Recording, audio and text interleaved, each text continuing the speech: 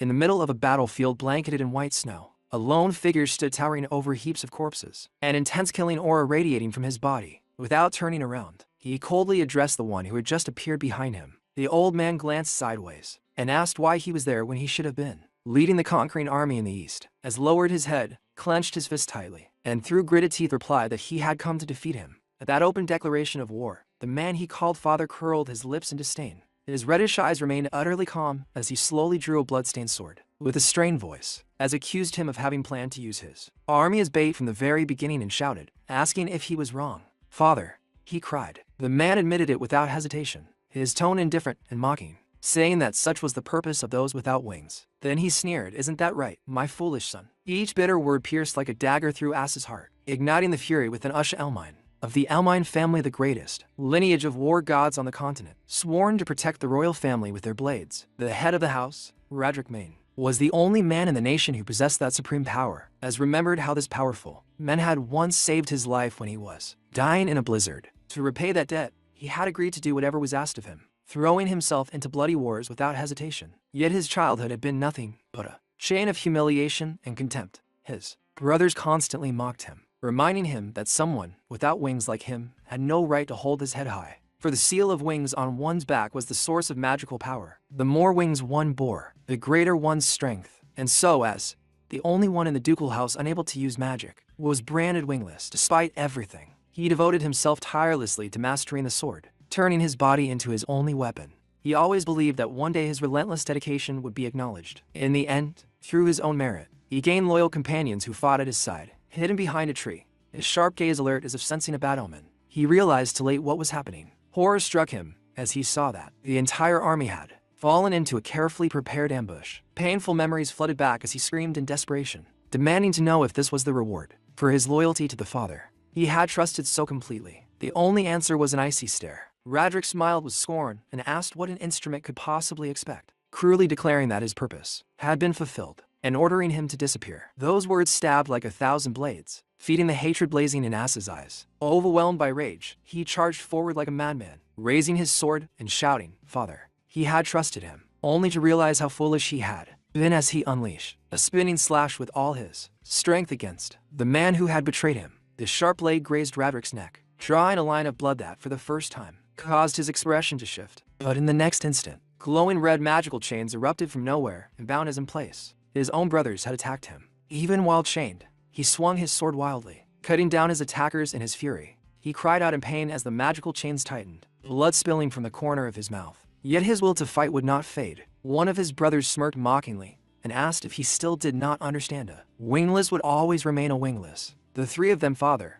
and son, stood there arrogantly, looking down at him collapsed in the snow. Another brother sneered that crawling on the ground was exactly where he belonged, pressing his hand into the freezing snow, as lifted his trembling voice and asked that if they were going to discard him anyway, why had they taken him in at all? Radric bent down and coldly told him to stop deceiving himself. He had never needed him from the beginning. He roughly grabbed As's hair, yanking his head up to force him to meet his contemptuous gaze, then leaned closer to reveal the terrible truth. What he had truly needed was the power of the 7 wings sleeping within As's body. As's eyes widened in shock as he repeated in disbelief, 7 wings. Radric's cruel smile deepened as he added coldly that his mother had been very useful. He boasted shamelessly that she had borne him only as the seed he required for his own benefit. The last thing as remembered was himself screaming desperately, demanding answers from Radric as cold blades pierced through his body. His consciousness slowly faded, leaving only a bone-chilling cold as his hands sank into the snow. In that final moment, he wondered in despair if this was truly the end of his fate. If so, what meaning had his entire life held? Suddenly, a pale and gentle warmth enveloped him, and for a fleeting second he thought he had reached the afterlife until he realized it was snow. He felt someone holding him in their arms, a foreign warmth that was strangely tender. His eyes flew open wide. No, this was not a dream. It was reality. Confused, he wondered where he was as he lay beneath falling snow. And then horror struck when he noticed the smallness of his body. Staring at his tiny hands, he questioned whether they were truly his. They were not merely similar, they were the hands of a newborn child, and he was being cradled in someone's arms. He looked at the woman holding him and saw that she appeared to have just breathed her last, wondering if she was already dead. Suddenly, an unfamiliar voice echoed in his mind, commanding him to seek her. In a vision, he saw knights galloping through the snowstorm, declaring that she could not have gone far. One of them shouted that by order of Duke Radric, They must recover the child she had taken at any cost. The vision vanished, leaving us stunned and unable to comprehend what had just happened. He remained there, overwhelmed as the snow continued to fall. He froze when he remembered the name that had been spoken to Duke Radric. Horror dawned on him as he realized that the ones searching for the newborn were, in truth, searching for him. The memory of being found on a night of raging snowstorm resurfaced, and a wild suspicion took root in his mind. Had he returned to the past? He tried to push the thought away when strange flashes of light flickered before his eyes, interrupting his reflection. Though he still could not fully believe it, he chose to set aside the question for now and focus on the immediate danger. One thing was certain: if he remained there, he would once again fall into the hands of the cruel Duke. With the will of a seasoned warrior, he forced his fragile newborn body to crawl out of the cold arms of the woman who had already lost her warmth. Suddenly, a surge of golden energy burst from within him, driving his desperate resolve to flee as far as possible. The heat from his tiny hands melted the thick snow wherever he touched it. Yet the body of a newborn soon reached its limit. He collapsed into the snow, feeling his breathing grow heavier and more strained. Amid the biting cold, his limbs burned as if consumed by fire. A long trail of melted water marked his path across the white ground, but he could barely drag himself any farther. Even so, his eyes shone with unyielding determination. No matter what, he swore he would survive. The image of his ruthless father turning his back on him resurfaced, planning a vow of vengeance deep in his heart. Clenching his teeth, pouring every ounce of hatred into his glowing hands, he whispered to himself, "Radric, I swear." With the last of his strength, the tiny newborn crawled with astonishing persistence, carving a long mark across the snow until, completely exhausted, he collapsed at the feet of a figure who had just appeared. A little girl pointed excitedly at the motionless child and called out to her father in delight. The man known as Viscount Fred could not hide his shock at the sight before him. Gently, he picked up the baby, wondering how such a child could possibly have ended up in a place like this. Feeling the safety and warmth of the man's embrace, the child drifted into sleep. Viscount Fred stared in astonishment at the strange newborn in his arms. His eyes traced the long trail left behind in the snow, and he could scarcely believe that a baby could have traveled such a distance alone. Looking down at the sleeping child, he could not help but wonder about the boy's true identity. When he awoke again, he found himself in a warm room,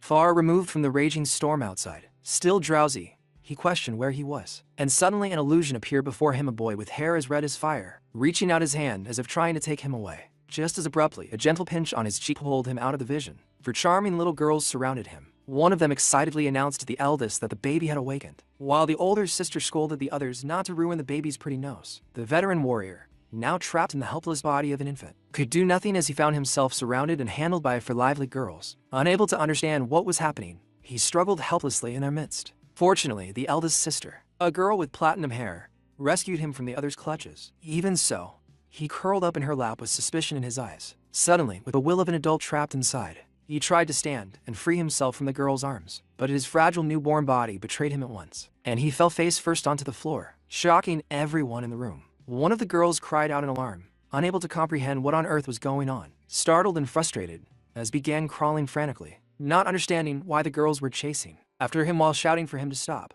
The comical pursuit ended only when his tiny body could no longer endure the effort, and he was finally caught. Viscount Fred managed to scoop him up just in time and remarked in astonishment that he truly was a strange child, falling from the sky like that. As his eyes widened, he froze the moment he recognized the man holding him. This was Viscount Fred, the brother of Duke Radric. Shocked, he looked around at his surroundings. Could this place be another residence of the Elmine family? Igra Elmine, lord of the Viscount's house and head of a lesser branch of the Elmine family, had once stood alongside his brother Radric. They were known as the Twin Wings, the two right hands entrusted with protecting the royal family. Yet in the memories as carried from his previous life, Viscount Efreet had died tragically during a civil war, bringing about the downfall of his entire house. Seeing the Viscount alive and standing before him, as could finally be certain he truly had returned to the past. Even so, he could not help but clutch his head at the bitter irony. In trying to escape the Duke's household, he had fallen straight into the hands of his own brother. Meanwhile, the Viscountess, who now held him gently, speculated that perhaps the child's magic had gone out of control and caused him to fly.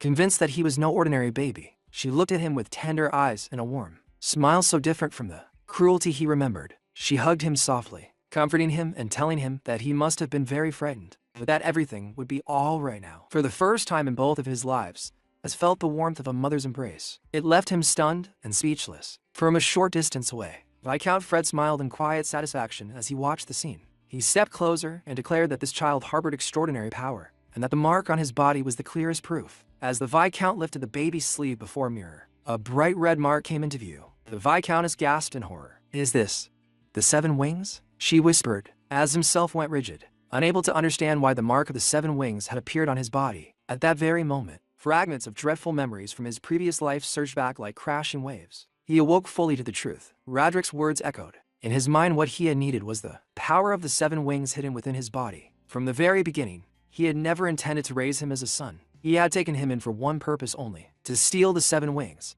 And yet he had dared to call him wingless, after stripping him of his, after having his own wings torn away in his previous life. Indignation erupted in As's heart like a blazing fire. Back in the present, noticing the sudden change in his expression, the Viscountess spoke with concern and then turned to her husband to ask what he intended to do with the child. Hearing this, As felt inwardly that the situation was truly dangerous, he could not allow this power to fall into the hands of the Elmine family again. He needed it for himself, needed it to take revenge on that man. Then, without hesitation, Viscount Fred made a decision. He declared that he would adopt the child, as lifted his gaze in shock, stunned by such an unexpected and unbelievable statement. The Viscount slowly extended his hand, and there was not the slightest trace of malice in his eyes. He gently patted the boy's head and said that this child was still a little bird who could not yet fly on his own, and that he would raise him until the day he could spread his wings and soar freely. Something complex flickered in As's glassy eyes and quietly faded. This kind of kindness, it was something he had never experienced before. Suddenly, a loud thud echoed through the room. One of the Viscount's daughters, who had been secretly eavesdropping outside the door, had fallen over. The Viscount turned sharply and sternly, asked if two of his daughters had been listening in,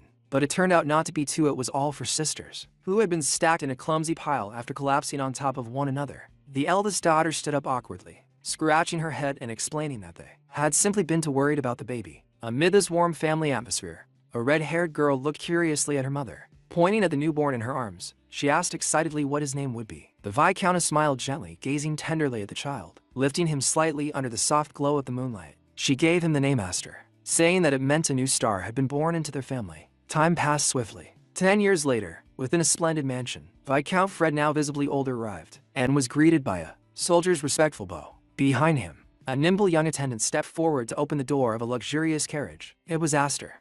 The once helpless infant had grown into a handsome and elegant young man as he descended from the vehicle. Turning politely, he extended his hand to help a red-haired girl step down, gently reminding Miss Alphen to be careful. The young lady smiled brightly and thanked Aster, and for a brief moment, her mischievous expression from childhood resurfaced in his memory. Aster watched his sister Alphen's back with quiet affection. In his gaze shone maturity and confidence. Together, they walked toward the venue of an important event. They were heading to the Swordballland annual gathering hosted by the Ducal House of Elmine for noble knight families. On the surface, it was an occasion meant to strengthen ties among the nobility, but in truth it was also a ruthless arena of rivalry between houses. Each family would present the strength of their young swordsmen, who carried the honor of their entire lineage upon their shoulders. The moment Aster and Alphen entered the grand hall, every gaze turned toward them. Whispers rippled through the crowd. Murmurs and mocking comments began to rise. Voices laced with subtle disdain as they spoke of the house of the Viscount had come only to humiliate itself, having adopted a brat of unknown origin instead of producing a proper heir. Among the crowd, hostile and malicious glances questioned just how far the Viscount's family intended to tarnish the reputation of the Elmine name. Aster stood still, his gaze fixed on the imposing castle before him, lost in thought. Noticing his silence, Alphen squeezed his hand anxiously and told him not to pay attention to those cruel whispers. She clenched her teeth and said firmly that in a place like this, whoever showed weakness would be crushed first. Aster remained quiet. Calmly, he surveyed the hostility surrounding. Then, without the slightest change in expression, behind him, Viscount Fred spoke in a low, steady voice, explaining that this was the current standing of their house. Standing before the majestic ducal castle, he said he wanted Aster to see this harsh reality with his own eyes. Then he turned toward his son and asked whether he felt disappointed. Aster turned slightly. A confident and faintly defiant smile curved his lips as he replied, "Not at all, father. This coldness suits me perfectly." Hearing his son's firm answer, Viscount Fred burst into proud laughter, clearly at ease. Suddenly, painful memories from Aster's previous life flooded back himself as the shame of House Elmine. Defeated in humiliation, this very place had been the stage of his worst social disgrace, a hall filled with bitter memories. But now, having regained the 7 wings,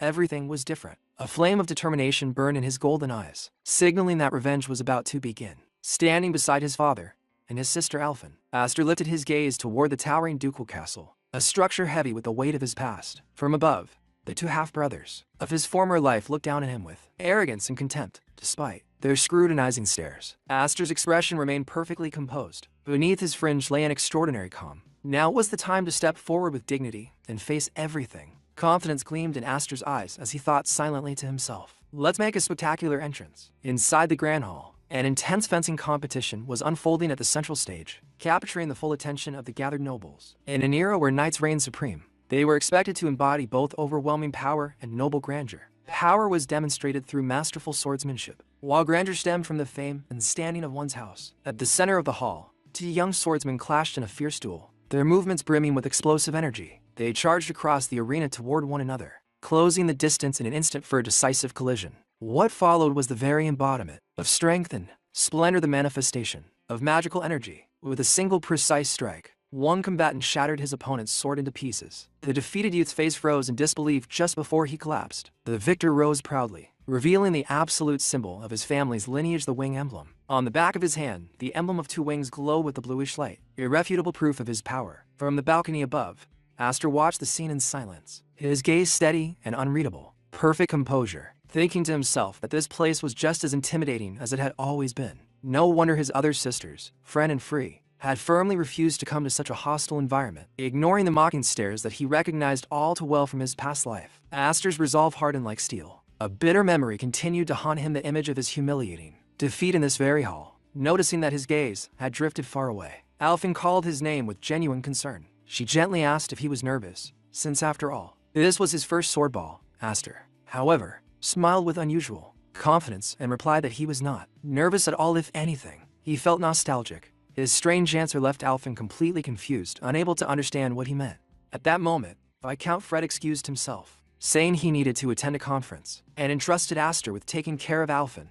Indignant, Alfin protested, reminding her father that she was 1 year older. Aster teased her lightly, saying she was far too clumsy. The Viscount placed a hand on Aster's shoulder and advised him to take advantage of the opportunity to make connections, since there were many young nobles his age present. Then, lowering his voice, he warned him seriously not to let anyone discover the truth about the Seven Wings. As the Viscount walked away, Aster remained deep in thought, weighing his adoptive father's warning. Yet the looks directed at him from every corner of the hall were filled with barely concealed hostility. He thought wryly that in such an openly unfriendly atmosphere, forming connections as his father suggested would be nearly impossible. But instead of shrinking back, a cold determination settled into his golden eyes. When Alfin saw him walking forward with firm steps, she asked anxiously where he was going. Without even turning to look at her, he answered calmly, to make friends. With steady strides, Aster descended the grand staircase and headed straight toward a group of young nobles chatting on a sofa, the red-haired youth leading. The group looked at him with disdain and demanded to know who he was. Aster bowed slightly, wearing a confident smile, and said it was a pleasure to meet him.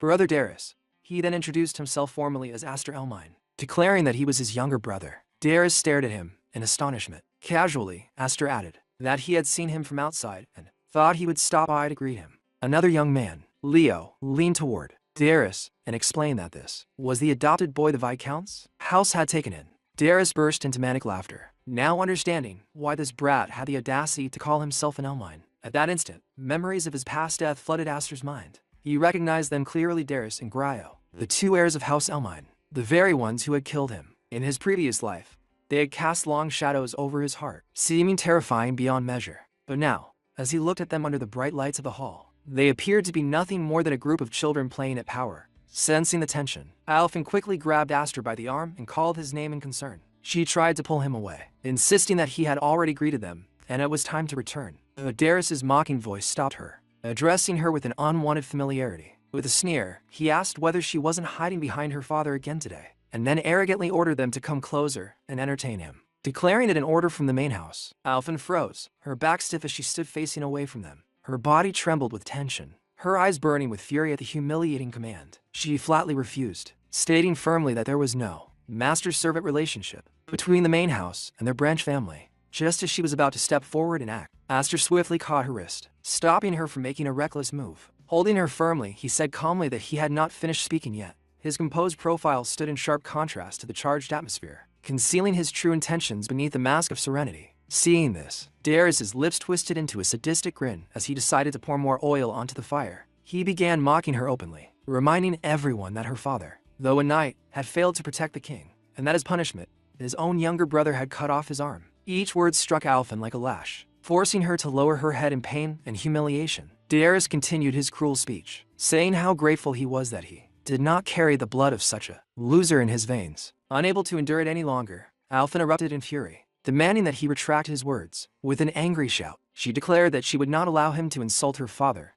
and lunged forward, landing a powerful punch squarely against Darius's jaw. Yet even as she lowered her head, Darius continued his verbal assault, mocking that in her family only, useless daughters were born girls who could not inherit a title and that her father must surely be disappointed. With a vicious smile, he lifted his wine glass and coldly reminded her that this was not a dance floor. Then he flung the wine at her, staining her dress, and cruelly advised her to wear rags next time so she would not have to worry about getting soaked. At that very moment, Aster stepped forward. On his way here, he had been wondering to himself whether, upon seeing their faces again, he would feel nothing at all, no anger, no resentment. With a smooth and sudden motion, he snatched a bottle of wine from a startled noble nearby. But when he saw his sister standing there, humiliated, her eyes brimming with tears, her cheek bruised and bleeding, he felt a strange relief. So he could still feel anger. Calmly, he called out Darius's name and tossed the wine bottle into the air with a provocative flick of his wrist. Just as the bottle was about to smash against Darius's head, it halted midair, suspended by an invisible force. Aster looked at him with open contempt and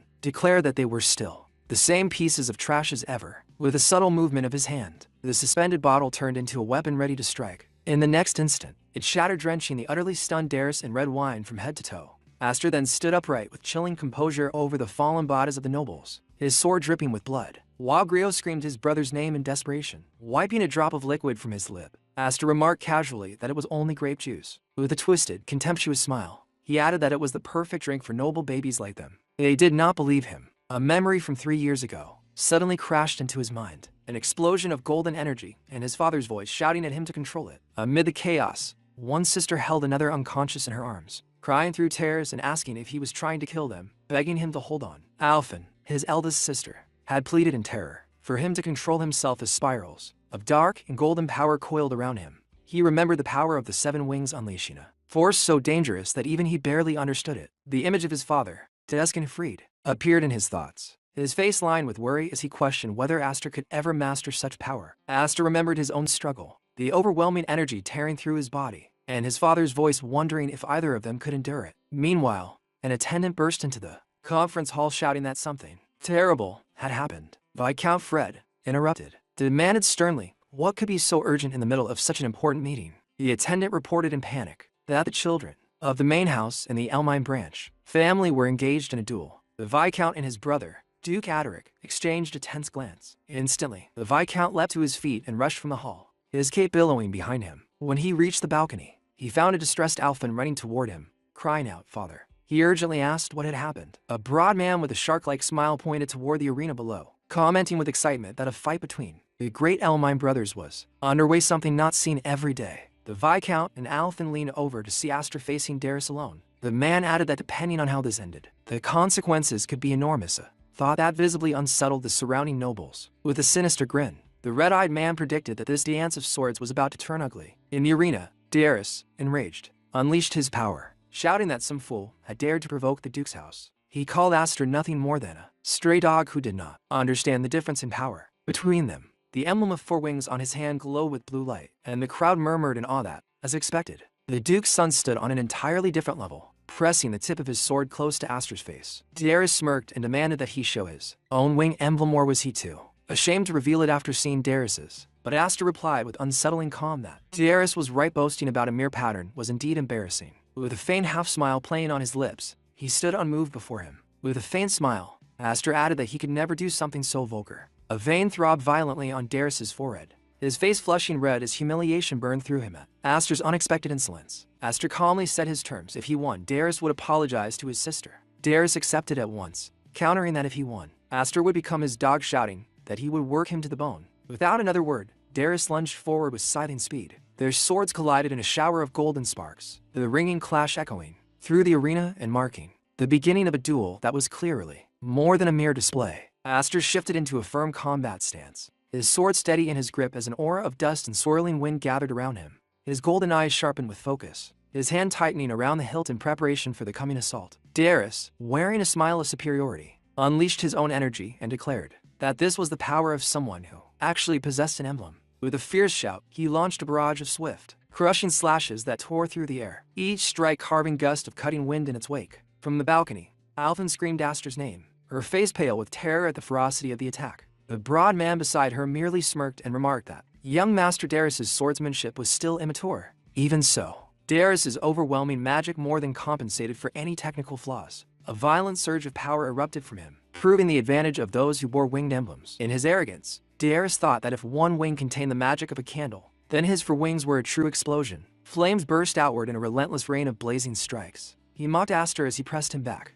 asking what had become of the boldness he had shown earlier. Unshaken by the onslaught, Aster met the storm of attacks with a steel-eyed calm, blocking each strike with precise movements. Darius sneered, taunting him. Did he not want to force an apology after all? Or had it all been empty words? With a furious roar, Darius demanded that Aster show his power and poured every ounce of energy into a final, devastating blow. From the stands, a mustached noble smiled smugly and declared the match decided. But Aster answered by releasing his own aura. His sword shone with a pure, white radiance. The two forces collided in a massive explosion of red and gold energy, a breathtaking spectacle of raw magic and brute strength. Darius's face twisted into disbelief. Unable to comprehend how his ultimate strike had been stopped, Aster offered him a half-smile and said simply that he talked too much. With a smooth, elegant motion, he knocked Darius's blade aside and delivered a spinning kick that sent him flying across the arena. Aster landed lightly, his body now wrapped in tendrils of golden energy, displaying a level of control Darius could never hope to match. For 10 long years in the Viscount's household, he had trained to master his magic, patiently waiting for the day he could take his revenge. That day had finally come. With an upward slash, Aster unleashed a brilliant surge of power that split the air itself. Golden light roaring skyward as the arena trembled beneath the force of his strike.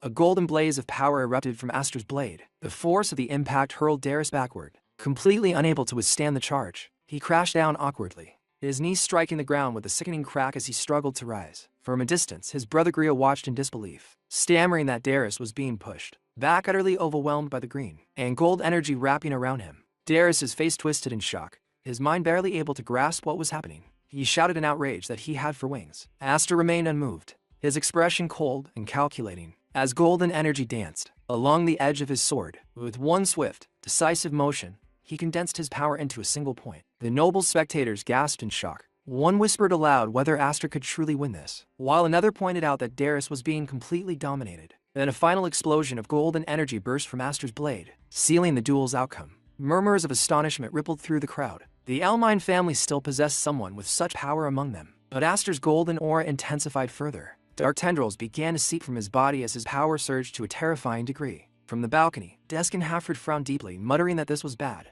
Darius's face contorted in pain, and fury as the crushing pressure of Aster's power bore down on him. A traumatic memory from his past life struck him without warning, the image of one of his brothers severing his arm with a deranged smile. The mad laughter echoed in his ears, a reminder of the cruelty he had endured. Back in the present, dark and golden energy exploded outward from Aster, his face shadowed by uncontrollable rage. Trapped within the vortex of power, Darius screamed curses as he desperately tried to resist the overwhelming force. From above, Alphen cried out in panic, begging Aster to stop. But it was too late. The power of the 7 wings fully unleashed, detonating in a blinding explosion that carved a massive crater into the center of the arena. When the dust finally settled, the broad man stood with his arms crossed, his expression grave. Aster's sword was embedded in the ground mere inches from Darius's terrified face. It had stopped just in time. Seated on the ground, utterly defeated, Darius listened as Aster calmly returned his own cruel words. With an icy gaze, Aster advised him that next time he should wear rags so he would not have to worry about getting wet. Cousin.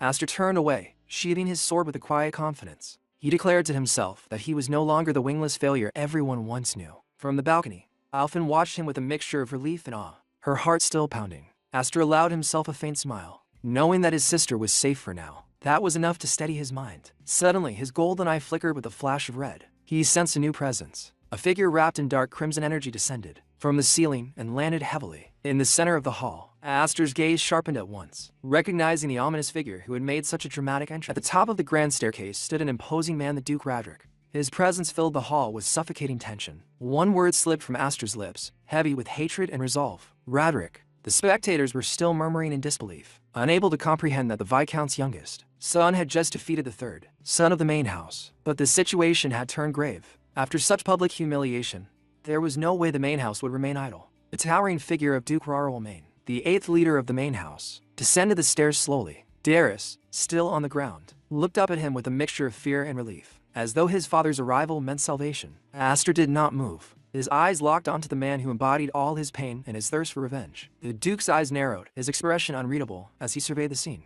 Aster felt a suffocating aura of power and hostility emanating from him, the same man who had betrayed and killed him in his previous life. Despite the crushing pressure in the hall, Darius began to crawl forward, his body trembling from humiliation. He clutched at his father's leg, pointing at Aster with a face twisted by hatred. He called him a mangy dog who dared challenge the main house and begged his father to use his power to put him in his place instead of help. Roderick's hand slammed down onto the ground directly over his son's. A scream of agony tore from Darius's throat as his bones cracked under the immense pressure. His hand crushed beneath his father's palm. The young nobles stared in horror and confusion, unable to understand the Duke's brutality. Grio's face drained of color as he witnessed the cruelty of his own father. Roderick looked down at his defeated son with utter contempt and asked why he was smiling like an idiot after dragging the family's name through the mud. From the balcony, Deskin shouted, pleading with Roderick to stop, but the Duke ignored him coldly. He declared that someone who could not even avenge himself had no right to wield a sword, raising his hand as if to deliver the finishing blow. The grand hall fell into tense silence, the air thick with anticipation. On the ground, Darius could only tremble,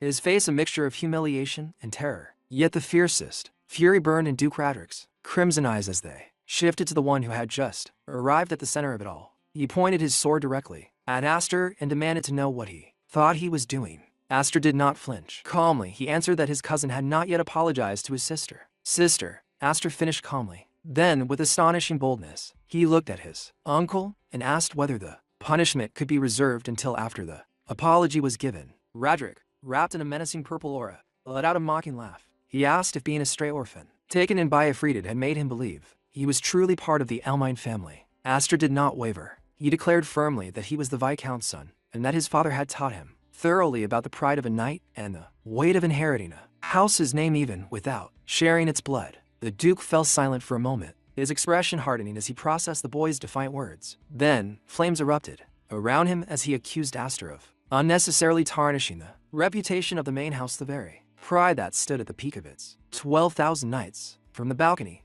the broad man remarked that they should understand that well, while a young man with light blue hair added with a faint smile that this could hardly be dismissed as a mere children's quarrel. Deskin voice rang out gravely, reminding them that his father had once offered an arm as the price for disloyalty. Now the edge of Duke Roderick's sword pressed coldly against Aster's throat. He demanded to know what Aster would offer in exchange. With all due respect, Aster began evenly, explaining that this had not been a sibling scuffle, but a legitimate duel, and that he had simply answered insults against his house with his blade. The Duke's eyes burned with silent fury at the young boy's bold yet logical response. Aster met his gaze without hesitation, repeating the Duke's own harsh words that one who cannot avenge himself has no right to wield a sword, and declared that he had no intention of yielding even a single finger. From above, Alphen trembled as she watched, while the broad man beside her gently patted her head in an attempt to calm her. The blue-haired youth chuckled under his breath in disbelief, remarking that Aster was only 10 years old. This had to be some kind of joke. Roderick remained silent for a long moment, his red eye glowing with dangerous intensity. At last, he drew his own sword and said simply that he understood. In a cold, commanding tone, he ordered Aster to draw his blade. Aster hesitated for a fraction of a second, not expecting the Duke himself to intervene. Before he could fully react, the ground beneath him shattered and an invisible force hurled him into the air. The tip of the Duke's sword slammed into the ground where Aster had stood a heartbeat earlier, unleashing a devastating shockwave. Alphen choked back a scream, her eyes wide with terror at the overwhelming power on display. Deskin shouted his brother's name, his face twisted with rage at what he saw as a cowardly strike. Leaping from the balcony, he placed himself between the Duke and Aster, his own sword sweeping in a brilliant arc of blue light. The blades of the two brothers collided in an eruption of sparks and force. A duel between the leaders of the two houses had begun at last. The shockwaves from their clash thundered through the great hall, making clear the immense gulf in power. The Viscount landed beside Aster and urgently asked if he was all right. In front of them, a massive pillar of stone rose from the ground, blocking the Duke's path. The Viscount's face filled with surprise and concern at the defensive technique. Aster pushed himself to his feet with difficulty. His body was bruised, blood trailing down from his forehead, but his spirit remained unbroken. His eyes burned brighter than before, a fierce blend of pain, fury, and unshakable resolve. Duke Adaric watched the scene unfold with a faint, superior smile, seemingly satisfied with how events had turned. Without another word, he turned and began walking back toward the stairs, abandoning the confrontation. With an agile leap, he landed on the balcony beside his defeated son, leaving behind a hall scarred by destruction. The Viscount watched him go, then placed a protective hand on Aster's shoulder, standing firmly at his side amid the lingering tremors of power. The Viscount stood shaken, holding the injured Aster in his arms and calling his name with a voice thick with worry. Despite the blood and bruises, Aster managed a satisfied smile and assured his father that he had properly upheld his promise and everything else that mattered. Relief and pride blended in the Viscount's expression as he told his son he had been magnificent. Meanwhile, Duke Radric withdrew with his defeated son, leaving a trail of tension in his wake. The broad man approached the Duke with a faint smile, remarking that his reaction had been rather childish. Radric paused long enough to explain coldly to his humiliated son that, if he had allowed the boy to say whatever he pleased, the reputation of the main house would have been completely ruined. What he had done, he claimed, was a reasonable compromise. Away from the confrontation, nobles murmured in amazement. A promising newcomer had boldly challenged the great Duke Radric himself and survived, emerging as a rising star. The mustached noble admitted that while the thought of the Elmine family dividing made him uneasy, the boy could not have asked for a better social debut. In the shadows, Duke Adaric watched with a somber gaze, aware that an age of upheaval was drawing near, a storm powerful enough to split the world itself. Back with his family, Aster was met with a worried embrace from Alphen, while his father supported him proudly. Blood stained his face, but a victorious smile lingered there. Aster was left speechless. The scene shifted to the training arena of the Viscount House of Elmhine. Several knights stood watch as a training session unfolded. Two of them sparred with wooden swords. With an easy smile, the knight praised his master's performance, calling it splendid. The one he praised was Aster. The surrounding knights murmured among themselves, remarking that Aster's swordsmanship was terrifying for someone of his age. They noted that his training had grown even more intense since the sword dance assembly. One knight recalled how Aster had defeated the third son of Elmhine family, and the group could not hide their satisfaction. The main family had looked down on the Viscount house for years, and seeing one of their own stand tall against them felt deeply refreshing. As Aster continued defeating opponent after opponent, his thoughts drifted inward. At the sword dance assembly, he had shown enough power and presence to silence those who called his family a disgrace to House Elmhine. Yet he knew the real hurdle still lay ahead, the Elmhine main house. He wished he could have tested himself further on that stage against more opponents. Even now he understood that at his current level, he stood no chance of defeating Roderick Elmhine. To Aster, a winged crest was nothing more than an indicator of magical potential. Inborn magic was a useless treasure if one could not fully master it, and even now he could not draw out the full power of the 7 wings. If only he did not have to fear losing control going berserk, he could truly test the limits of that power. With a final exchange, Aster defeated the last knight standing. Several knights lay on the ground. Aster's gaze was sharp and determined, as he asked calmly if anyone else wished to step forward. Before anyone could answer, a familiar voice interrupted. Alphen appeared, remarking that he was pushing himself to hard again. She asked whether he even knew what rest was and told him that their father was calling for him. Aster agreed at once and said he would go see their father. As he walked, he noticed his sister's outfit and commented on it. Alphen turned confused, not understanding what he meant at first. Aster explained that it was rare to see her wearing that outfit since she used to dislike it for not being cute. She replied that balance was important. Watching Aster train had made her realize she could not remain the same forever either. Her words caught Aster off guard, leaving him momentarily speechless, especially when she raised her training sword toward him with a confident smile. She said that when he returned, they would spend a lot of time together. With a grin, Aster accepted her challenge and asked her politely to go easy on him. Sometime later, Aster arrived at his father's office. When he entered, Viscount Ifrita told him to take a seat. Aster complied, sitting across from his father with a serious expression.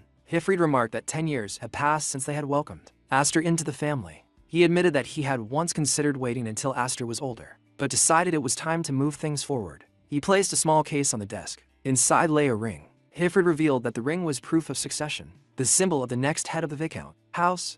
He then declared that he wanted Aster to be his successor. Aster froze in shock.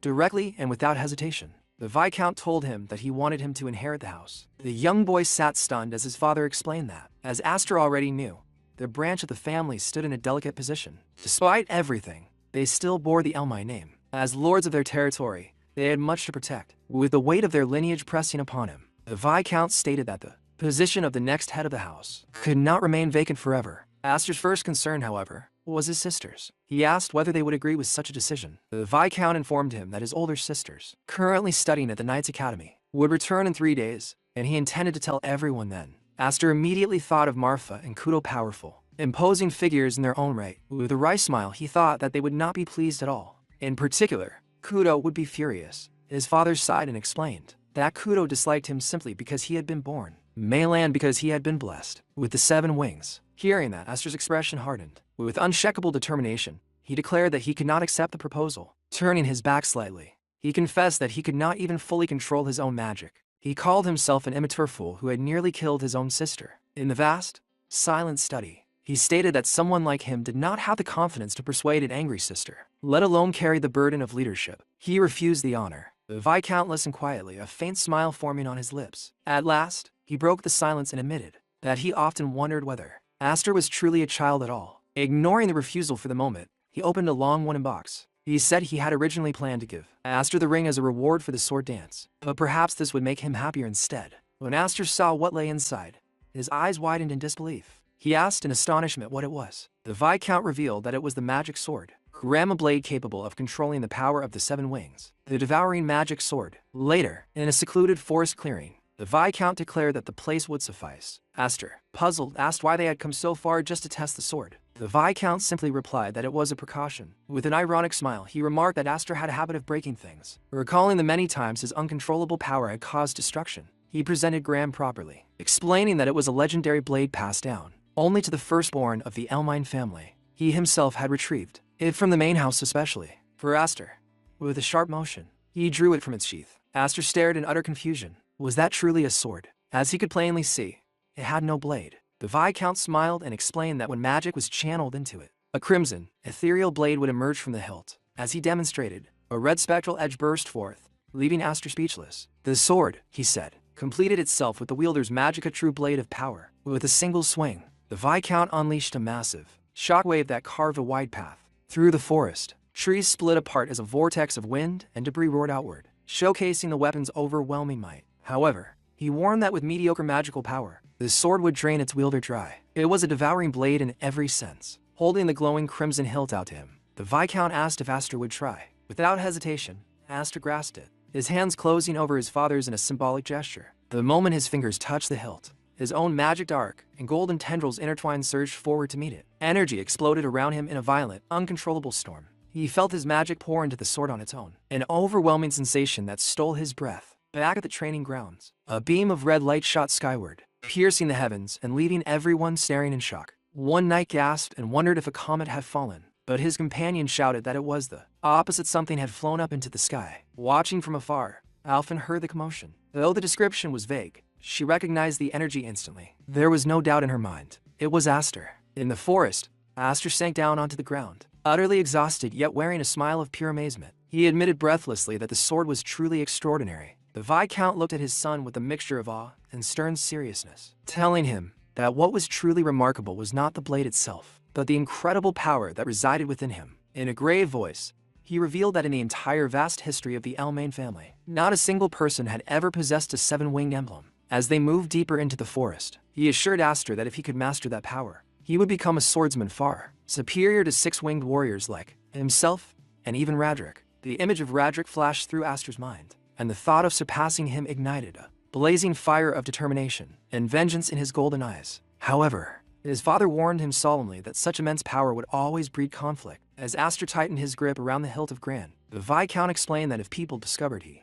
possessed 7 wings, his emblem shining on his back, like a beacon, many would envy him, while others would hate him, like ghostly hands trying to drag him into darkness. Some would attempt to manipulate him through schemes and intrigue, while others, seeing him as a threat, would not hesitate to eliminate him. Reaching out his hand in a gesture of support, the Viscount urged him to master his power so that when the decisive moment arrived, he would not be left regretting his own helplessness. With firm conviction, he encouraged his adoptive son to grow stronger. Aster took his father's hand, his heart overflowing with gratitude, and silently vowed that he would never again live a miserable life like he had in the past. Looking straight into his father's eyes, he thanked him sincerely and swore that he would master the 7 wings no matter the cost. 3 days later, the Viscount and his wife waited in the Grand Hall, ready to welcome home their 2 daughters who were returning. 2 young women descended the staircase, one with short red hair and a fierce expression, the other with long white hair and a gentle smile. The red-haired girl proudly announced that Kudryaka had returned. After clearing her throat to regain her composure, she spread her arms wide with a radiant grin, inviting her beloved little sisters to come and embrace her. Instead, the 2 younger girls ran straight to the white-haired sister, Marfa, joyfully welcoming her home.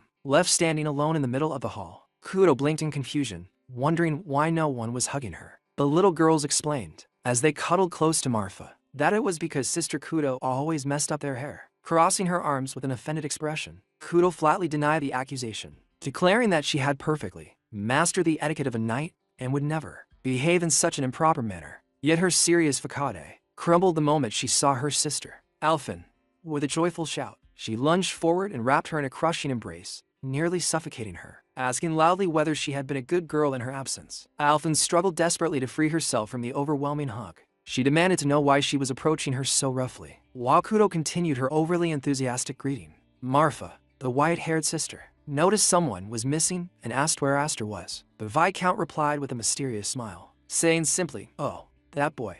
At once, Kudo's gaze hardened, her expression shifting from cheerful warmth to cold seriousness. Meanwhile, deep in the forest, a violent pillar of red energy erupted from Aster's sword. The young man struggled desperately to control the overwhelming power, leaping and swinging the blade again and again in an attempt to subdue it. At last he dropped to his knees, exhausted and drenched in sweat, cursing his inability to fully master the weapon, unaware that his sister was already searching for him. A single lock of his hair had turned white from the strain. Though he could form a blade with magic, suppressing the sword's true power drained everything he had. The forest clearing was scarred with craters, clear evidence of his struggle to control the sword Graham. As he wondered how his father managed to wield it so effortlessly, suddenly a familiar voice pulled him from his thoughts, teasing that she could see he was going all out again. Startled, Aster turned and greeted his sister Kudo, asking when she had returned. With a playful but sharp smile, she scolded him for not even coming to welcome his older sister home. Raising an eyebrow, she asked if he thought he was so special that his family did not matter to him. She mentioned she had heard about the sword dance, and that the Night Academy was buzzing with rumors about him, adding that their father must be very proud. Aster brushed off the praise,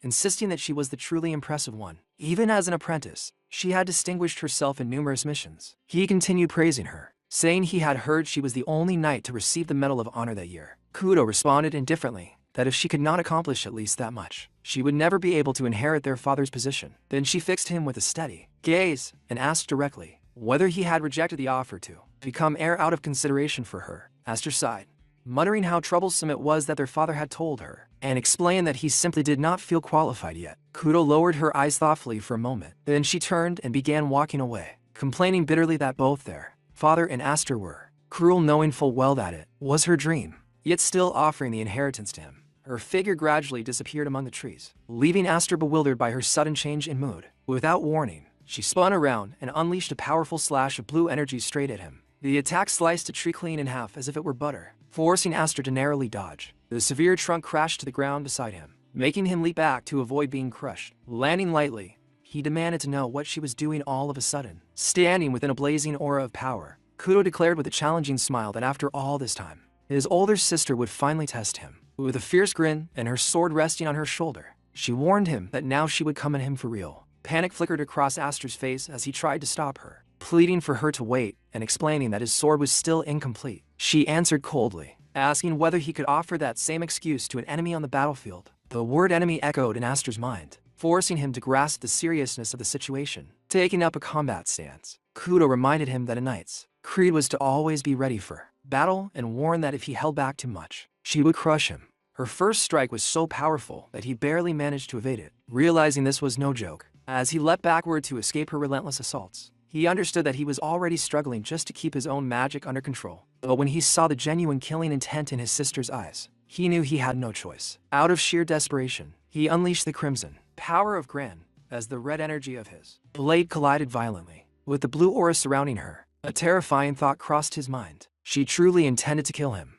Their battle raged deeper into the forest, far from watchful eyes. From a distance, it looked as though lightning itself had descended among the trees. Burst of light flashing. Kudo clicked her tongue mid-swing, her blade cutting clean arcs through the air, her expression sharp and merciless. She told Aster that he was still as skilled with the sword as ever, admitting she had never expected him to keep pace with her after all the growth she had achieved at the Night Academy. Aster blocked her relentless strikes one after another. She twisted her stance with practiced precision and unleashed a crushing blow that hurled him backward. Coldly, she declared that his control over mana was pathetic. Aster slid across the ground, boots digging deep grooves into the soil. Yet he forced himself to remain standing. Looking up at her, he remarked that she was just as merciless as he remembered. His thoughts drifted unwillingly to the past. Kudo had always been like this, fierce, confrontational, unyielding. As the only man in the family with the formal right to inherit, and as the bearer of a seven-winged crest superior to anyone else in the household, he had always stood as a silent thorn in her existence. To her, everything about him was unfair. She had grown into a storm that challenged every perceived injustice, and if he were honest, she was his natural enemy. Suddenly she leapt high into the air. In a moment Aster saw her silhouette rise against the canopy. He knew what was coming. Her sword descended like judgment itself. The impact split the forest floor, a violent shockwave exploding outward. Standing over him, she declared he was unworthy of becoming the next head of the family. Elsewhere, in their father's chamber, Alphen stood by the window, anxiety clear in her voice as she asked if it was truly wise to let those to fight alone. She feared that recklessness between siblings could end in death. Their father answered calmly that Aster and Kudo were rivals, reckless perhaps, but not foolish enough to cross that final line. Though still uneasy, Alphen pressed further, asking why they had truly been summoned back from the Night Academy. She sensed it was not merely about succession. Their father opened a drawer and withdrew a sealed envelope bearing the insignia of the Elmhind main family. The sight stole her breath. He explained it was a summons. The elders who controlled the family's core wished to see their grandchild in person. When she quietly asked if it was truly that serious, he replied without hesitation that, at worst, they could lose Aster. Back in the forest, the battle showed no sign of slowing. Their blades collided in rapid succession, shockwaves pulsing through the trees like a heartbeat of destruction. Amid the exchange, Aster told Kudo to stop speaking nonsense. He reminded her he had already refused the position of successor. She knew that better than anyone. Irritation twisted her features as she raised her sword high, declaring that his refusal was precisely what she found unacceptable. Her blade crashed down with overwhelming force. Aster barely caught it in time, and the weight of the strike stunned him. It felt less like facing a swordsman and more like bracing against a troll, swinging a massive warhammer. She pressed harder, pouring even more strength into the blow. At the final second, Aster twisted his wrist and flipped his blade, redirecting her strike into the ground. He demanded sharply whether she would finally listen. She only smiled faintly and asked if he was already trying to run. In the next heartbeat,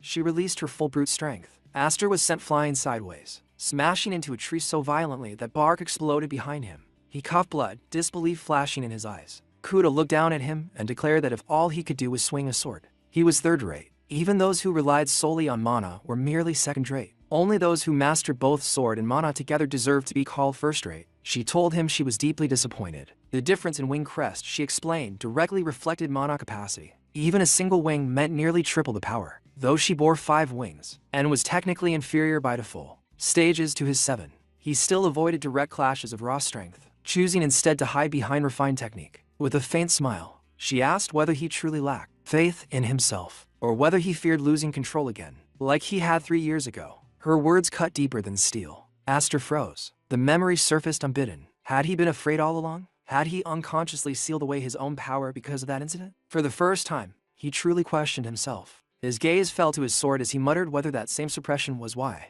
Sordran always felt unstable in his grasp. Kudo's expression hardened further. She told him he possessed everything she had ever wanted. If he intended to let those blessings rot through ignorance and arrogance, then he should hand them over to someone who understood their worth. She lunged, killing intent no longer restrained. This time, Aster did not retreat. He met her all-out strike head-on, their blades colliding with a thunderous roar that echoed across the forest. To her shock, she was forced back, her footing faltering as disbelief filled her eyes. She could hardly comprehend that he had deflected her full-powered attack. Aster offered a faint smile and thanked her. Because of her, he said, he had finally awakened. Then he surged forward at full speed. Kudo narrowed her eyes, confused by his reckless charge. Why would he attack before even stabilizing his blade? Was he out of mana? The thought seemed impossible. As he advanced, mana flooded into his sword in overwhelming torrents. The 7 wings upon his back concealed a vast, nearly inexhaustible reserve. He knew he could not yet control it with precision. So instead of forcing control, he abandoned restraint altogether. For a fleeting instant, he released his reliance on technique and poured every ounce of his mana into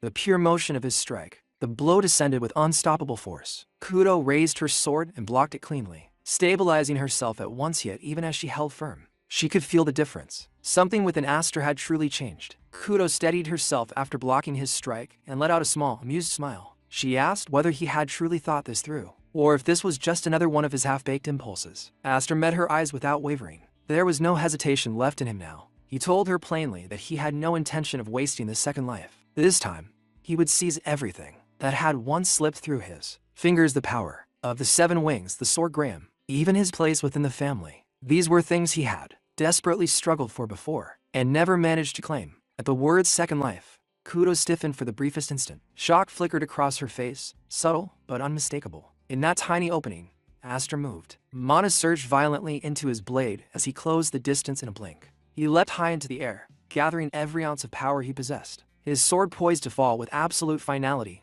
and then he vanished. Kudo's eyes widened as she lost sight of him mid-air, but Aster had not disappeared. He had dropped low instead, compressing his mana even further, forcing it into a tighter, denser current. The pressure around him intensified as he poured everything into the blade. He declared openly that there would be no more restraint. Kudo felt the shift immediately. The air itself grew heavy. She understood at once that the fight was about to end. Aster brought his sword down with overwhelming force, the air screaming as it split beneath the descending arc of mana. Sometime later, Kudo slowly opened her eyes not to the forest, but to the familiar ceiling of her own room. For a moment, she did not understand how she had gotten there. Sunlight filtered through parted curtains where her older sister, Malfa, stood quietly by the window. Malfa turned and calmly remarked that Kudo had taken quite a long time to wake up. Kudo pushed herself upright at once, her voice sharp as she demanded to know what had happened to the duel. What was the outcome? Malfa smiled gently and explained that Aster had carried her back himself. He had told everyone that Kudo had fallen asleep in the middle of the fight. According to him, the exhaustion from her journey back from the Night Academy had finally caught up with her, and she had simply lost consciousness. Kudo lowered her gaze to her sword in silence. That was not true.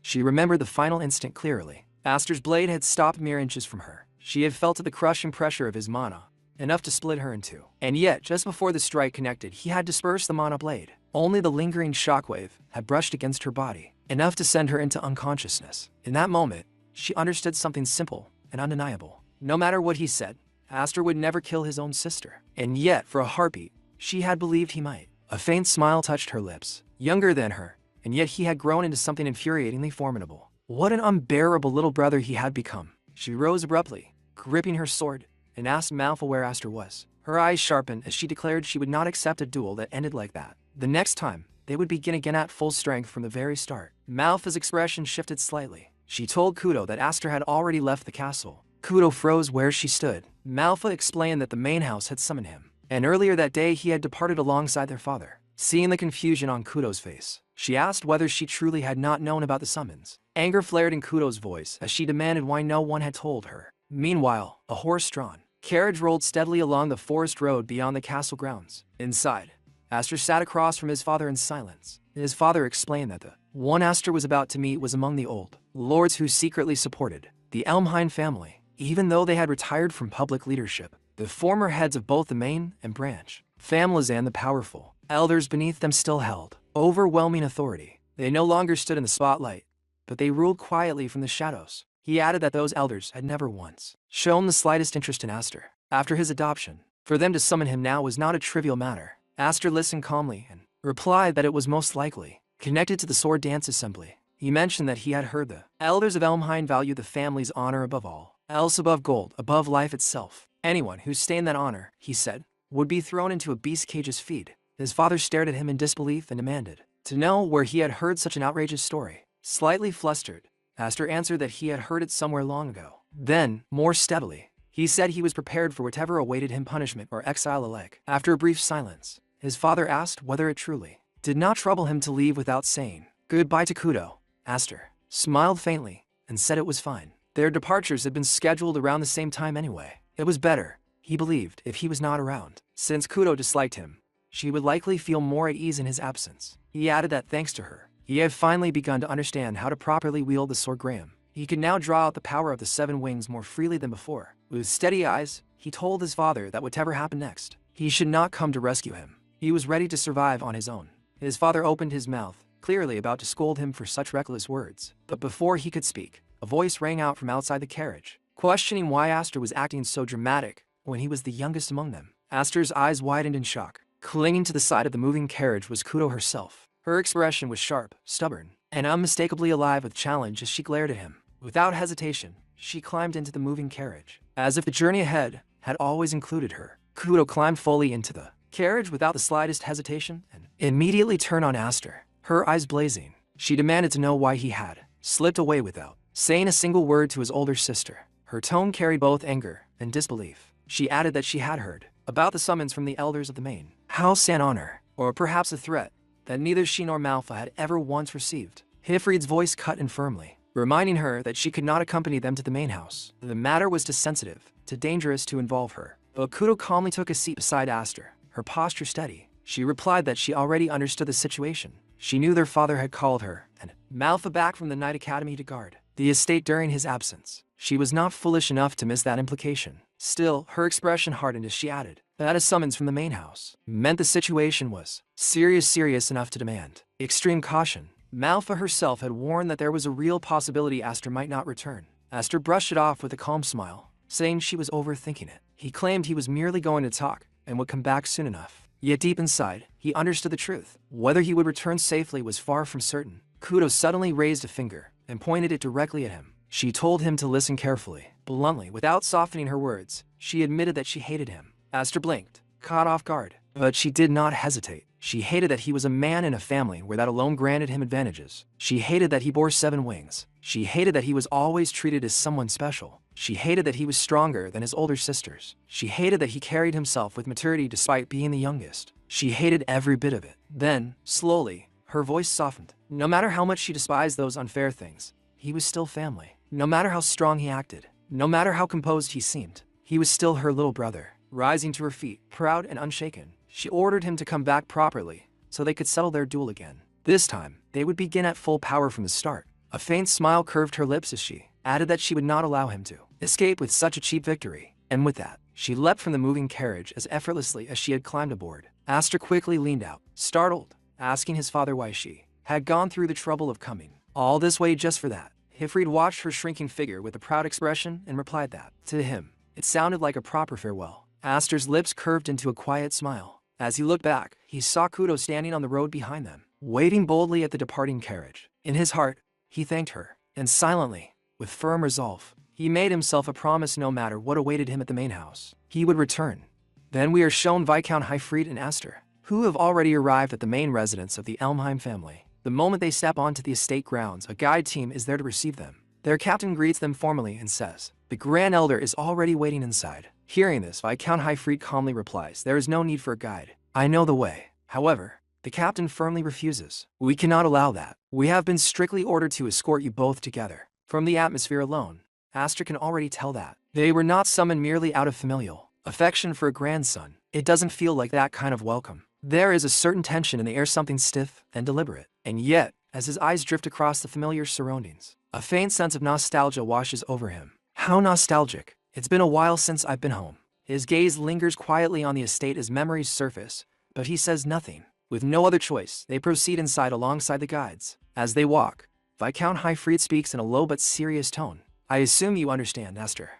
Don't get hot-headed, at least not today. No matter what is said to you." Aster listens, then answers without hesitation. "That depends on how the other side acts." His father exhales slightly and replies, "I am saying that the other side is the problem. Listen carefully. The person we are about to meet is..." Before he can finish, Aster, still looking elsewhere rather than at his father, interrupts casually. "Darius is nowhere to be seen." He continues in the same indifferent tone. "Well, since his dominant hand was crushed, a return is likely difficult for the time being." At that, Viscount Hifrid looks at him sharply and asks, "Are you even listening?"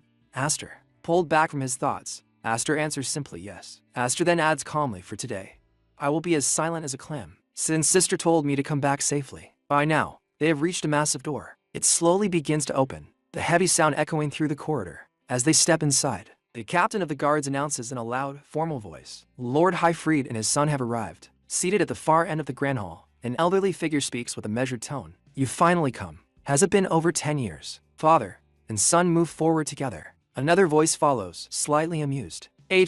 My grandson, Hifrid." Viscount Hifrid immediately drops to his knees and bows deeply, lowering his head in full respect. "It has been a long time. 6th head.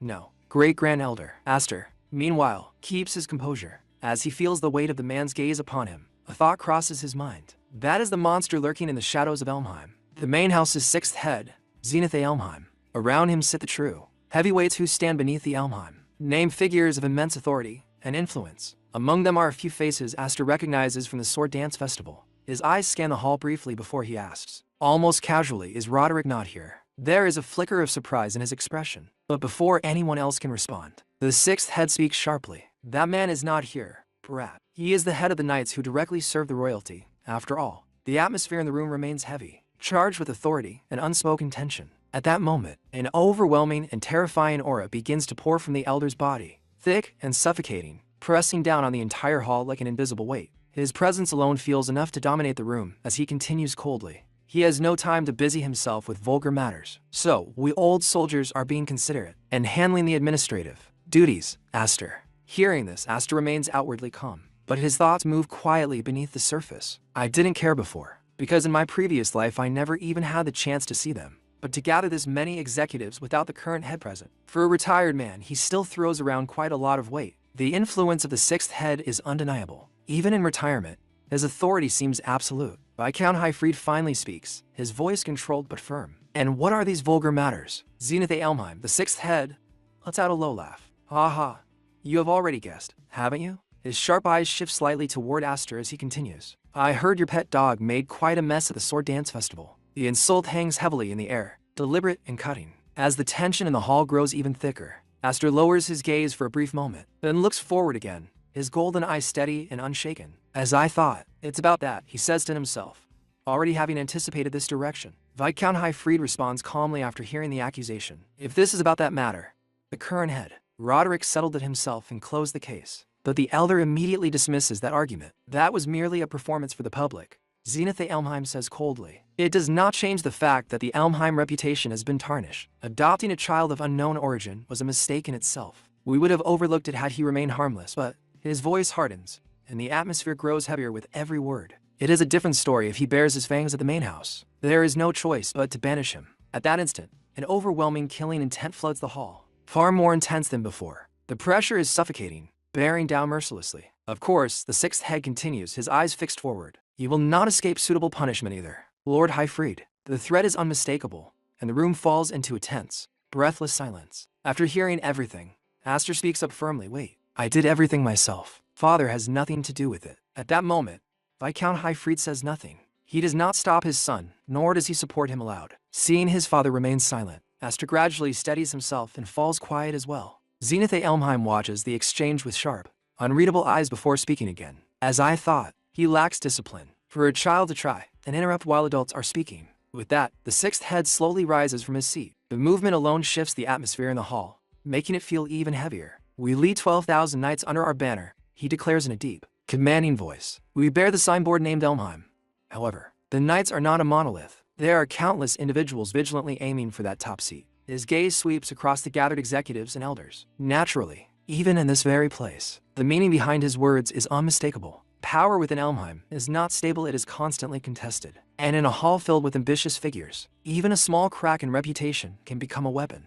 Zenith A. Elmheim steps forward once more and speaks in a measured, chilling tone. We only want peace of mind. Proof that you are not someone who will bring harm to Elmheim. With that, he gestures and a sword is presented toward Viscount Highfried. The blade itself radiates an overwhelming and violent aura, its energy spilling into the hall like a storm barely contained. Do you remember? The sixth head continues coldly. Even when you failed to protect your liege and dragged Elmheim's name through the mud, we had Roderick cut off that arm right here. As he releases an even heavier wave of killing intent, the pressure becomes almost suffocating. This time, he declares mercilessly, cut off that brat's head, and we will consider this matter closed. The words strike like a blade. Viscount Highfried does not hesitate. I refuse, he says firmly. If I must cut down my own child, I would gladly take my own life instead. His voice carries no fear, only absolute resolve. Hearing this, Aster could only whisper, Father, but no other words follow. He finds himself unable to speak further. The sixth head remains standing, his oppressive pressure still flooding the room, crushing and relentless. His expression does not soften.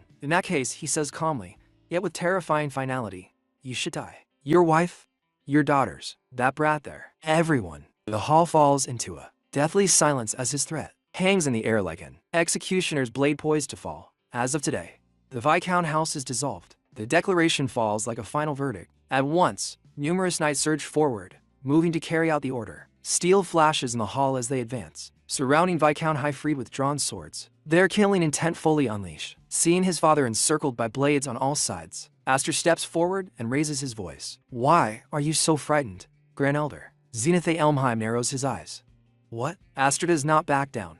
His golden gaze remains steady as he continues, his tone sharp and fearless. If you are afraid of being bitten by a pet dog, then grown adults huddling together and trembling like this is unsightly. The hall grows still, shocked by his audacity. Banishment, execution, do whatever you like, Aster goes on. But if you intend to lay a hand on my family. As he speaks, he begins removing his shirt without hesitation. His father watches in silence, fully aware of what his son is about to reveal. Before turning back to face the elders, Aster speaks softly toward his father. I'm sorry. It seems I'm not very good at staying silent after all. A knight nearby stares in disbelief and blurts out, "What is that?" That wing emblem on his back. Aster stands tall, revealing the mark clearly. At that time, he declares, his voice echoing through the chamber, "These 7 wings will become Elmheim's enemy. Think it over carefully. The threat is no longer hidden. It is direct, absolute, and impossible to ignore."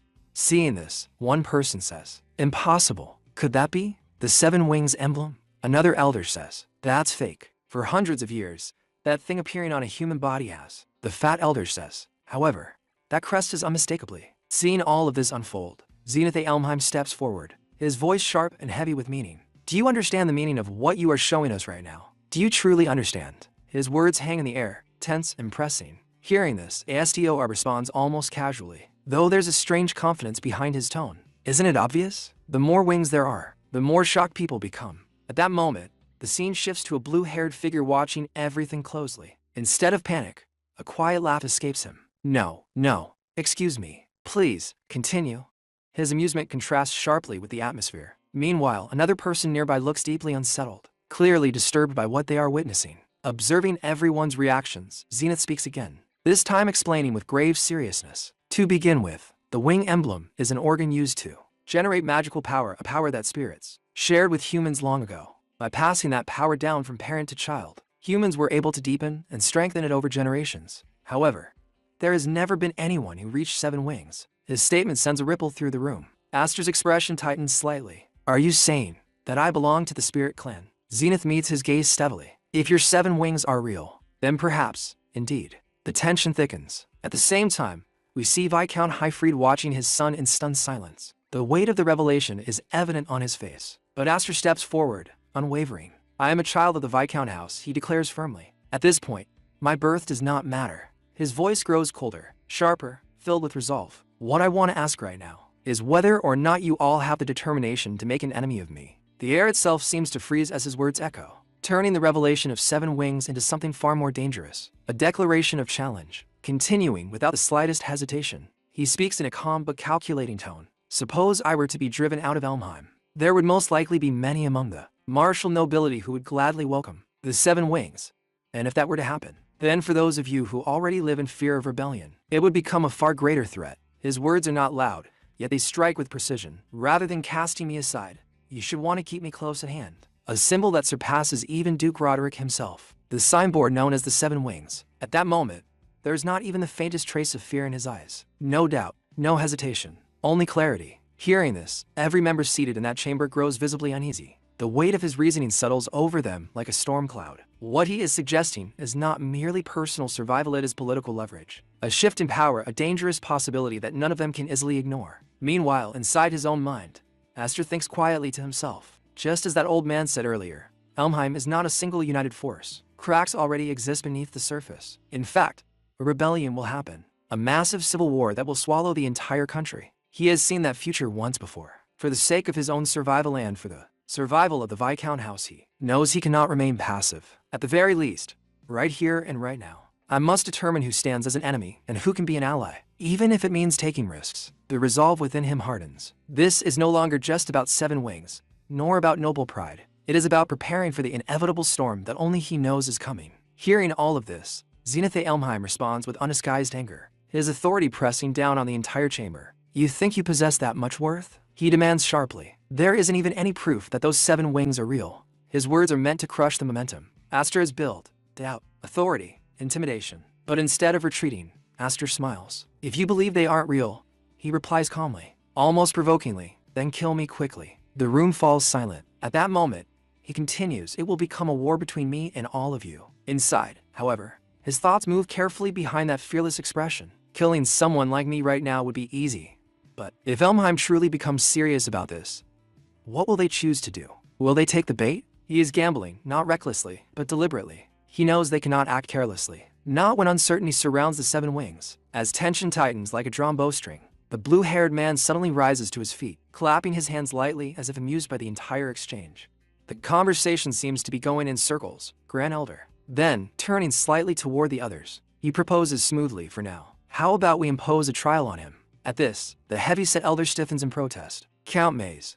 What are you?" but Count Maze interrupts without losing his relaxed composure. Because you want to see it, don't you? He says with a faint smile. The power of the 7 wings. His gaze sharpens slightly. It won't be too late to decide his fate after that. The air shifts once more. What began as an argument has now turned into something far more dangerous, a test that could either prove Aster's claim or seal his destruction. How about it? The blue-haired noble presses smoothly. This is the mansion of the world-renowned martial clan. Surely you can prepare one, or to suitable trials. Hearing that name, Aster's thoughts sharpen. Did he say Count Maze? There's no mistake. This man is an ally. The realization settles firmly in his mind. The timing of the suggestion, the direction of the conversation. It was a lifeline disguised as curiosity. After a long pause, Zenith A. Elmheim finally speaks. Very well. Follow me. His tone is cold, but controlled. Teaching a lesson to a grandson who does not know how to speak properly is also an old man's duty. With that, he turns and leads them away. They arrive before a heavy structure. This is the trial grounds. It's quite dark. Zenith begins to explain as they stand before the entrance. Beyond this darkness lies an underground bunker connected to the waterways. It was originally constructed as an evacuation shelter for emergencies. However, we are currently keeping a single magic beast there. He pauses deliberately. The trial is simple. Defeat that magic beast. That is all. The simplicity of the words only makes the challenge feel heavier. Upon hearing this, Viscount Highfried sighs deeply, unable to hide his frustration. Good grief. He was such a troublesome child, always crying and screaming. And yet, I told you so many times to keep the existence of the 7 wings hidden. There is disappointment in his voice, but also worry. Aster listens silently. Then, without arguing further, he steps forward and places his hand on the door. I can't keep something so conspicuous hidden forever, he says calmly as he pushes it open. This was the perfect opportunity. The heavy door creaks as darkness spills outward, thick and cold. Whatever waits inside is not just a beast, it is proof. And Aster walks toward it without hesitation. Hearing his son's determination, Viscount Highfried calls out to him one last time, his voice carrying both authority and concern. Don't let your guard down, okay? Aster answers without hesitation. I'm off. With that, he turns and briefly looks toward the blue-haired noble. Count Maze is smiling quietly, as if observing everything with calm interest. That faint smile lingers in Aster's mind as he begins his descent. As he steps into the underground bunker, darkness surrounds him. The air is damp and heavy, the silence thick. It is undeniably dark, yet not so dark that he cannot see. And then he notices it, a severed head lying on the ground. Even in the dim light, the sight is unmistakable. At that moment, a voice echoes down from above, cold and detached. I even gave that one a chance to clear his name, though he just cried and screamed until the very end. It was unbearable to watch. They are speaking about Duke Roderick's son, the very head lying before him. The voice continues, carrying a faint warning. Don't disappoint me now. The meaning is clear. This is not merely a test. It is judgment. Suddenly, the ground seems to tremble. A massive presence emerges from the darkness. In front of Aster, a gigantic and terrifyingly powerful beast stands there. Its roar shaking the entire underground chamber. The sound is so fierce that it feels as though the walls themselves might crack under the pressure. Aster tightens his grip on his sword.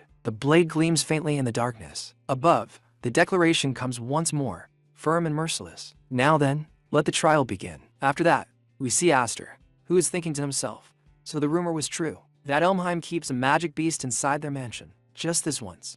I actually feel bad for you, Darius, being born into this house full of monsters. At the same time, we are also shown his hand lying low to the ground. In that very moment, the magic beast unleashes an incredibly powerful roar that shakes the surroundings. Hearing it, Aster calmly prepares himself and says, but still. The instant those words leave his mouth, Aster suddenly bursts forward with astonishing speed. In a single flash, he dashes past the magic beast, moving so fast that it's almost impossible to follow with the eyes. The moment he crosses it, the magic beast's body is instantly sliced apart, breaking into multiple pieces. Watching this unbelievable sight from above, everyone present is left completely stunned. After landing, Aster quietly hides his true thoughts and casually says, to me, Sister Kudo is way scarier than this. However, just then something shocking happens behind him. The broken pieces of the magic beast body suddenly begin to move, slowly pulling themselves back together. Piece by piece, the creature starts regenerating right before his eyes. The moment Aster notices this, his expression immediately fills with disbelief. Completely shocked, he mutters, what is this? No way.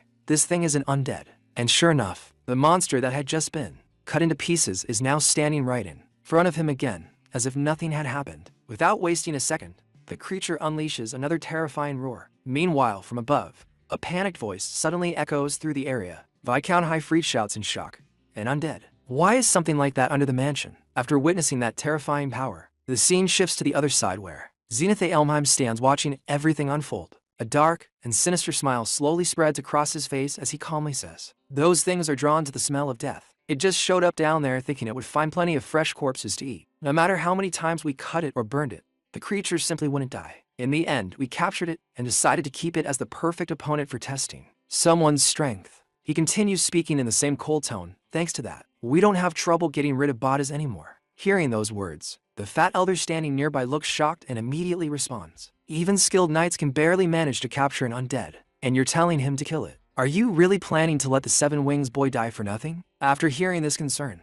Zenith Elmheim simply smiles even more coldly and replies, without the slightest hesitation, "If that happens, it will only prove that he was nothing more than a braggart. A wing crest without power isn't even worthy of being called a decoration." From above, everyone is still silently watching the situation unfolding below. Zenith then continues speaking with complete indifference, "Don't fret. Even if he dies, there are still ways we can make use of it. In fact, for us, that might be even more convenient." The moment those chilling words leave his mouth, everyone around him falls completely silent. For a brief moment, no one says anything at all, as the cold and ruthless meaning behind his words sinks heavily into the air. Amid all of this, the blue-haired boy watches the scene unfold while silently thinking to himself, "After all that big talk he just gave, don't you dare die easily on me, Aster." After that, our attention returns to the fierce battle between Aster and the magical beast. From their clash, waves of incredibly powerful energy are being released, spreading through the entire area as the fight continues. In the middle of the battle, Aster keeps analyzing the situation in his mind. As he continues attacking the creature again and again, he thinks, "No matter how many times I cut it, there's no real impact at all. And compared to a normal undead, this regeneration is insane." He continues thinking while carefully observing the monster's movements. Undead are already dead to begin with. Despite all these problems, Aster still stands his ground firmly in front of the beast, refusing to back down as he continues fighting it head-on. While facing the creature, he calmly reminds himself, to fully kill one, you have to burn it in sunlight, or purify it with a holy weapon. If you can't do either, then the standard tactic against undead is simple: don't engage. However, he immediately rejects that option in his mind. But obviously, retreat isn't an option here. Then, with determination growing stronger in his eyes, he continues thinking, "And if I just use basic textbook tactics, then there's no point in being Seven Wings." Even while facing a nearly immortal enemy, Aster remains standing without hesitation, ready to find his own way to defeat the monster. Aster clenches his resolve and declares to himself, "I have to prove my worth." With that determination burning inside him, he suddenly swings his weapon forward, unleashing a powerful strike toward the front. The attack carries overwhelming force, and as he releases it, he shouts, by overpowering an undead with sheer strength. In the very next moment, an enormous explosion erupts from the clash. A massive and powerful blast shakes the entire area, sending dust and shockwaves spreading in every direction. The people watching from above are immediately stunned by the sheer amount of power released. One of the elders stammers in disbelief, what incredible magic power." Meanwhile, the other elders stare down at the battlefield with wide eyes and say in amazement, "So this is the power of the Seven Wings." Another voice quickly follows, filled with urgency and curiosity. "What's happening down there? Did he defeat it?" Throughout all of this, Zenith Elmheim continues watching the scene calmly and silently. Unlike the others, he shows almost no reaction at all. Then, as the dust from the massive explosion slowly begins to clear, the figure standing at the center of the battlefield is finally revealed. It is Aster, completely unharmed and still standing firmly on his feet. Seeing this outcome, Zenith Elmheim quietly mutters with clear disappointment, "What a waste." But before anyone can fully process what just happened, the magical beast suddenly launches another attack toward Aster without warning. The creature moves so abruptly that Aster himself doesn't even realize when it happened. In the blink of an eye, he finds himself directly beneath the monster. Towering over him, the beast lets out a deafening and terrifying roar, its horrifying face looming right above him. Watching this terrifying moment from above, Viscount Highfried suddenly shouts in panic, calling out Aster's name at the top of his lungs. Seeing the situation unfold like this, the blue-haired boy suddenly speaks up, saying, "Please don't ruin this by jumping in to save him, Lord Highfried." Hearing those words, Viscount Highfried turns toward him with clear anger and shouts back, "You want us to just stand by and watch him die?" Seeing how furious he has become, the blue-haired boy calmly raises his voice to stop him and says, Now, calm down." Then, while keeping his eyes fixed on the battlefield below, he continues, "You should take another look down there. Seems like he still has a trump card left." After hearing this, everyone's attention immediately shifts back down to the battlefield. There, they see Aster, who is in an extremely bad condition after the attack. Despite his injuries, he is still standing, and even more surprisingly, he is smiling. Looking at the result of the battle so far, Aster quietly mutters, "Good. Looks like it's working properly. It's a bit slimmer than before." With those words, he slowly raises his sword and points it directly toward the monster standing before him. From his posture alone, it becomes clear what he is about to do. In the very next moment, an overwhelming surge of energy bursts out from his sword and shoots upward like a blazing pillar of power. The energy is unbelievably intense, so powerful that it instantly overwhelms the monster in front of him. In just a single attack, the terrifying creature is completely destroyed. As the power erupts forward, Aster shouts loudly with fierce determination, "This will continue until you die." After that, as everyone witnesses the demonstration of this destructive power, Viscount Highfried is left completely stunned, watching the overwhelming attack unfold before his eyes. He begins thinking to himself, "That's the move I showed him once." Memories start flashing through his mind as he recalls the technique he had once demonstrated. But as he continues watching the terrifying energy being unleashed below, he slowly realizes something isn't quite the same. After observing it more carefully, he corrects himself in disbelief. No, it's something different, something else entirely. Meanwhile, the energy released from Aster's attack is still raging violently across the battlefield. The power is so intense and terrifying that even the elders standing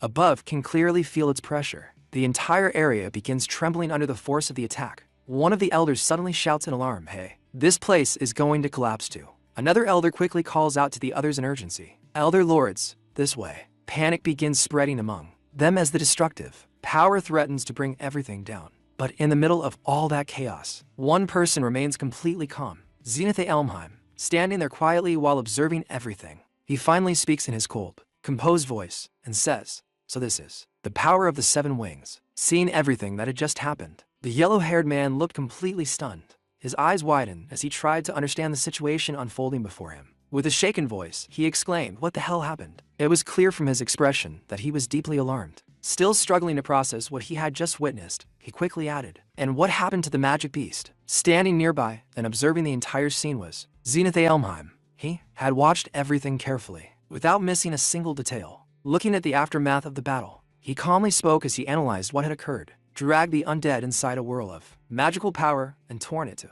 pieces. His words carried a tone of quiet astonishment. After saying this, Zenith fell into thought for a brief moment. In his mind, he began evaluating what he had just seen. It wasn't even a technique, he thought to himself. Just simple brute force based purely on the quality and quantity of magical power, as would be expected of someone who possesses the seven wings. Then, turning his gaze toward Viscount Highfried, Zenith asked in a calm but curious tone, "Was that something you planned to?" Hearing this question, Viscount Highfried shook his head slightly and replied honestly, "No, sir. Even I'm surprised by how much my son has grown." There was both pride and genuine surprise in his voice, as though even he had not expected such overwhelming power. Just then, from behind them, the blue-haired man spoke up. Looking toward Zenith, he asked respectfully, "Then, Honorable Elder, have you accepted the test?" After hearing the question, Zenith Elmheim looked around at the others present. Seeing no sign of disagreement on anyone's face, he answered calmly, "I don't think anyone here will have any objections." Upon hearing this decision, the blue-haired man immediately looked upward and shouted loudly toward the figure above, "Did you hear that, Aster?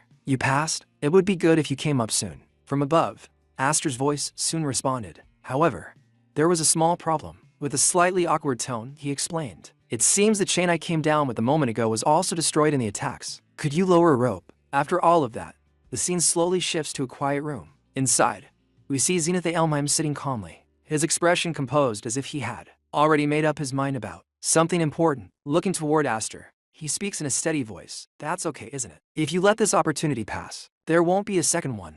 His words carried a sense of finality, as though this moment was a turning point that would not come again. Hearing this, Aster answered without hesitation. His voice was calm but firm. "Yes, I have no interest in disputing the succession of the main family. If someone like me were loitering around the mansion, my cousins wouldn't rest easy either. After all, my place is at the Highfrieds." His response sounded straightforward and humble, as if he had already accepted his role and position in the world. But the moment Zenith Elmheim heard the words of this young boy, he suddenly began to laugh softly. The laugh was not mocking, but rather filled with amusement, as if he could see through something hidden beneath Aster's calm words. Smiling slightly, he said, "And you think that sounds humble? Do you think you can hide the ambition reflected in your eyes?" His gaze sharpened as he continued, studying Aster carefully. Do you plan to point your sword at Elmheim in the future? Is your goal Roderick's head?" Hearing such a direct question, Aster looked momentarily confused. The accusation had come so suddenly that he didn't immediately know how to respond. Seeing this reaction, Zenith laughed again, waving the tension away with a casual tone.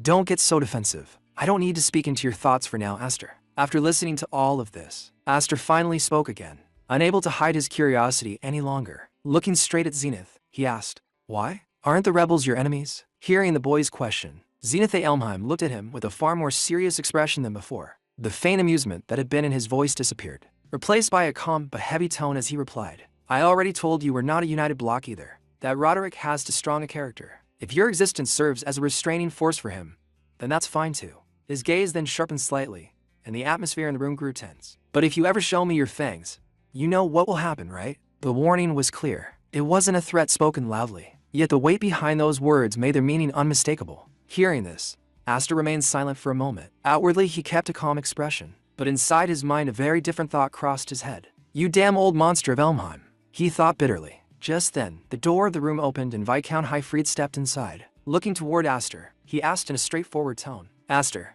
are you finished talking? What did he say to you?" Aster turned toward him and answered calmly. "He said he wanted to take me into the main family, but I refused." The moment Viscount Highfried heard this, his eyes widened in disbelief. "What?" he exclaimed in surprise, clearly not expecting such an answer. At the same time, another voice suddenly spoke from nearby. "What a waste. If you officially came under the main family, you could have earned much greater profits than you have now." The one who had said this was the blue-haired man. Hearing his voice, Aster looked toward him carefully before speaking. "You are Count Maze, aren't you? Why did Luna make a proposal earlier that seemed to help me?" After hearing this question, the blue-haired man looked slightly puzzled before replying casually. "What are you talking about? I just felt a little annoyance towards some brat who seemed arrogant." Then he stepped closer and placed a hand on Aster's shoulder in a friendly yet confident manner. "But leaving that aside, from today you have become, both in name and in reality, a son who possesses the 7 wings." With those words, he gestured around them and said, "Look around you." As Aster looked around the area, he began to notice the expressions of the other people present. Though many of them remained silent, their thoughts were clearly reflected in their eyes. Some of them were staring at him with fascination and desire, while others watched with calculation. In their minds, many of them were thinking the same thing. So that's what the 7 wings are. A few among them couldn't help but feel greedy at the sight. "I want it.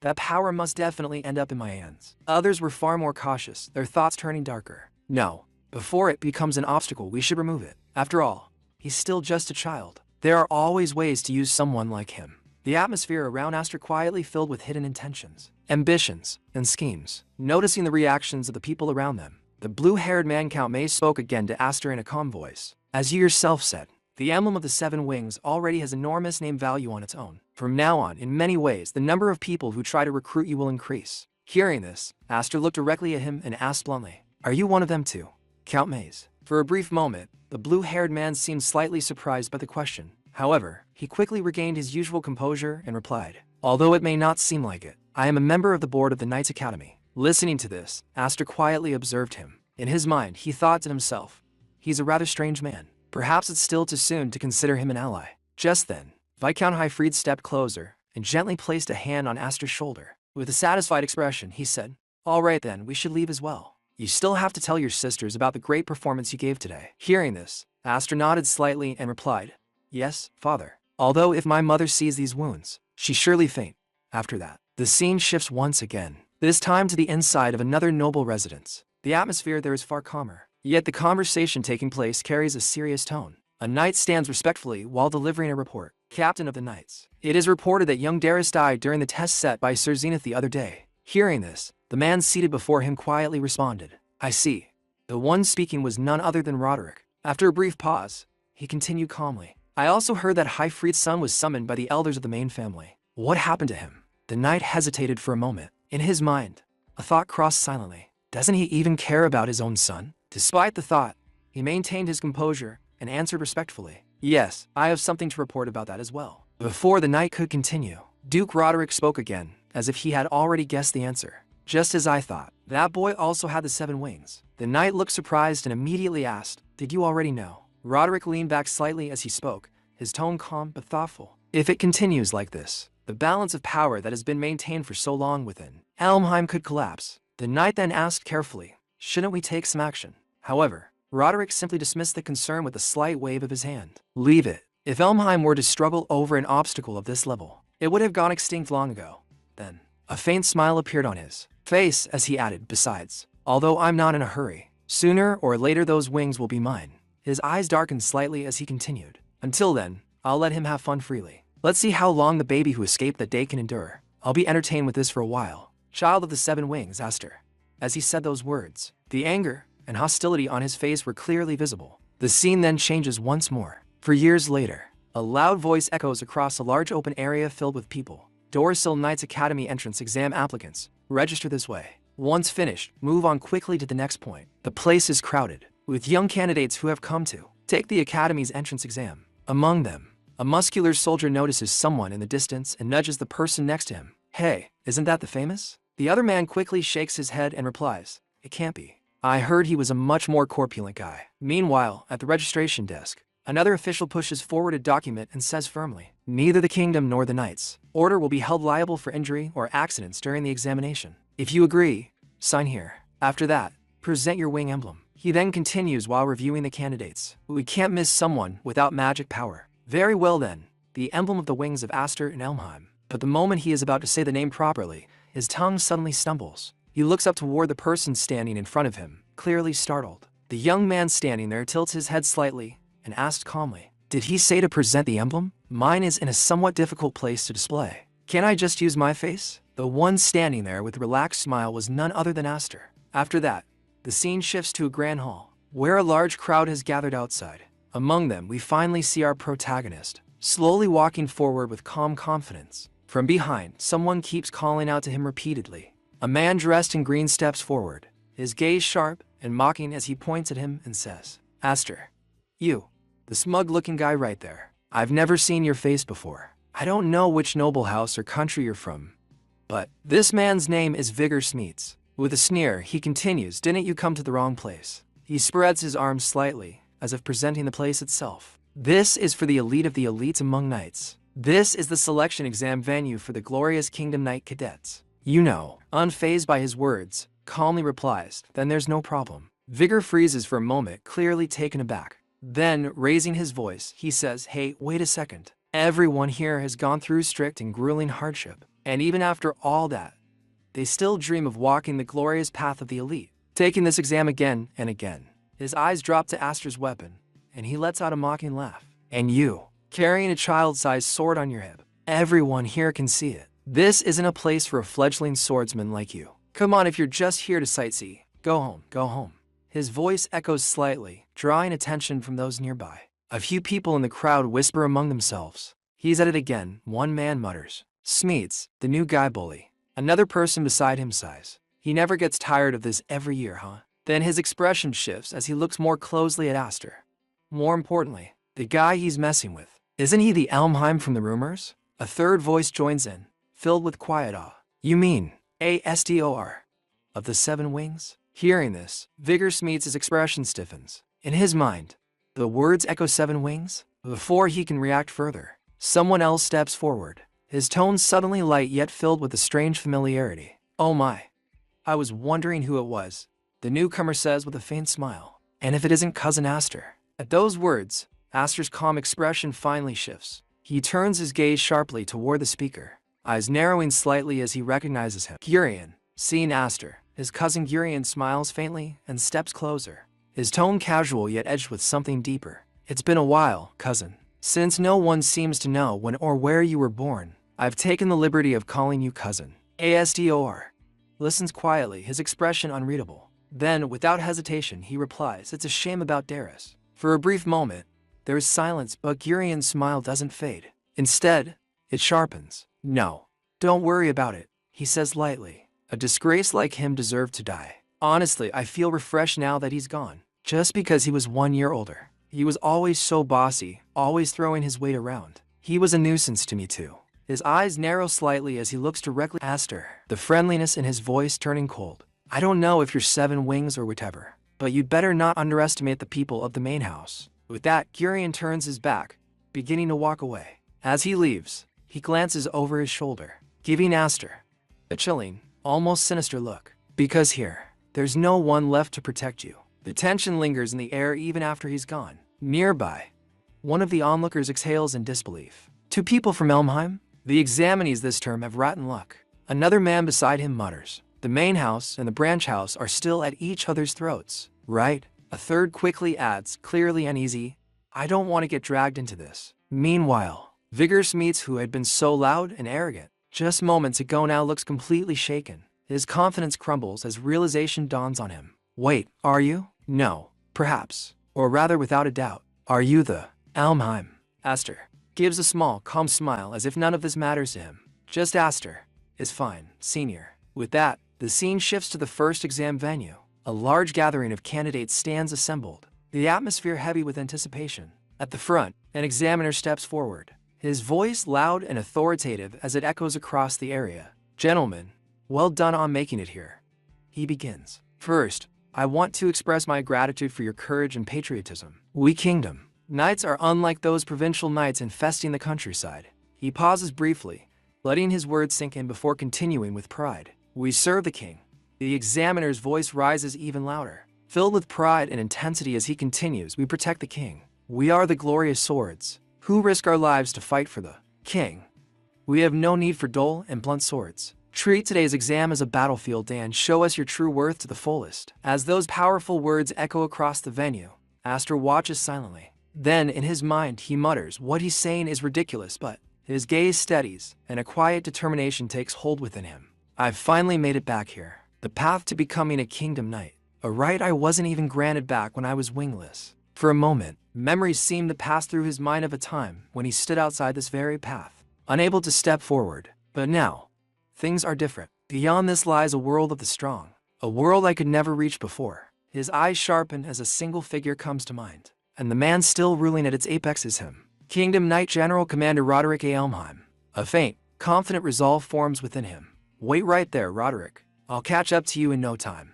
His thoughts turn firm, focused. To do that first, I have to pass the selection exam. Just then, the examiner's voice cuts through the air once again, pulling everyone back to reality. Now then, let's get started. The first exam is this. Before he can even finish properly, a sharp whistling sound slices through the air. In the very next instant, an arrow strikes one of the candidates straight in the head, and the man collapses to the ground without warning. For a split second, silence falls. Then chaos begins to ripple through the crowd as shock spreads across every face. A voice resounds again, cold and unwavering. First exam trial of the Arrow Tower. The declaration sends a chill through everyone present. The last one standing among you will be the winner. Panic and confusion break out instantly. Some candidates look around frantically, trying to understand what's happening. What are we supposed to do about this? One of them shouts, his voice filled with disbelief and fear. Another candidate suddenly shouts at the top of his lungs, panic clear in his voice, run. We'll be killed if we stay here.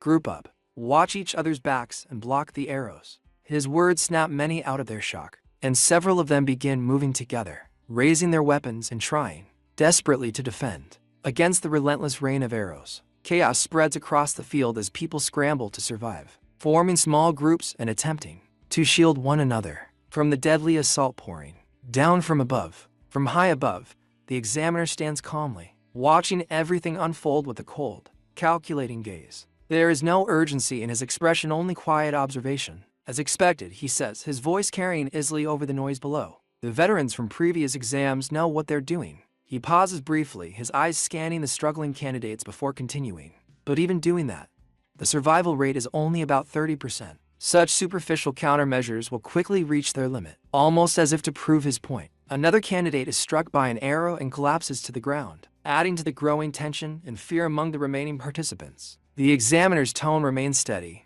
almost indifferent. What we want to see is, at that moment, the focus shifts slightly as a white-haired individual comes into view. Unlike the others, he moves with ease and precision, effortlessly deflecting the incoming arrows as if they pose no real threat to him. His movements are sharp, controlled, and almost flawless, drawing attention even amidst the chaos. Watching this, the examiner's eyes narrow with interest as he finishes his sentence. The overwhelming, problem-solving ability that only those with a wing emblem can achieve. Meanwhile, in stark contrast to the panic and frantic movement around him, Aster remains exactly where he is, standing completely still, unmoving, as if the storm of arrows doesn't concern him at all. Noticing this, one of the candidates nearby looks at him in disbelief and shouts, "Why is that idiot just standing there? Did he faint from fear?" Seeing him like that, his cousin thinks to himself with a cold smile, Just die and turn into a hedgehog like that. But in the next moment, everything changes. Aster calmly pulls out his small sword, the same one everyone was making fun of. The instant he draws it, a powerful energy bursts out from him. The force is so strong that the arrows coming toward him don't even reach him, they are destroyed in midair, as if erased by his presence alone. Everyone around him is left completely shocked, unable to believe what they just saw. One person says in disbelief, he deflected all the arrows. Aster stands there calmly with a slight smile on his face and says, "Bring them all to me." We see Aster standing there, his body still releasing an incredibly powerful energy. Every weapon directed toward him is being completely deflected, unable to even come close because of the overwhelming force surrounding him. Witnessing this, one of the people nearby exclaims in shock, "What kind of monster is this guy? Not even an arrow can get near him." Even the examiner, watching closely, is stunned. He mutters in disbelief. Is he spinning the magic he released to create air currents? What impressive magical control. At the same time, we see Aster lost in his own thoughts. He quietly reflects, "It's like I'm enveloped in a storm." The energy radiating from him is so intense and terrifying that the people around him are visibly affected, struggling just to withstand its presence. After a moment, someone hesitantly asks, "Did it stop? Is it over?" From above, the examiner observes the aftermath and calmly announces, "It seems quite a few survived. More than expected. But it doesn't matter. Congratulations, participants. Look around you at the corpses surrounding you. Those still standing right now are the ones who have passed the first test. On to the next test. No time to lose. Follow me, I'll guide you to the location of the next test." Everyone listens carefully to his words, the weight of what just happened sinking in. Meanwhile, Vigor Smeets, having witnessed everything, remarks with a mix of fear and awe, "What a terrifying instructor. They were shooting us with a non-stop rain of arrows." Aster simply smiles and responds casually, "What's wrong? Are you exhausted already, Major?" The man turns back toward him, confused and slightly shaken, and asks, "Why don't you look tired at all?" Everything that was happening below was being carefully observed by the examiner from above. Watching Aster, he thought to himself in amazement. He unleashed so much magic, and yet shows no signs of fatigue. Then, with a serious and commanding tone in his mind, he continued, "Aster F. Elmheim, bearer of the 7 wings, show us your courage in the following test." At some distance, Gurion was also watching Aster closely. As he stared at him, a memory surfaced in his mind, someone speaking to him in a firm and deliberate voice. "You understand well, don't you, Gurion? You must prevent him from becoming a knight of the realm at all cost, for the future of Elmheim." Recalling those words, Gurion's expression darkened, and anger began to rise within him. Soon after, the scene shifted outside, as everyone gathered for the next stage. An inspector stepped forward and announced, "In the next test, to ensure equality, everyone will use the same sword. Before the test, everyone must submit their own swords." Hearing this, one of the participants complained, "This is annoying." Aster, who had been listening quietly, turned slightly and asked, "Was it different before?" Vigor Smeets responded, explaining, "No, the swords we middle-class knights have aren't that different, but that sword of yours is probably too shocking." Other knights nearby also overheard this conversation. Aster glanced down at his own sword and simply said, "I see." At that moment, Gurion approached them and spoke with a smug tone. "As expected from my cousin, it seems he has already tamed his servants." Aster paid him no attention at all, completely ignoring his presence. Meanwhile, Vigor Smeets, clearly irritated, fired back, "What do you mean servant? Who are you calling a servant? You are the heir to Baron Smite's house, aren't you?" Gurion looked at him with disdain and continued to insult him even further. "A low-ranking noble from some unknown village. If you choose the wrong person to wag your tail at, you might end up regretting it." Despite everything, Vigor Smeets immediately switched his tone and began flattering him, saying, "Wait a moment, young Master Gurion. I have absolutely nothing to do with this shot, Aster." Aster was standing just behind them, watching everything unfold. Yet he chose to remain silent, not saying a single word. Shortly after, Gurion turned away and left the area along with his team. Vigor Smeets quickly followed after him. On the other side, the examiner raised his voice and began addressing everyone loudly. "Gentlemen, now I will explain the second trial." His commanding presence drew everyone's attention as he continued. "The second trial will be a mock battle of attack and defense. You will be divided into 3 teams and will compete for bases within this forest. A base will be considered captured when you raise your team's flag on the flagpole at that base." He paused briefly before continuing. "The team that captures 2 or more bases before the sunset bell rings will be declared the winner. It is strictly forbidden to destroy or steal the flags or render them unusable. Apart from that, there are no further restrictions." Then, in a colder tone, he added, "The swords that have been given to you, you may consider them as a permit to kill the enemy if necessary." After explaining all the rules, he stepped forward and said, "Now, I will announce the teammates with whom you will face this test."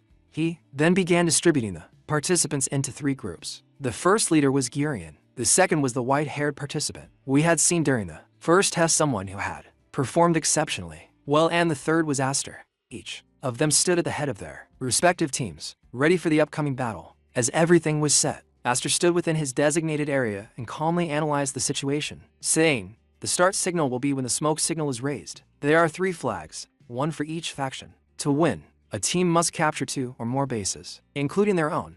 At the same time, Vigor Smeets, who had ended up in Aster's team either by coincidence or pure chance, spoke up with a serious expression. "That means, out of the 3 teams, only 1 will pass the test, right?" Aster calmly listened and replied, "Yes, but is that something to worry about?" Another participant, clearly uneasy, added, "That means we'll have to fight Elmheim, doesn't it?" A third person hesitated before speaking. "That's a little." While hearing their anxious voices, Aster began to think quietly to himself, trying to understand their hesitation. But before he could say anything, Vigor Smeets suddenly raised his voice, his fear now fully visible. "Don't you understand? We're scared of going against Elmheim. Our rival is the young master of the main house of Elmheim. We will probably never be able to call ourselves knights with pride. In the worst case, they could exterminate our entire family and followers. For that reason, no one wants to have them as enemies." After hearing all of this, Aster picked up the blue flag in his hand and asked in a straightforward tone, "So, will they abandon the test?" Vigor Smeets responded without hesitation, "There will always be another chance. It's better than ruining our lives forever. You will not be able to understand us. What we, the weakest,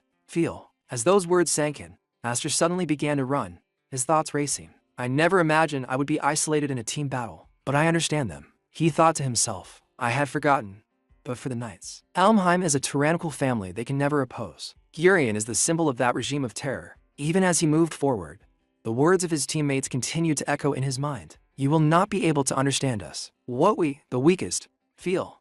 Thinking over everything his teammates had said, Aster quietly muttered to himself, "Looking at it another way, I'm no different from them. Even so, it's too quiet. Has no one started fighting?" Moving swiftly through the forest, he headed straight toward the red flag. As he advanced at high speed, a thought crossed his mind. Or are they just being cautious? Just then, from a distance, a voice called out, "Oh, wow. So you really came alone?" Aster stopped and looked ahead. It was the white-haired participant, the same one who had stood out during the first test. The man continued calmly, "So far, everything has turned out just as he predicted." He held his flag firmly in his hand. Seeing him there, Aster thought to himself, "Is that why he stayed under the flag of his own base?" The white-haired man looked directly at Aster and said casually, "I was just getting bored with nothing to do." Then, without hesitation, he suddenly tossed his yellow flag up into the air and declared boldly, "Fight me, Aster." Aster was completely caught off guard, his mind racing in confusion. What does this mean? He wondered. At the same time, the man tightened his grip on his sword, the atmosphere instantly turning tense as the moment of battle drew near. The scene then shifted elsewhere. On another front, we see Gurion advancing with his entire team, moving forward with confidence and determination. With a cold resolve, he declared, "I'll prove it to you, cousin, how the Elmheim family fights." After that, we are told about the second test of the Knights of the Realm Selection Exam, which is an attack and defense battle, and with that the fight has already begun. The 20 participants are divided into 3 groups, and the rule is explained clearly that the team which occupies 2 or more bases by the end of the exam will be declared the winner. In other words, the goal to pass the exam is to raise your team flag at the enemy base. In the middle of the battle, Aster steps forward and asks something directly. He says that the opponent must surely be on the yellow team, so why is he raising the red flag at that moment? The white-haired person calmly replies that the reason is simple, because an alliance has been formed between Elmheim and him. As he says this, he begins to release the energy of his sword, and the atmosphere immediately becomes intense and heavy. Right then, a mysterious observer appears and explains who this person really is. He is revealed to be the eldest son of the Nolan family, a family famous as the founders of court fencing. His name is Christopher Nolan. He carries the 5-winged emblem. In the first test, he was overshadowed by the 7-winged participant and did not stand out much, but during the arrow tower test, only 2 people managed to pass without even changing their expressions, and those 2 were the 7-winged Aster and the 5-winged Nolan. The observer then adds that both of them are outstanding talents from Caballero and possess incredible potential, but it is truly unfortunate that such promising individuals have ended up facing each other in this situation. After hearing him speak about the alliance, Aster immediately questions him, asking if it is a moon alliance and whether he truly understands that even if they do something like that, only one team can ultimately win. Christopher listens calmly, and while blocking Aster's attack, he answers that he is fully aware of it, and that since Elmheim is on their side he has already decided that the main house will be the one to win. He continues by explaining that at this very moment his teammates should already be together with Elmheim and heading to attack Aster base. Hearing this, Aster feels a sudden sense of danger rising within him and thinks that this is bad, because Smite and the others are now in serious danger. He then confronts Christopher again, asking if Grian threatened him by saying something like what would happen if he dared to oppose Elmheim. Christopher moves forward without hesitation and replies that no one would willingly stand in the path of a moving carriage when they already know they will be crushed beneath it. He explains further that the chivalric nobility exist within a strict hierarchical society, and such actions are simply part of its natural order. As he speaks, he releases a powerful attack filled with overwhelming force and declares that this, too, is the natural conduct expected of nobles. Aster struggles to block the strike, and even while defending himself, he begins to feel the pressure growing beyond his control. In the next instant, his sword suddenly breaks under the force, and as he looks at the shattered blade, he realizes something is wrong and thinks to himself that the sword is definitely strange. At that moment, Aster begins to think to himself that could it be possible that they were given a defective sword for this exam. The doubt lingers in his mind as he tries to understand what just happened, but on the other side, Christopher has not finished yet. He continues to push forward with force and confidently declares that there is no need to worry because their fight will remain nothing more than a gentleman duel from the very beginning. He adds that he does not like the people of Elmheim, especially those who try to stand out like Aster, and calls them centennials with a tone filled with disdain. By now, Christopher has already shattered Aster's sword in a brutal manner and keeps attacking without giving him any time to recover. Aster is left struggling in the middle of all these overwhelming situations, but in the very next moment he quickly regains his composure. He grabs the broken piece of his sword and channels his energy into it, unleashing that power forward in a sudden strike. The attack shoots ahead with great force straight toward Christopher, catching him slightly off guard. Christopher manages to block it, but not without difficulty, and in that brief moment of distraction he notices something unexpected. Aster has already turned and started running away. Surprised by the sudden move, Christopher calls out, loudly asking if he is really running away, and tells him to wait. Aster, however, does not stop, and while moving away he turns back just enough to say that their fight will happen later, because right now there is someone else with whom he needs to settle a score. His voice remains calm as he speaks about his cousin, making it clear that this decision is not out of fear but intention. Hearing this, Christopher lets out a smile and mocks him, asking if he was scared and saying that he does not even deserve to be called a gentleman. After that, Christopher picks up the broken sword that had fallen to the ground and examines it closely. He questions what kind of sword it is and remarks that even if it is cheap, it lacks far too much quality, clearly realizing that something about it is unusual and far from normal. Seeing all of this, Christopher pauses for a moment and lightly runs his hand through his hair, as if he has finally understood something.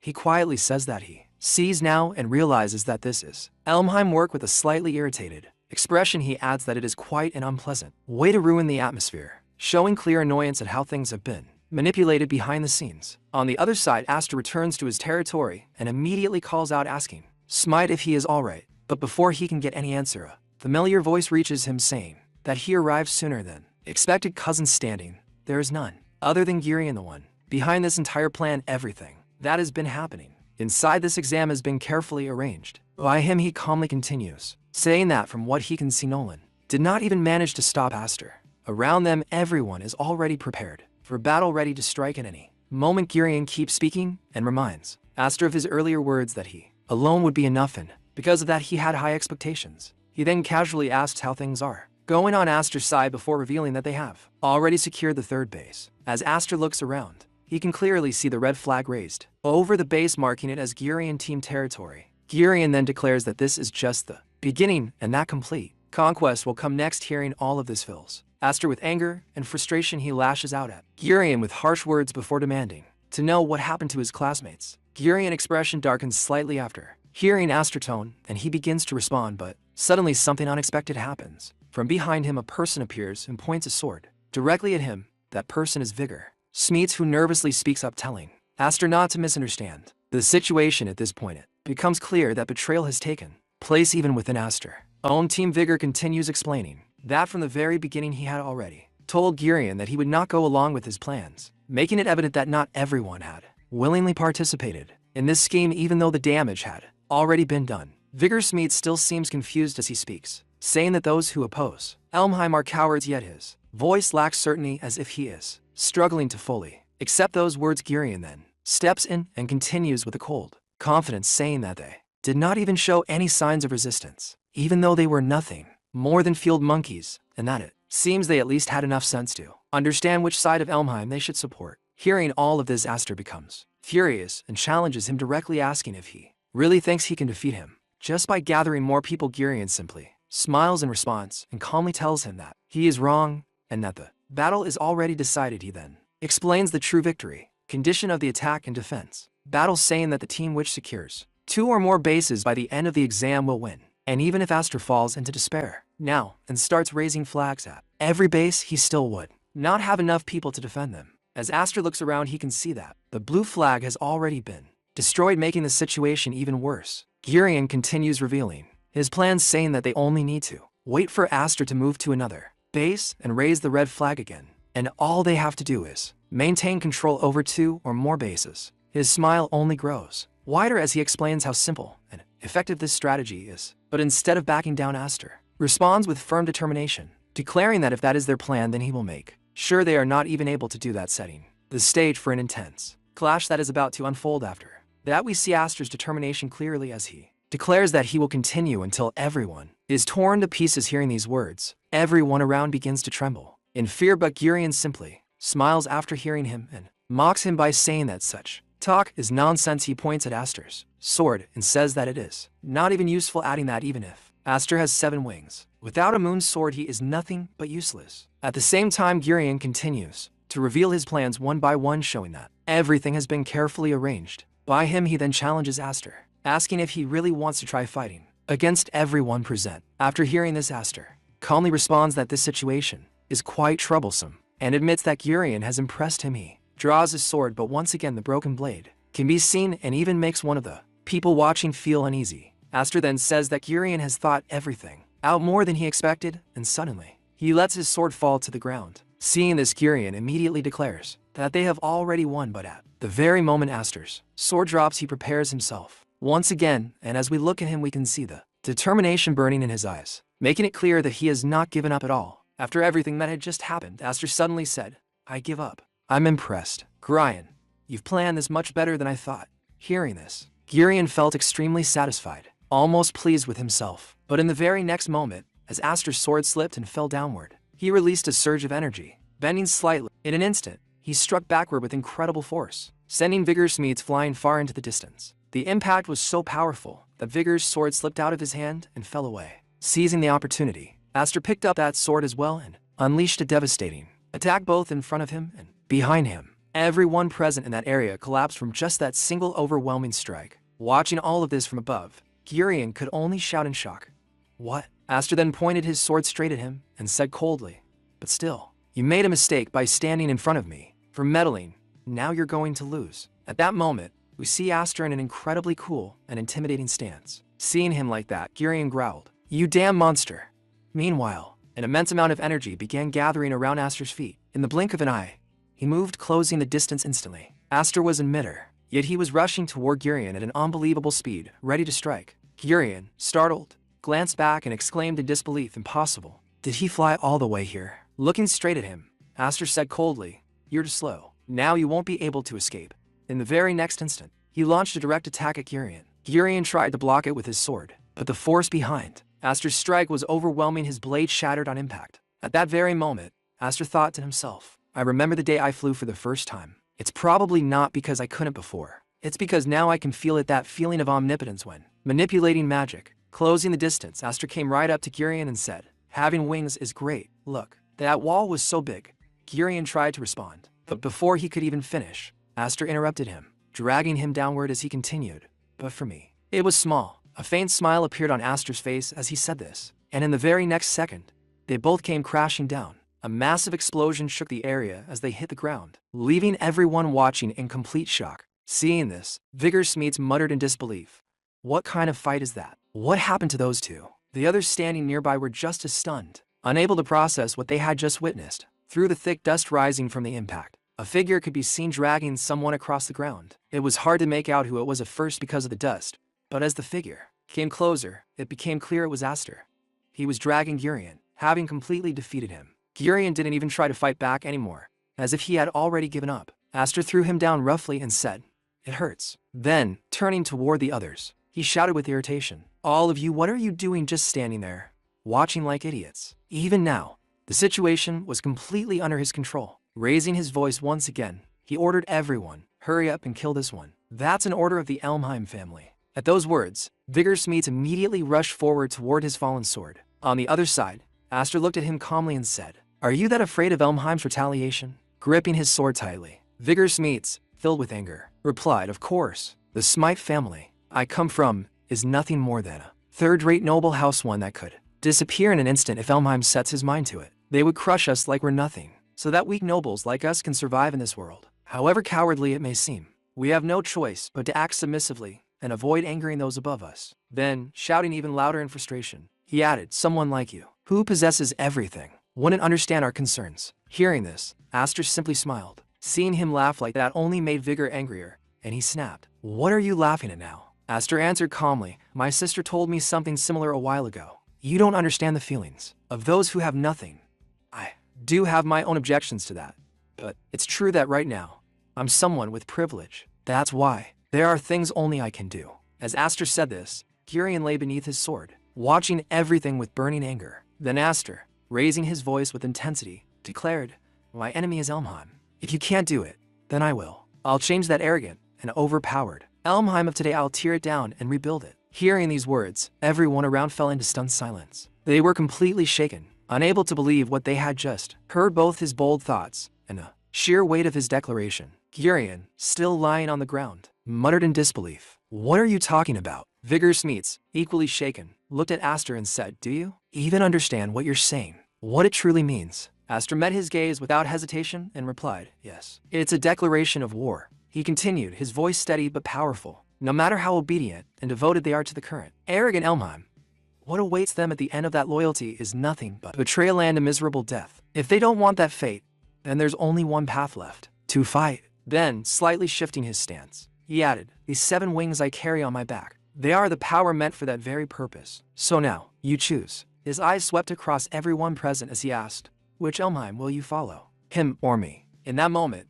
Aster had placed a choice right in front of them all. It was no longer just a battle, it had become a turning point. After all, Gurion was the only heir of the main family, and choosing a side now meant deciding the future itself. Furious and shouting at the top of his voice, Gurion glared at Aster and yelled, "Don't talk nonsense. There's no way something like that is allowed. I remember your faces and your names. Dare to betray me, and you know exactly what will happen to you." Hearing those words, Vigor began to panic. Sweat formed on his face as fear and uncertainty took over. He couldn't decide which side to choose, what was right for him, for his family. The pressure of that choice weighed heavily on him. But then, as if making up his mind in a single moment, he suddenly threw his sword down and stepped forward. Looking straight at Aster, he said, "You're really going to defeat him, right? If you're just eluding us, and nothing changes afterward, then I will repudiate you." At that moment, he was also holding the blue flag in his hand. After hearing his words, Aster gave him his promise without hesitation. And with that, Vigor immediately raised the blue flag high into the air and declared loudly, "Vigor, eldest son of the Smite house, I will support Aster F. Elmheim." Hearing this, one of the onlookers said in disbelief, "It can't be. He really said it."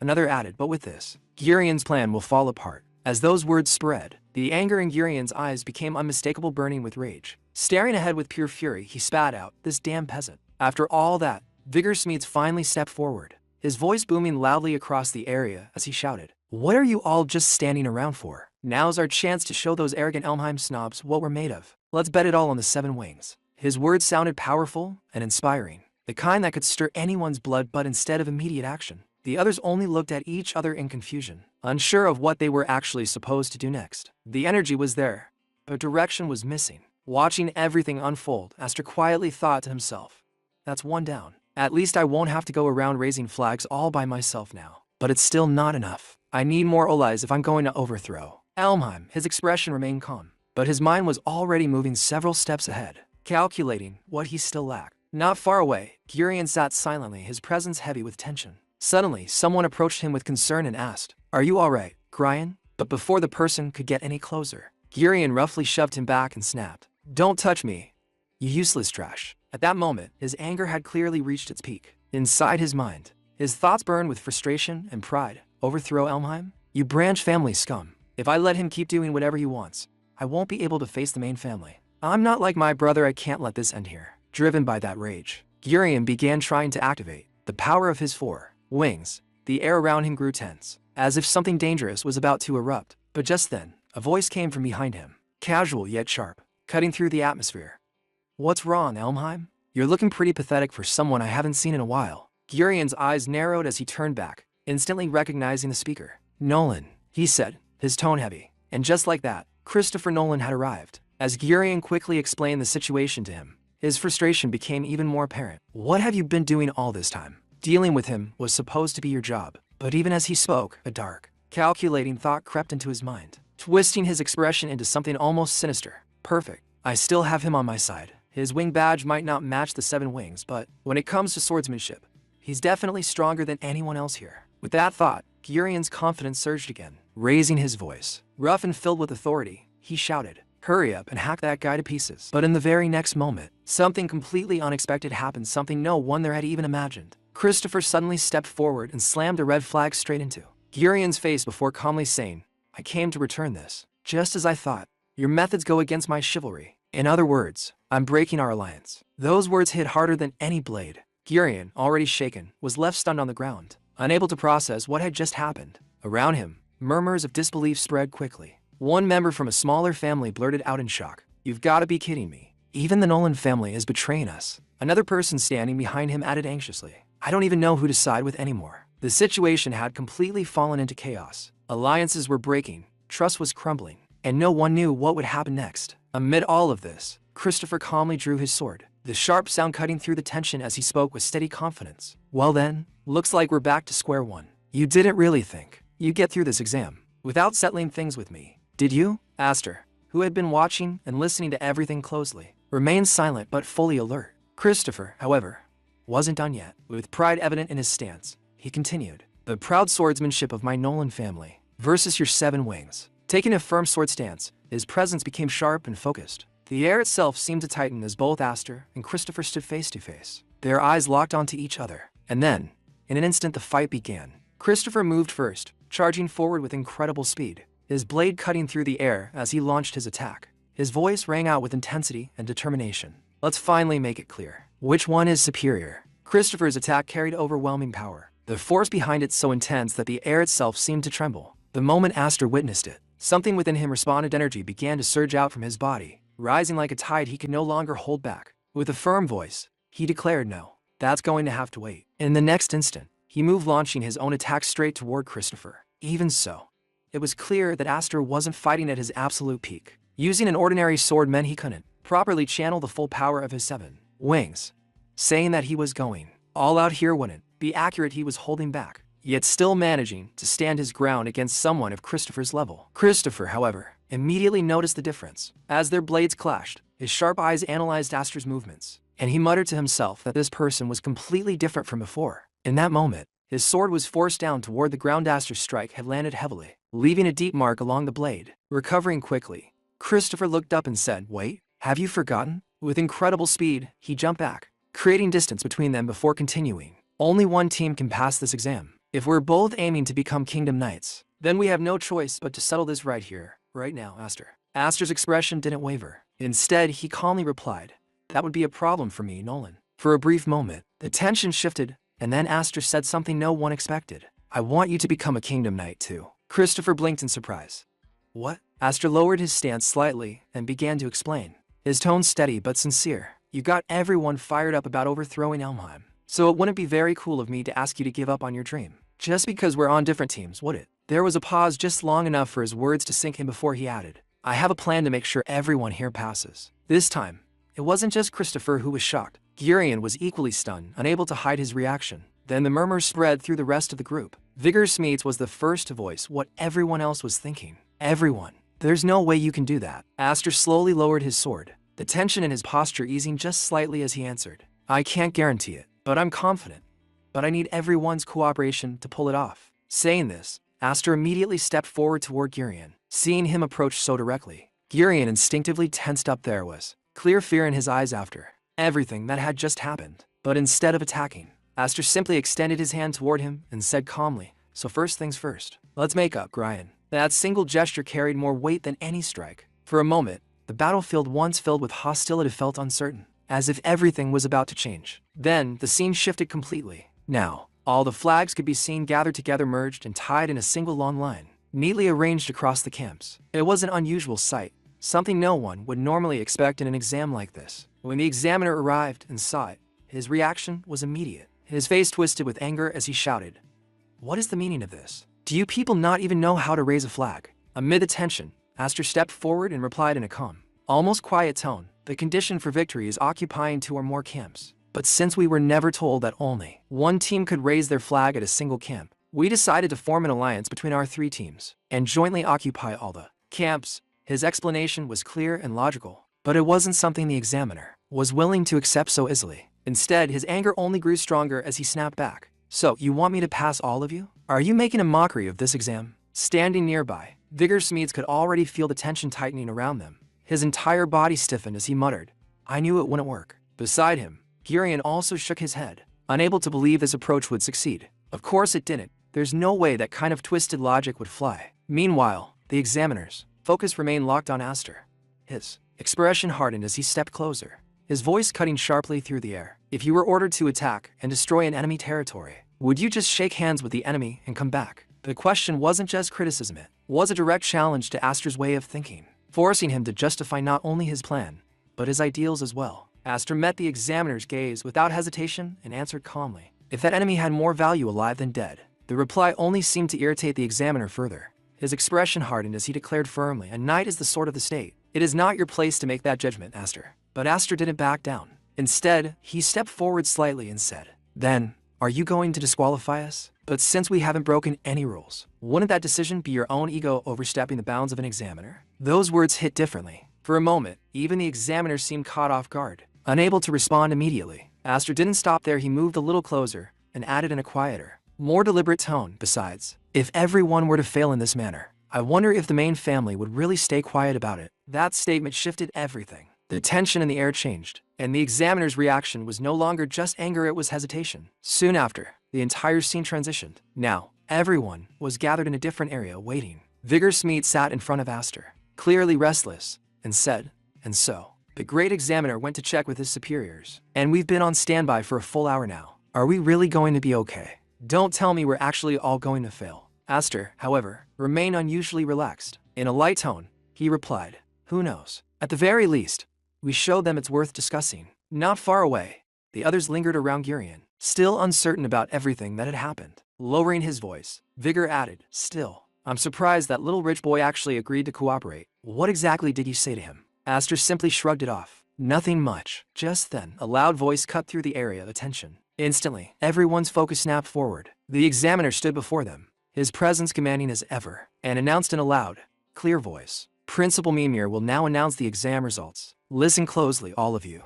The examiner continued speaking, his voice firm as he addressed everyone. From now on, Principal Mimir himself would announce the exam results. As soon as those words were spoken, all eyes turned toward the front, filled with anticipation and curiosity. The examiner then raised his voice again, telling everyone to get ready and listen carefully. Vigor Smeed squinted as he looked at the man who had just stepped forward and muttered in surprise, "Is that the director? He looks like an ordinary old man."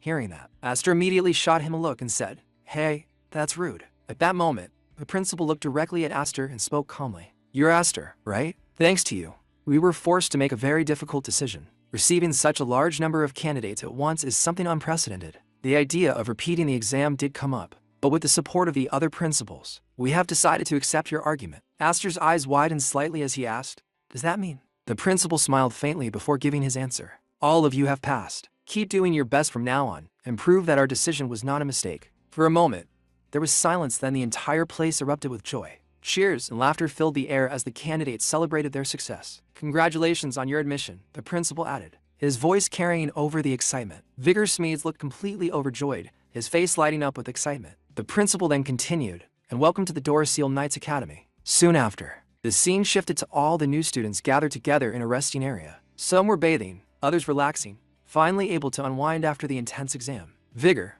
unable to hold back his excitement, exclaimed loudly, "I can't take it anymore. The food they serve is amazing, and the bathrooms are huge too. All of this is thanks to young Master Aster." As the attention turned toward him, Aster simply looked at everyone quietly. Meanwhile, one person spoke up in disbelief. I can't believe I actually made it. Another quickly added with enthusiasm. I will follow you for life, Master Christopher. Then, almost as if responding to their praise, he said firmly, don't think I believe this is all thanks to me. You know, Vigor Smeed smirked and teased him, saying, what? The guy who lost to Aster thinks he's so important. Christopher immediately brushed his hair back with confidence and replied, I didn't lose. It just ended in a draw. Aster, however, cut in calmly, his tone steady but firm. No matter how you look at it, we challenged the people of Elmheim. And even so, we still managed to become candidates this way. Something like this. Eventually, he paused for a moment, and everyone around him instinctively turned to look in his direction. Then he continued, his voice carrying a quiet intensity. We'll become a great stream that will destroy Elmheim. The atmosphere shifted as his words sank in. Without hesitation, he went on, from now on, our rebellion begins. As those words left his mouth, his thoughts drifted inward. My 2 older sisters have already graduated, but here's my sister Alphen. Since she entered a year before me, she must already know the inner workings of this place well. She definitely become my ally. He then steadied himself and thought ahead. Starting tomorrow, training at the gentlemen's school will begin. First, I need to get used to life here. With that in mind, Aster turned and began walking away. But just as he did, he noticed something strange behind him. Vigor, Smeets, and several ordinary nobles were all staring at him with unusual expressions. Confused, Aster stopped and asked, what are you doing? Vigor answered enthusiastically, well, seeing one of the 7 wings in person brings good luck. If we pray before you, who knows, maybe we'll receive some kind of blessing. The next moment, they suddenly folded their hands and sat down in front of him as if in worship. Aster stared at them, feeling more uncomfortable than ever, and immediately replied, of course not. We then see Christopher, who had been quietly observing everything that just happened. His expression remains unreadable as the scene suddenly shifts to an unknown location, where a cold and displeased voice echoes through the room. This doesn't sit well with me. I'm disappointed in you, Gryan. Far from trampling that 7-winged brat, to think you come back after being so easily manipulated. And apparently, you even let him say, I will crush Elmheim. The owner of that voice is soon revealed Helen Elmheim. Her sharp gaze is filled with anger as she looks down on Gryan. She continues mercilessly. Are you telling me you just stood there and watched after receiving such an insult? Gryan, unable to withstand the pressure, falls to the ground and cries out, I'm sorry, mother. I will definitely make up for this mistake next time. I'll make sure I meet your expectations. But before he can even finish, a harsh slap strikes his face, leaving a deep mark as blood trickles from his mouth. The one who hit him steps forward, her presence just as terrifying. There won't be a next time, you piece of trash. Useless scum like you. It would be better to mix you with meat scraps and feed you to a magical beast. She is introduced as Lillian A. Elmheim. Without hesitation, she places her foot on Gryan's body, looking down at him with pure contempt. You're just like that useless Steris. Gryan trembles in fear, his voice shaking as he begs, please, anything but that, sister. His plea is cut short as she delivers a brutal kick, sending him crashing back. As pain surges through him, his thoughts twist with hatred. Damn, it's that guy's fault. It's all his fault. The story then reveals the truth behind why Gryan had ultimately sided with Aster. In a flashback, we see Aster standing before him, calm yet calculating. Cooperate with me, Gryan. You can't go back empty-handed, can you? Gryan looks at him with confusion and suspicion. What exactly do you mean by that? Aster's expression remains steady as he replies. Being defeated by the so-called scum of the Lena family branch, and failing the exam, his words hang heavily in the air, hinting at the deal that would soon bind them together.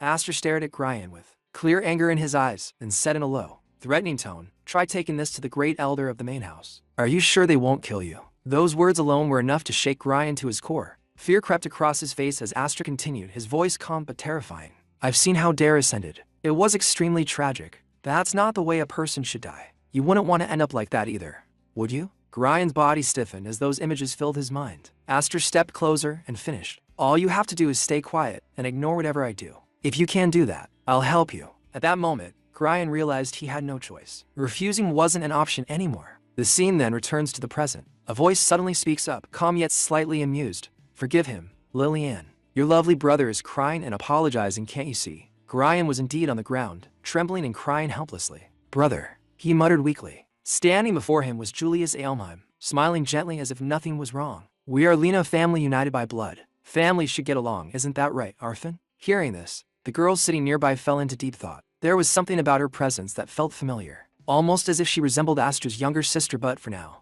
her true identity remained unclear. Just then, their mother spoke again, her voice filled with authority and cold intent. House Elmheim's image of absolute power, the very thing that has kept the knights in check until now. is beginning to shake because of this 7 wings. Her gaze sharpened as she continued, so make sure to remind them. This is not just a decoration show them the true meaning of brutality. Hearing her words, both Julius and Lillian slowly began to smile, as if they fully understood what needed to be done next. In the next scene, the training ground comes alive with intensity as every candidate gathers together, gripping their swords tightly. The air is filled with the sharp sound of blades slicing through space, each movement driven by discipline, focus, and determination. Their instructor stands before them with authority, his voice cutting through the noise as he announces that they have been selected as proud candidates for the Knights of the Realm.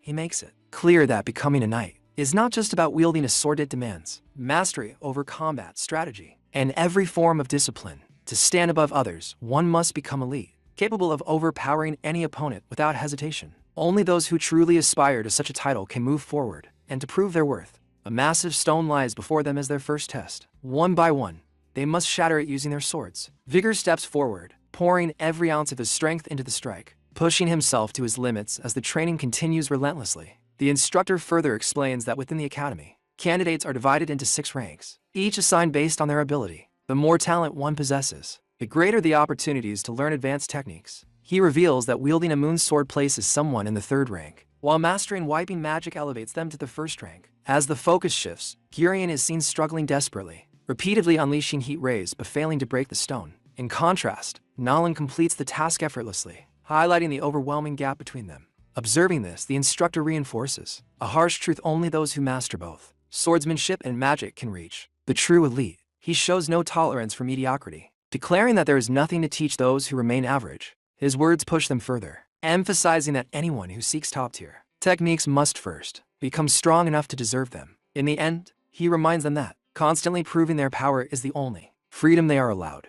The atmosphere shifts when Aster steps forward. A powerful red aura begins to surge from his body, wrapping around him and his sword as energy radiates outward with overwhelming intensity. Without hesitation, he swings his blade once and the massive stone shatters instantly. The impact echoes across the ground, leaving everyone stunned as a quiet sense of fear spreads among the onlookers. The instructor watches with clear approval, acknowledging Aster's display as extraordinary and setting it as the standard everyone must strive toward. Meanwhile, the other examiners grow visibly irritated, their expressions filled with jealousy as they struggle to comprehend how such power is even possible. From above, another instructor observes alongside Mimir.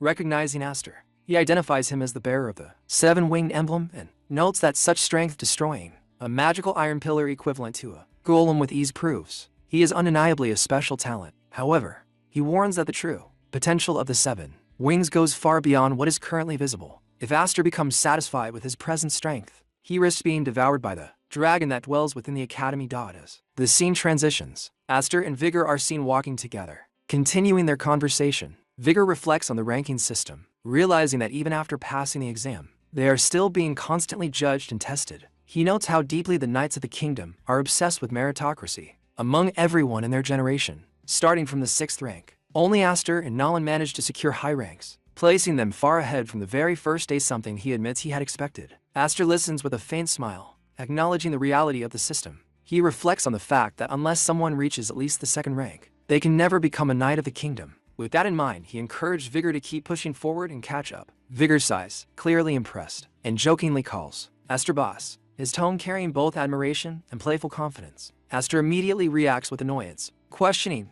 what he means by that title. But Vigor doesn't back down. Leaning in, he reminds Aster of the bold words he once spoke, the declaration that he would destroy Elmheim. Those words were not forgotten. People believed in him. They placed their hopes on him, seeing him as someone who could change their miserable reality. Because of that, Vigor insists that Aster must act like a true leader, placing a firm hand on his shoulder. He suggests with a grin that they should finish Elmheim together. His words carry both camaraderie and determination, reinforcing that Aster is not alone in this path. Aster responds with a faint but resolute smile, accepting the weight of those expectations. He realizes that if this is the path he must walk, then he needs to grow even stronger. Destroying Elmheim becomes a clear goal in his mind, and with it, his resolve hardens. Just as the tension reaches its peak, the moment is abruptly broken by an unexpected sound. Vigor's stomach growling loudly. The seriousness fades instantly as hunger takes over. Embarrassed but honest, Vigor admits that before anything else, they need to eat, complaining that he won't survive the afternoon training session otherwise. The urgency shifts from ambition to something simple and human. As they move forward, however, Vigor notices something unusual. A large group of examiners is gathered in front of a particular room. standing in a tense cluster. Curious, he approaches and asks what's going on, wondering if the room is already full. The examiners react immediately, calling out to Aster with urgency. Their voices carry a sense of anticipation, as if something serious is unfolding. Someone acknowledges his arrival, noting that he has finally come. The atmosphere grows heavy, especially when the name Elmheim is mentioned again. Inside the room, the tension contrasts sharply with what they see: someone casually eating bread, completely unfazed. This individual acknowledges Aster's presence, remarking that since he took so long, they decided to begin without him. Then the word brother surfaces and everything becomes clear. Aster freezes in shock. Standing before him is his cousin brother, Julius, and beside him, his younger sister, Lillian. Their presence alone changes the entire atmosphere. Vigor grows uneasy, leaning closer as he whispers nervously, fearing that if Julius is here, then something far worse may follow. Aster calmly confirms his suspicion, though the tension in his expression is undeniable. Julius A. Blamheim, second in line to the main family, stands as a figure of immense power and influence, while Lillian, equally infamous, stands beside him. Together, they are known as the Tyrant siblings, the worst among the Blamheim family. Aster processes their presence with quiet realization, understanding that this situation has just become far more dangerous. A drop of sweat slides down his face, revealing the pressure building within him. Lillian, wearing a chilling grin, mocks the beauty of Aster's face while cruelly insulting the so-called useless brother beside them. The scene grows darker as it reveals Gurion pinned to the ground, an iron mask forced onto his face as he groans in pain beneath their feet. The sight shocks everyone. Vigor reacts in horror at the grotesque device, while Aster immediately recognizes it: the Iron Shack, a brutal punishment tool used in Elmheim to break individuals. Julius looks down at Gurion with contempt, admitting that he once thought him to be nothing more than a spoiled child, but now acknowledges that he possesses some knowledge. Still, he mocks him for bearing the name of Elmheim while ranking only 6th, calling it shameful. Grabbing Gurion's mouth, Julius presents the torment as a twisted act of kindness, claiming it is meant to push him to improve. Sweat pours down Gurion's face as the pain intensifies. Julius then declares to everyone that food, water, and even fresh air will be treated as rewards under these conditions, warning that anyone could struggle to the brink of death and failure to remove the mask would lead to death itself. The fear deepens as Julius' subordinates arrive, each wearing the same Iron Shack. Their eyes are wild, almost beast-like. Vigor stutters in disbelief, unable to understand what he's seen. Julius grins, pointing out their ferocity and ordering others to recognize them as superiors. He mocks the situation further, calling for Sandy to step forward and reveal his face, describing it as an emotional reunion. Inside, Sandy burns with anger and resentment. Then a girl enters the room, also wearing the Iron Shack. The moment Aster sees her, his entire body freezes. Julius, still smiling, remarks on how much he has changed before revealing her identity: Alphen, Aster's sister. Shock crashes over him instantly, followed by overwhelming rage. Without hesitation, he draws his sword, consumed by emotion, while Alphen looks at him with worry despite her suffering. Julius remains completely unfazed. With a calm, almost amused expression, he places several Iron Shacks in front of them, suggesting there are enough for everyone. He frames the entire situation as a brutal welcome, urging them to relax as the cruelty unfolds. Lillian stands beside him, sharing the same sinister grin. Around them, everyone remains frozen, shocked, terrified, and overwhelmed by the horrifying reality now standing right in front of them. Julius's men moved instantly, surrounding Aster and his teammates from every direction until there was nowhere left to escape. The atmosphere turned heavy with fear as the first-year students found themselves trapped in the middle of an overwhelming force. Around them, the enemies slowly closed in while Julius stood at a distance with a wide grin on his face, laughing like a man who already believed victory was his. Raising his voice, he ordered his subordinates to capture every single one of them. He reminded them that these were first-year students from Iron Guild and promised a generous reward for anyone who performed well. Then, with complete confidence, he instructed them to place masks on the captives and bring them before him. The moment his command ended, Julius's men attacked all at once. Vigor barely reacted in time as a sword came crashing toward him. He quickly raised his own blade and managed to block the strike, though the force behind it pushed him backward. As he steadied himself, he immediately realized how dangerous the situation had become. These were senior students from Gesto, fighters far above their level. Everywhere he looked, his allies were struggling under the pressure. Unable to properly keep up with the sudden assault, Nolan fought desperately against several opponents at once. But even he was being overwhelmed by their strength. It quickly became obvious that most of Julius's men were level 4 or higher, making the difference in power painfully clear. At the same time, Vigor's thoughts turned bitter. He had always imagined the day he would eventually stand against the Elmheim family, but never like this. The sudden ambush and the crushing gap in strength made the situation feel hopeless. Looking around at his exhausted companions, he understood that if things continued this way, they would all be captured and forced to wear those same masks. With worry growing inside him, Vigor instinctively turned toward Aster, silently waiting for him to do something before everything completely fell apart. Meanwhile, several enemies charged directly toward Aster at the same time, trying to bury him under sheer numbers. Yet unlike everyone else, Aster remained perfectly calm. His expression never changed as he stepped forward and swung his sword once. In a single clean strike, every attacker around him was blown away and knocked unconscious instantly. The battlefield itself seemed to pause for a moment after. Witnessing such overwhelming strength, Aster slowly lifted his gaze and carefully observed everything happening around him. Aster then shifted his cold eyes toward Julius, demanded to know exactly what he was trying to do. Julius only smiled wider in response, almost amused by the question. Calling Aster his cousin, he casually told him not to look so angry and claimed that this was simply his own way of showing kindness. According to Julius, most of the people around them lacked talent and survived only because of his mercy. He mocked them as useless individuals who were merely happy to call themselves cadets. In his eyes, if the people at the bottom were weak and worthless, then even the people standing at the top would lose value. Since he considered himself someone destined to stand above everyone else, he refused to allow such mediocrity to exist. That was why he had chosen to take control personally, following what he proudly called the Elmheim way. As Julius continued speaking with that arrogant grin on his face, Aster suddenly interrupted him. He made it clear that he had never asked for any explanation in the first place. Julius blinked in confusion for a brief moment, but before he could react further, Aster's expression turned sharp with determination. Mana erupted from his body, and his sword became wrapped in a blazing red aura. Without hesitation, he rushed straight toward Julius while shouting for him to remove the filthy pink substance covering his sister's mouth. But just before the attack landed, something completely unexpected happened. Alfin suddenly stepped between them and blocked Aster's strike herself. The sight froze Aster in place. Julius, still smiling shamelessly behind her, calmly told him not to hold a grudge. He claimed that Alfin was standing beside him by her own choice. Then, almost mockingly, he suggested that Aster ask her directly if he doubted him. Lillian laughed from the side and teasingly called Aster cruel, clearly enjoying the confusion spreading across his face. At that moment, countless thoughts rushed through Aster's mind. He realized he had not heard from his sister in a long time. Their mother had been deeply worried about her, and now, standing before her at last, he finally understood that something terrible had been happening behind the scenes all along. Without another word, Aster and Alfin suddenly charged toward each other at full speed. Their swords collided violently, sending sparks flying in every direction. As their blades remained locked together, Aster tried to reach her through the chaos. He admitted that he did not fully understand what had happened to her, but insisted there was no reason for her to continue following someone like Julius. Alfin leaned closer during the clash and quietly whispered that from now on, she would be the one to save him.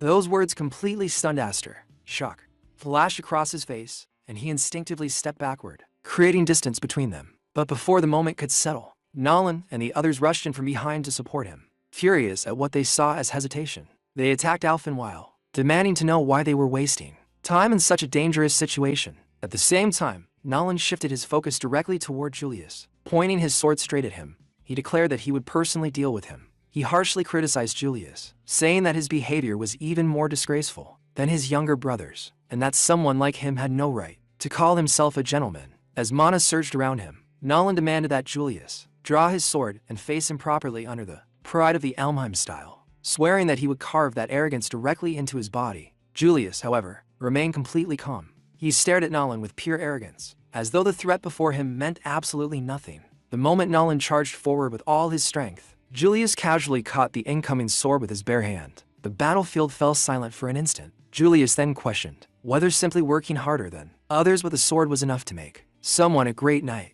Nolan could barely process what he was hearing. Then Julius's expression suddenly turned cold. An overwhelming aura burst from his body, crushing the atmosphere around them. He made it clear that effort alone meant nothing without true power. Tightening his grip on Nolan's sword, Julius twisted it violently. A wave of energy surged through the blade and struck Nolan's hand directly. Nolan's eyes widened, in shock as he realized the energy flowing through the weapon was magic fire magic. Julius smirked confidently and declared that only the strongest deserved the right to rule. In the very next second, he drove a brutal kick into Nolan's body, launching him across the battlefield before he crashed heavily onto the ground. Vigor immediately ran toward him in panic. Nolan groaned painfully and coughed up blood as Vigor supported him and tried helping him stand. But the moment he noticed the severe burn spreading across Nolan's hand, his expression darkened even more. Nearby, Lillian stepped forward with a playful grin and admitted that she liked men who considered themselves superior. According to her, crushing that pride was what made things entertaining. Vigor looked at her in complete confusion, but Lillian only smiled wider and said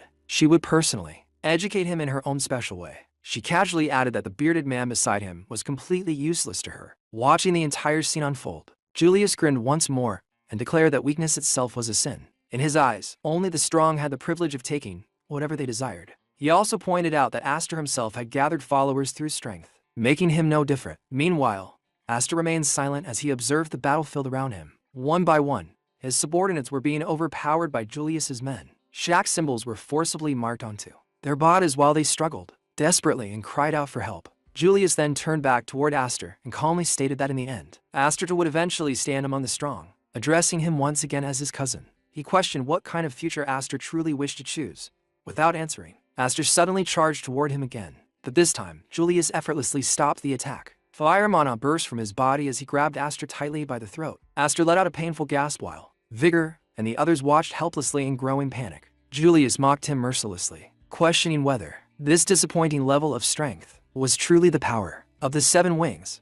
He admitted that he had expected something far more impressive, even while struggling to breathe. Aster weakly replied that Julius had only managed to stop him once and should not become overly excited because of it. The moment those words left his mouth, Julius's expression suddenly changed. He realized something was wrong. Aster was not merely resisting him, he was absorbing his power. Julius instantly recognized the technique. Rotation. Aster was drawing in his fire mana directly into himself. Before Julius could react properly, Aster moved. With explosive force, he struck Julius head-on and sent him flying backward across the battlefield, before crashing violently into the ground. Silence spread for a brief moment. Aster slowly lowered his arm and looked toward Julius with a cold, emotionless stare. Then he calmly remarked that Julius had been talking so much earlier that he had not properly listened to everything he said. He then asked him to repeat it again, especially the part about the weak staying silent. As those chilling words left his mouth, the atmosphere completely changed. Julius slowly rose from the ground, rage burning across his face as fury consumed him. For the first time since the battle began, the balance of power had started to shift. Seeing everything unfold before him, Vigor Smeed spoke in complete disbelief. Incredible. Everyone present was staring at the scene in shock. Aster remained standing calmly in his place, while Julius slowly tried to get back up after being blasted away. As he rose to his feet, he brushed the dust off his clothes and said with a grin, "You launched me in such a spectacular way. What am I supposed to do if my precious wing emblem gets damaged?" Watching this, Vigor Smeeds looked completely stunned. That didn't even scratch him. He muttered in disbelief. Nearby, Lillians began smiling before mockingly saying, "Brother, you were pathetic. After provoking him so much, are you seriously going to lose?" Julius immediately responded, still smiling, "Don't say it like that, Lily. Even someone like me can get hurt, you know?" But the atmosphere around him suddenly changed. The playful expression on his face slowly twisted into anger as an intense pressure began pouring out from his body. Staring directly at Aster, he shouted furiously, "How dare you call me weak earlier, Aster? I was only playing along with you, and now you already think you're something special. This little children's game is over. I hope you're ready to die." The moment those words left his mouth, an overwhelming wave of energy burst out from both of them. Julius released a terrifying amount of blazing flame energy that surrounded his entire body, making the air itself feel hotter. He tightened his grip on his sword and pointed it forward, fully prepared to attack. On the opposite side, Aster calmly grabbed his own sword and took his stance, without backing down for even a second. Looking straight at Julius, he said in a cold voice, "Don't overthink it. Come here now." At that moment, both warriors stood facing each other with deadly intent filling the battlefield, ready for the clash that would decide everything. Just as the tension between the two was about to explode, a sudden voice echoed through the area. "No,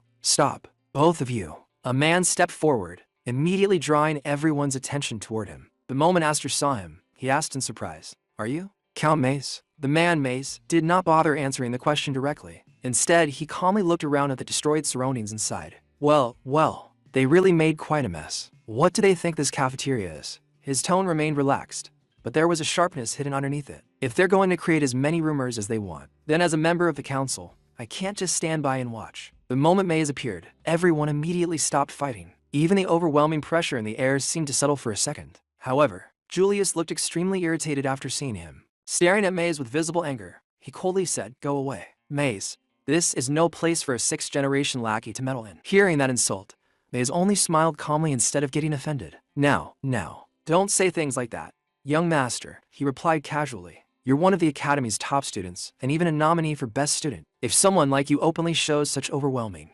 power against a lower-ranked student, it won't leave a very good impression on others, will it?" As he spoke, Maze slowly walked closer toward Julius without showing the slightest fear. Within moments, he reached the tip of Julius's sword and lightly touched it with his hand while saying in a calm voice, "So please, put away your sword." At that moment, everyone noticed something unbelievable. The flames surrounding Julius were so terrifyingly intense that they had previously burned even Nolan's body. Yet Maze stood there completely unaffected. The scorching fire did not leave even the slightest mark on him. Julius looked shocked for a brief moment. He tried to say something, but the words would not come out. Seeing his reaction, Maze gave a faint mocking smile before adding, "Because of you, the atmosphere was completely ruined." Julius slowly lowered his sword before speaking in an irritated tone. "There's no other option. I'll calm the situation down for now. Come on, you damn rats, get moving. The welcome party is over." With those words, Maze began leading the new students away from the area. But just as everyone started leaving, Aster suddenly shouted, "Wait, I'm not finished talking to you yet." Maze calmly placed a hand on Aster's shoulder and replied in a quiet voice, "I'm sorry, but you'll have to do me a favor here, Aster." Right after that, Aster could only stand there and watch as everyone walked away from him. He tried to stop his sister from leaving as well, but she did not stop either. For a brief moment, she turned around and looked back at him one last time. But in the end, she continued walking forward with the others. As silence slowly filled the area, Aster's eyes fell toward the strange mask lying on the ground in front of him. The same kind of mask that had been forced onto everyone earlier. Staring at it, he quietly muttered in his mind, "Sister Elfin." The scene then shifted to another location. Vigor Smeeds was speaking with visible frustration and anger in his voice. "Damn it, that guy Julius is a complete monster. Nolan was defeated, and several of our colleagues were captured. They put those strange masks on them and took them away." After venting his anger, Vigor looked directly at Aster and asked, "What are we going to do now, boss?" However, instead of answering the question, Aster looked toward Maze and coldly asked, "Why did you stop me, Count Maze?" Before Maze could respond, their guardian quickly interrupted in a strict tone. "That's disrespectful toward the Count who intervened." But Maze simply smiled and raised a hand calmly. "Relax, it's fine," he said gently. "That's just how he is." Then he turned his gaze back toward Aster and spoke with a faint smile. "We're close, aren't we, Aster?" Hearing those words, Aster fell silent as memories from the past resurfaced in his mind. For years ago, when I was summoned to the main house, among all the noble knights under Elmheim's command, this man was the only one who supported me. Although Maze had helped him back then and saved him during that moment, Aster still could not fully trust him. Deep inside, he honestly could not tell whether Count Maze was truly an ally or an enemy hiding behind a smile. As silence filled the room once again, Aster stared quietly at Maze, unable to understand what was truly going on inside the Count's mind. "I wonder what he's thinking right now," Aster thought to himself. At that moment, Vigor Smeeds could no longer hold back his frustration. Looking directly at Maze, he angrily said, "Hey, you're a council member, right? Even if the opponent is Elmheim, is it really okay to allow this kind of tyranny?" Maze remained completely calm despite the accusation. Without changing his expression, he answered plainly, "I'll say it clearly. I am also an executive of the Elmheim family. Unless there is a truly serious problem, I cannot openly complain about the actions taken by the head of the family." Aster immediately stepped forward and questioned him sharply. "And don't you think forcing masks onto people in order to control them is a serious problem?" Maze calmly replied, "Our knight training school has always operated under a system based purely on merit. If a certain method contributes to the growth and improvement of the candidates, then there is no reason to oppose it." After a brief pause, he continued, "In fact, the candidates under Julius's command have been climbing the rankings at an extremely rapid pace. Even the director himself has already approved this matter." Hearing that answer, Aster's expression darkened. In other words, he said coldly, "There's no one trustworthy in this place." Maze looked directly into Aster's eyes before asking, "Are you planning to personally go and recover your captured colleagues?" His tone then became more serious. "You'd better not. Every single action you take is being watched by the main house. If you recklessly resist them, they can expel you from the academy at any moment." Hearing those warnings, Aster spoke firmly without hesitation. But that's not a good enough reason to abandon them. His voice was calm, yet every word carried weight. "This isn't simply about justice. Those iron shackles corrupt people's hearts. They strip away a person's freedom, their voice, and even their dignity." Aster's expression slowly darkened as he continued. "And with enough time, they even erase the desire to rebel against their master. They turn human beings into nothing more than convenient tools." For a brief moment, silence filled the room before Aster spoke again in a low voice. "That is the truly terrifying nature of those shackles." Maze narrowed his eyes slightly after hearing those words. "You speak as if you've seen it with your own eyes," he said quietly. Aster lowered his gaze for a moment before answering, "In a way, I only know the final destination of people who went too far." His tone carried a hidden bitterness. "I don't want my classmates to end up like that, Maze." Hearing this, Maze fell into thought. Could it be that he? However, Aster suddenly looked back at him and calmly added, "Still, don't worry. I don't want to be expelled either. If this situation can be resolved peacefully, then that would be for the best. Maze gave a faint smile and asked again.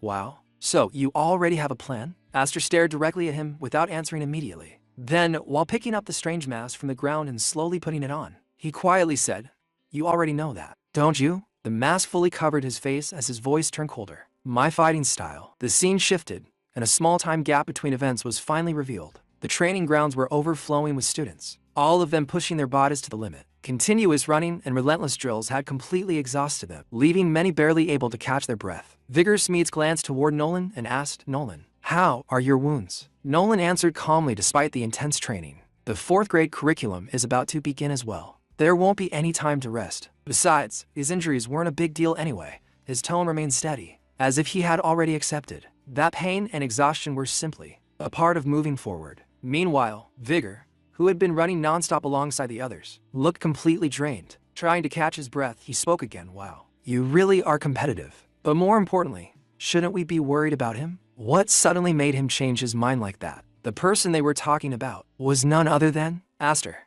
He had once again started wearing that same mask over his face, making his intentions impossible to read. With that, the story quickly moved forward, entering the part that had been skipped during the earlier time gap. A furious voice suddenly echoed through the room. How dare you show yourself before me again? The man speaking was Gurion. Rage was clearly burning in his eyes as he stared directly at Aster.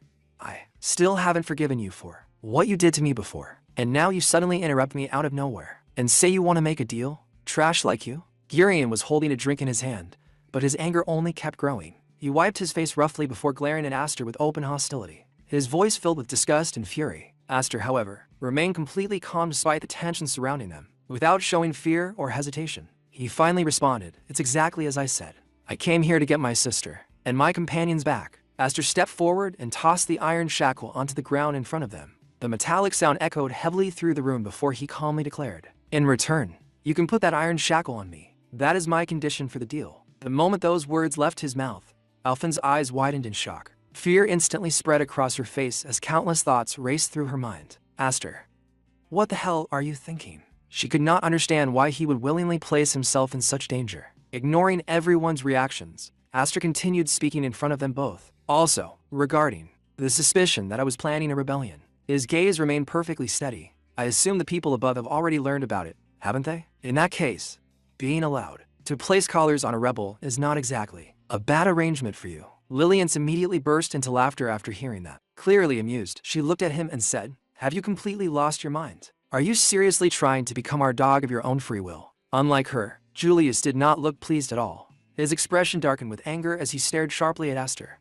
To Elmheim, you are nothing more than a pebble stuck in their shoe. My mother, the headmistress, will be very pleased with this decision of yours. His voice then grew colder. But you're not the obedient type. So, what the hell are you planning? For a brief moment, Aster remained silent. The tension in the room only became heavier as everyone waited for his answer. Then he finally spoke in a calm and emotionless tone. Nothing at all. That mask is sealed with magic. The lock can only be opened by you. He looked directly at them without even the slightest hesitation.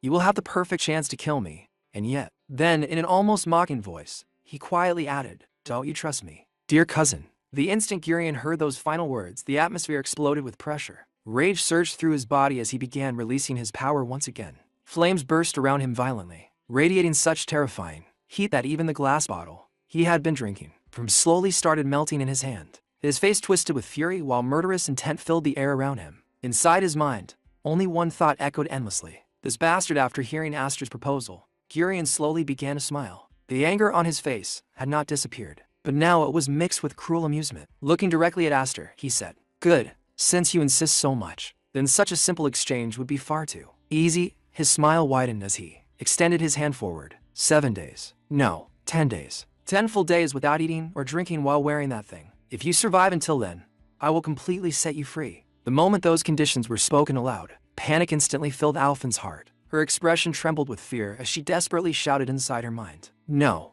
Aster, that can't happen. It's impossible. You'll only end up getting killed. She could already imagine the horrifying outcome awaiting him, and the thought alone made her feel powerless. Meanwhile, Aster remained perfectly calm. Several swords were already pointed around his neck, yet not even that caused him to hesitate. Without showing fear, he simply answered, Deal done. As those words settled in the room, Aster's thoughts quietly continued within his mind. The iron shackles corrupt people's hearts. who was raised as nothing more than a tool within Elmheim for such a long time, know that better than anyone. I hate it more than anything. His eyes slowly shifted toward Alphen, older sister. The Alphen I know has always been energetic and prideful. Even so, deep down, she's just as vulnerable as everyone else. She was the kind of strong sister who never allowed others to see her weakness. His expression darkened slightly, but now, she can't even oppose these filthy scum anymore. All she can do is look at me with that helpless expression. Then, within the silence of his heart, he made a promise. Don't worry, sister. I will definitely break those chains for you. At that moment, Lillian's approached from behind him while carrying the iron mask. Slowly placing it onto Aster's face, she spoke in a calm but chilling voice. When that time comes, we'll speak peacefully. The scene then shifted back to the present time once again. The training grounds were filled with exhausted students running endlessly under brutal conditions. Among them were several students wearing iron shackles, and one after another they collapsed onto the ground from sheer exhaustion. Before anyone could even recover, a furious voice echoed across the field. Who told them they could rest? Gurion himself was standing among the students, overseeing the punishment like training. However, unlike before, his own thoughts were filled with frustration and confusion. Damn it. Why is this happening to me? Something about the situation clearly continued to bother him deeply. After running for a while longer, Vigor Smeets finally arrived nearby. Completely worn out from the harsh exercise, struggling to breathe, he complained. That demonic instructor seriously shows no mercy, not even to the students wearing masks. Looking toward the training field, with a grim expression, Vigor Smeets finally spoke up. At this rate, Aster is going to die before he can rescue anyone. Standing nearby, Nolan glanced toward Gurion before replying in a calm voice. Although, for one of them, you could say this is simply karma. Vigor continued staring ahead at the students running endlessly across the field. His attention remained fixed on Aster, who still wore the iron shackles despite the brutal conditions. But for him, it's already been days since they put those shackles on him. His voice carried clear disbelief, and yet he's acting like nothing even happened. Are the Seven Wings really monsters even when it comes to physical endurance? Nolan quietly observed the situation while countless thoughts ran through his mind. A normal person can only survive without food or water for 3 or 4 days at most. Maybe a week if they remain completely still, like a chrysalis conserving its energy. His eyes narrowed slightly as he watched the exhausting training continue without pause. But these past days have been filled with non-stop training, sessions, and practice battles. Under those conditions, it wouldn't be strange if he had already gone far beyond his physical limit. After a brief silence, Nolan suddenly spoke again. Have you ever heard this rumor? Vigor turned toward him curiously while Nolan continued in a low voice. Before the boy with the 7 wings was adopted by the Highfried family, that child was apparently found alone on a snow-covered mountain where the snow never stopped falling. The atmosphere grew quieter as he continued. It said that the baby crawled across several kilometers completely alone through the freezing wilderness. Vigor's expression stiffened slightly after hearing the story. Nolan then looked back toward Aster and calmly added, if that rumor is true, then don't you think his vitality is abnormal? Even after hearing all of that, Vigor still frowned in disbelief before shaking his head slightly. I still think that sounds like complete nonsense. Soon after, the scene shifted directly into the night. The atmosphere had become dark and cold, with exhaustion clearly visible on everyone's faces. Lillian slowly walked forward before speaking in a mocking tone. It's time to eat, sewer rats. As she lowered her finger, the shackles and masks restraining the prisoners partially unlocked, allowing them to finally eat. One man sitting on the ground looked completely broken as he stared at the tiny portion placed before him. In a trembling voice, he muttered, a piece of cheese and a glass of water. Just this again? His breathing became heavier as despair filled his face. I can't take this anymore. If things continue like this, I'm going to die. Among the prisoners, Gurion could also be seen enduring the same treatment, lowering his pride for the sake of survival. He looked toward Lillian and pleaded, please, sister, give me a better meal. The moment those words left his mouth, Lillian harshly kicked away the food near him without hesitation. Looking down at him with cold amusement, she replied, oh, if you don't want it, then that's perfectly fine. You should have said that sooner. Her voice became even sharper afterward. But you shouldn't waste food, you know? Unlike you. He is a child who has survived through far harsher things. At that moment, another voice interrupted while calmly eating nearby. Your little brother is quite brave, isn't he? Aren't you going to cheer him on? The one speaking was Julius. His eyes remained fixed on Alphen as he continued speaking without sympathy. Well, I suppose you don't even have the right to say anything to him anymore. After all, it's your fault he ended up like this. Hearing those words filled Alphen with intense anger and guilt at the same time. Her fists tightened as emotions swirled uncontrollably inside her mind. What am I supposed to do? No matter how much she struggled internally, she could not find an answer. Meanwhile, on the other side, Julius quietly continued eating while glaring toward Aster with growing irritation. What the hell is going on here? He thought to himself. I was certain he had some hidden plan to escape this situation. But after observing him for days, his confusion only deepened. Yet it doesn't look like you intend to give up at all. Do you really plan to survive for 10 entire days? Then a faint smile slowly appeared on Julius's face. Well, it doesn't matter. If that's the case, then let's see just how long you can maintain that stubbornness. Until then, you'll simply serve as entertainment for me. After that, the scene shifted back to the classroom where the teacher continued explaining the principles of magic control to the students. Standing confidently at the front of the class, he said, if you infuse your magic into a sword, its edge will increase in power and it will become far sharper, turning into a deadly blade. If you imbue magic into your body instead, it will form armor capable of protecting you from attacks. The teacher slowly looked around the room before continuing his explanation in a calm but serious tone. If we analyze it properly, magic has the flexibility to change its function according to the user's will. It can become anything, depending on how skillfully it is controlled. As the students listened carefully, he gave even more examples. Magic can become legs that allow you to run faster than a horse, or eyes that help you detect enemies long before they approach. The possibilities are endless for those who truly understand how to use it. Meanwhile, Aster was sitting quietly in his place, appearing completely calm on the outside. However, the moment he sensed movement nearby, his sharp instincts immediately kicked in. Inside his mind, he coldly muttered, "Idiot, your position is completely exposed." Using the exact knowledge the teacher had just been explaining, Aster instantly detected that 2 students were secretly preparing to attack him from behind. Before they could even make their move properly, Aster activated his energy without hesitation. In the very next moment, a massive tornado suddenly erupted around him with overwhelming force, violently shaking the surroundings. As the powerful storm spiraled around his body, Aster calmly declared, like an ace up one's sleeve that can completely change the course of a battle. The sheer size and intensity of the tornado instantly terrified the 2 students. Their expressions turned pale as the violent winds roared around the area, making it nearly impossible for them to even approach him. Before they could react any further, Aster suddenly leaped forward at incredible speed. To the 2 students, it was as if he had completely vanished from sight. They desperately tried to locate him, but in the next instant, Aster appeared high above them in the air. Then, with tremendous force, he descended straight downward like a meteor crashing from the sky. The moment he struck, an enormous shockwave of energy exploded throughout the entire area, sending destructive force in every direction. The impact alone was enough to leave both students completely overwhelmed, their condition instantly worsening from the devastating attack. Right after that, the scene shifted back to the teacher once again as he continued the lecture. Without interruption, in a serious voice, he announced, during the 4th level training, I will make all of you learn far more specialized magic control. The teacher continued the lesson in a cold and disciplined tone, making the atmosphere inside the training area even heavier. The use of swords during training is strictly prohibited, he declared firmly while looking at every student present. For us, the bearers of the winged emblem, learning techniques to kill someone without even using a sword is an essential skill. That is exactly what I want all of you to learn in this class. His words carried tremendous weight, making it clear that this training was far beyond ordinary combat practice. This was not simply about fighting with weapons anymore. It was about turning one's own body, mana, and control into deadly tools capable of deciding life and death. The scene then shifted toward Aster. We could see his energy slowly beginning to fade as exhaustion consumed his body little by little. Even maintaining his balance had become difficult for him. Yet he continued enduring the brutal training in silence. While struggling to stay conscious, Aster quietly spoke to himself in his mind. It's already the 7th day of life in Iron Lead. Several days have passed since the 4th grade training began. Slowly, he lowered himself down and sat heavily on the ground, his tired breathing becoming more noticeable. Despite his condition, his thoughts remained focused. I've gotten quite used to mana control training in real combat mode. Only 3 days are left until the day he promised. If I can endure until then, my sister and my comrades will finally be freed. However, even while thinking about that hope, frustration continued to grow inside him. After a brief silence, Aster clenched his fist and continued thinking to himself. But it's useless to remain this passive. Julius possesses overwhelming power even without carrying a sword, and yet, he still hasn't shown his true potential.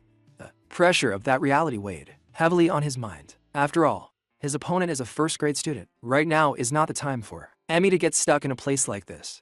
His thoughts became increasingly desperate as he tried to push himself further despite his physical limits. Even in this borderline state, if I can just grasp something that can bring me closer to his level. At that moment, the true extent of his exhaustion became visible. Aster was already so weak that he needed the support of a nearby tree just to stand properly. His entire body trembled from fatigue, and even keeping his eyes open had become difficult. A few moments later, the world in front of him slowly started becoming blurry. his vision distorted more and more, until he could barely see anything clearly anymore. Then, without any strength left to support himself, Aster suddenly lost consciousness. His body collapsed forward, and he fell heavily toward the ground. And, in the final moments before completely losing consciousness, Aster weakly muttered to himself, "This is bad. I feel like everything is spinning." The world around him continued to blur as his strength finally gave out, and with no energy left in his body, he collapsed onto the ground. A few moments later, someone suddenly approached him from nearby. Looking down at Aster's exhausted condition, the person coldly said, "So this is your limit after all. You have a fever. Well, that's understandable. At the end of the day, you're still just a human too." The one standing there was Nolan. With an irritated expression on his face, he continued speaking. "It seems Count Maze would be troubled if you died. He told me to help you in case something happened."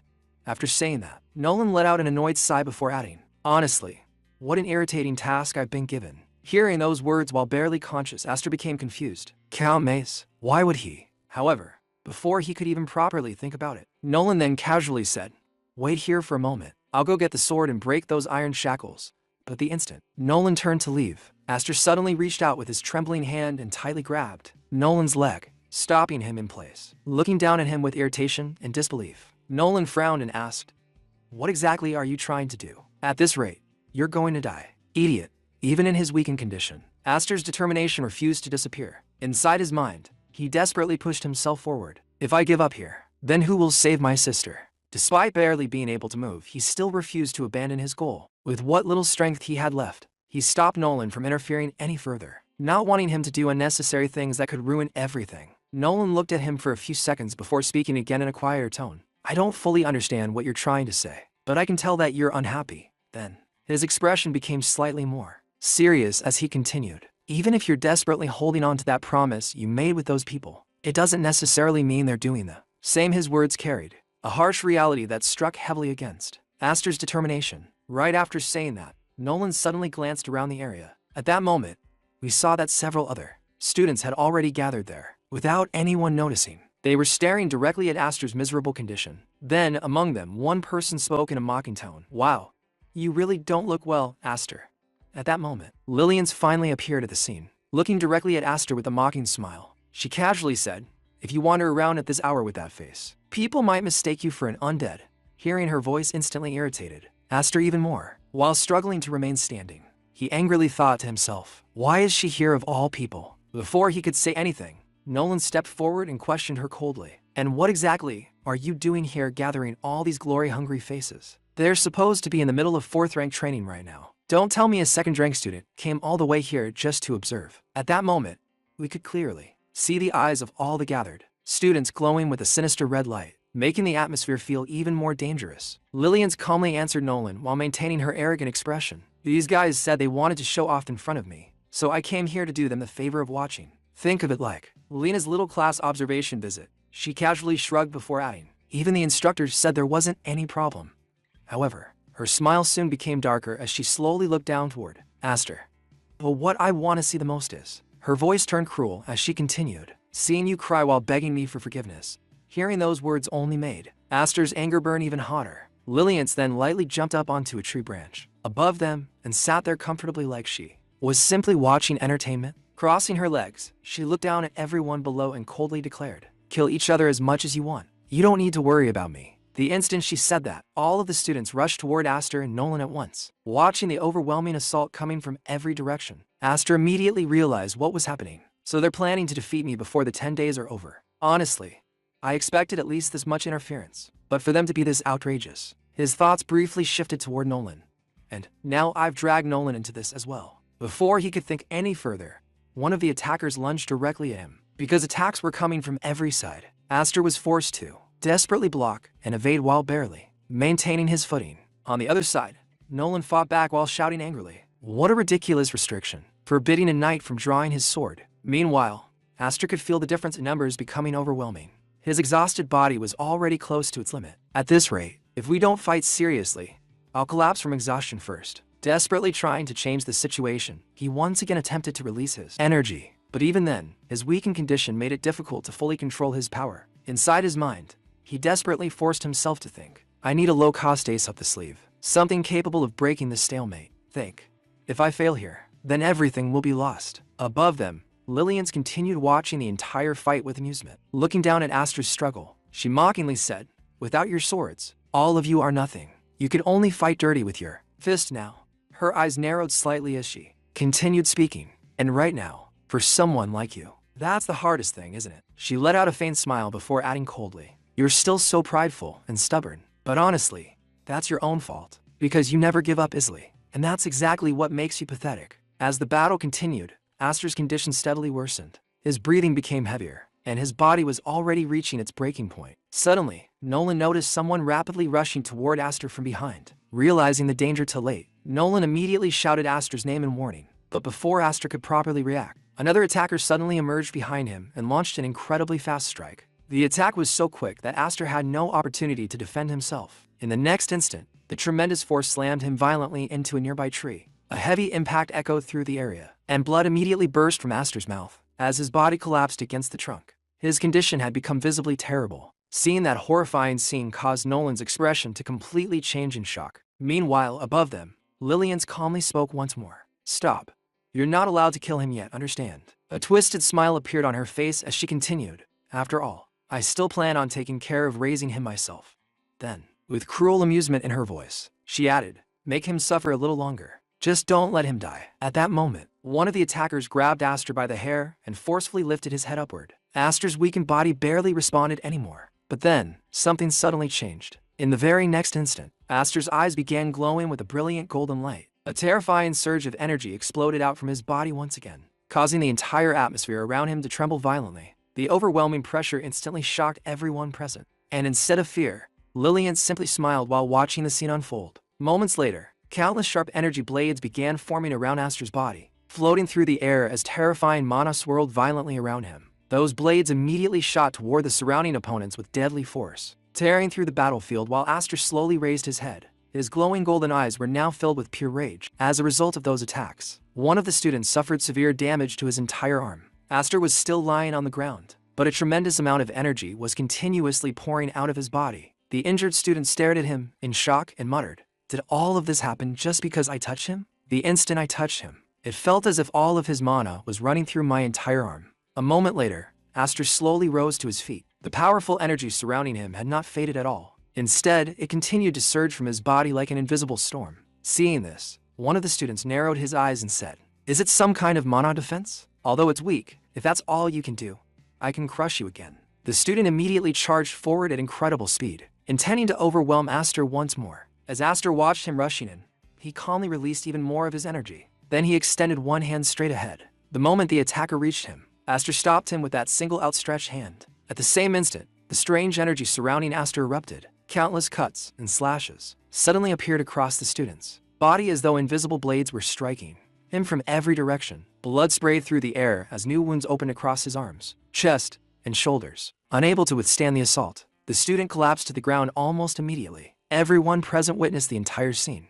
After seeing what had happened, Lillian's felt a chill run down her spine. For the first time, genuine fear began to creep into her heart. Staring at Aster in disbelief, she thought to herself, "It can't be. Despite being considered useless, is he already able to use attribute change?" At that very moment, several more students rushed forward together, preparing to attack Aster from all sides. Meanwhile, Aster remained completely focused. As he stood surrounded by the energy flowing from his body, his mind rapidly analyzed what he was experiencing. Deep inside, he realized that this power was fundamentally different from the techniques he had learned before. It is completely different from basic concepts such as strengthening a weapon or strengthening one's own body. As the students continued charging toward him, Aster's thoughts became clearer and clearer. The phenomenon he had awakened was not a simple enhancement technique. It was not merely reinforcing mana, weapons, or physical strength. The power flowing through him operated on an entirely different principle, one that went beyond the ordinary foundations of mana control. The energy surrounding his body seemed to possess its own unique nature and properties, reacting to everything that came into contact with it.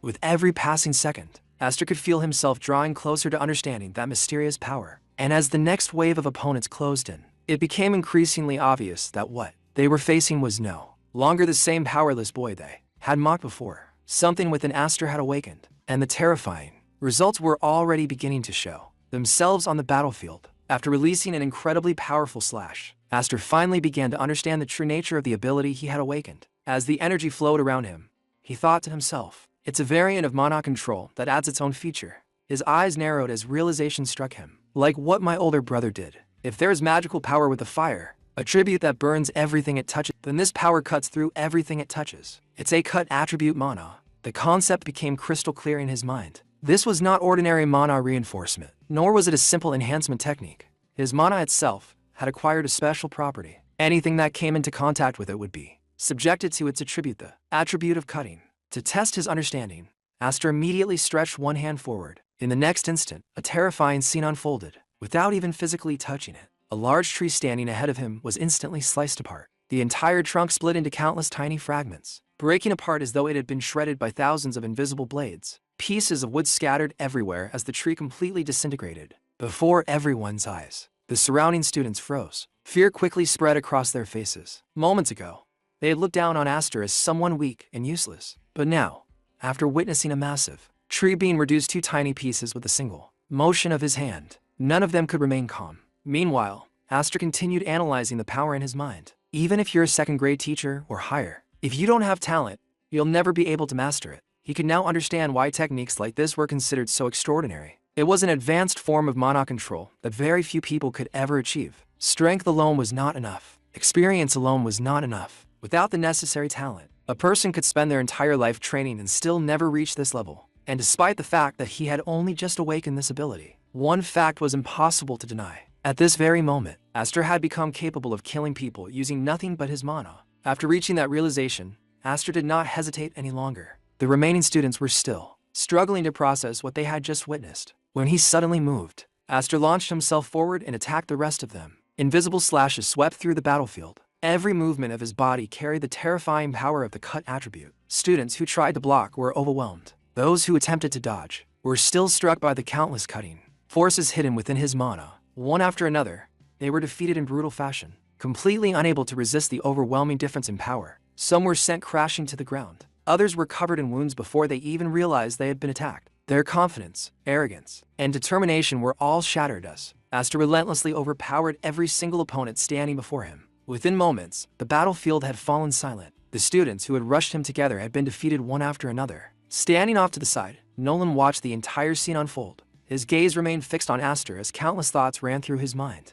After seeing the incredible growth Aster had displayed, Nolan silently questioned himself. Are you still one step ahead of me? 7 wings. Lillians then jumped down from the tree and looked at the battlefield with a cold smile. Not bad. Honestly, I didn't think you'd get this far.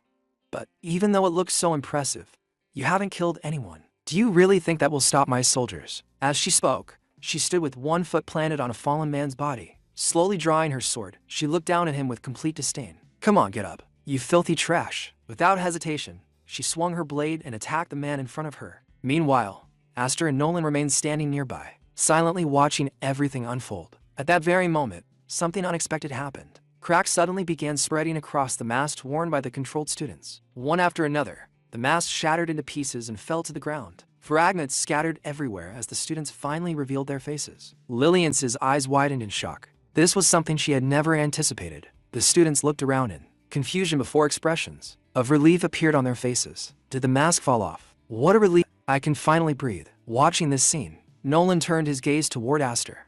A look of surprise crossed his face as he thought to himself, in the middle of that fight, you actually managed to reach that point. The result of Aster's efforts was now becoming clear. However, Lillian immediately tried to regain control of the situation. What's that? Her voice grew sharper as she stared at the freed students. These guys, when they finish eating, are so obedient that they put their masks back on themselves. You know very well what your position is. She glared at them arrogantly before continuing. I don't know if you thought you were helping them, but it was useless. But this time, her words had no effect. Not a single student moved. No one reached for their mask. No one obeyed her command. The silence that followed only made her more uneasy. A trace of hesitation appeared on her face as panic slowly began creeping into her mind. Hey, what are you doing? She shouted at them. I told you to put them on.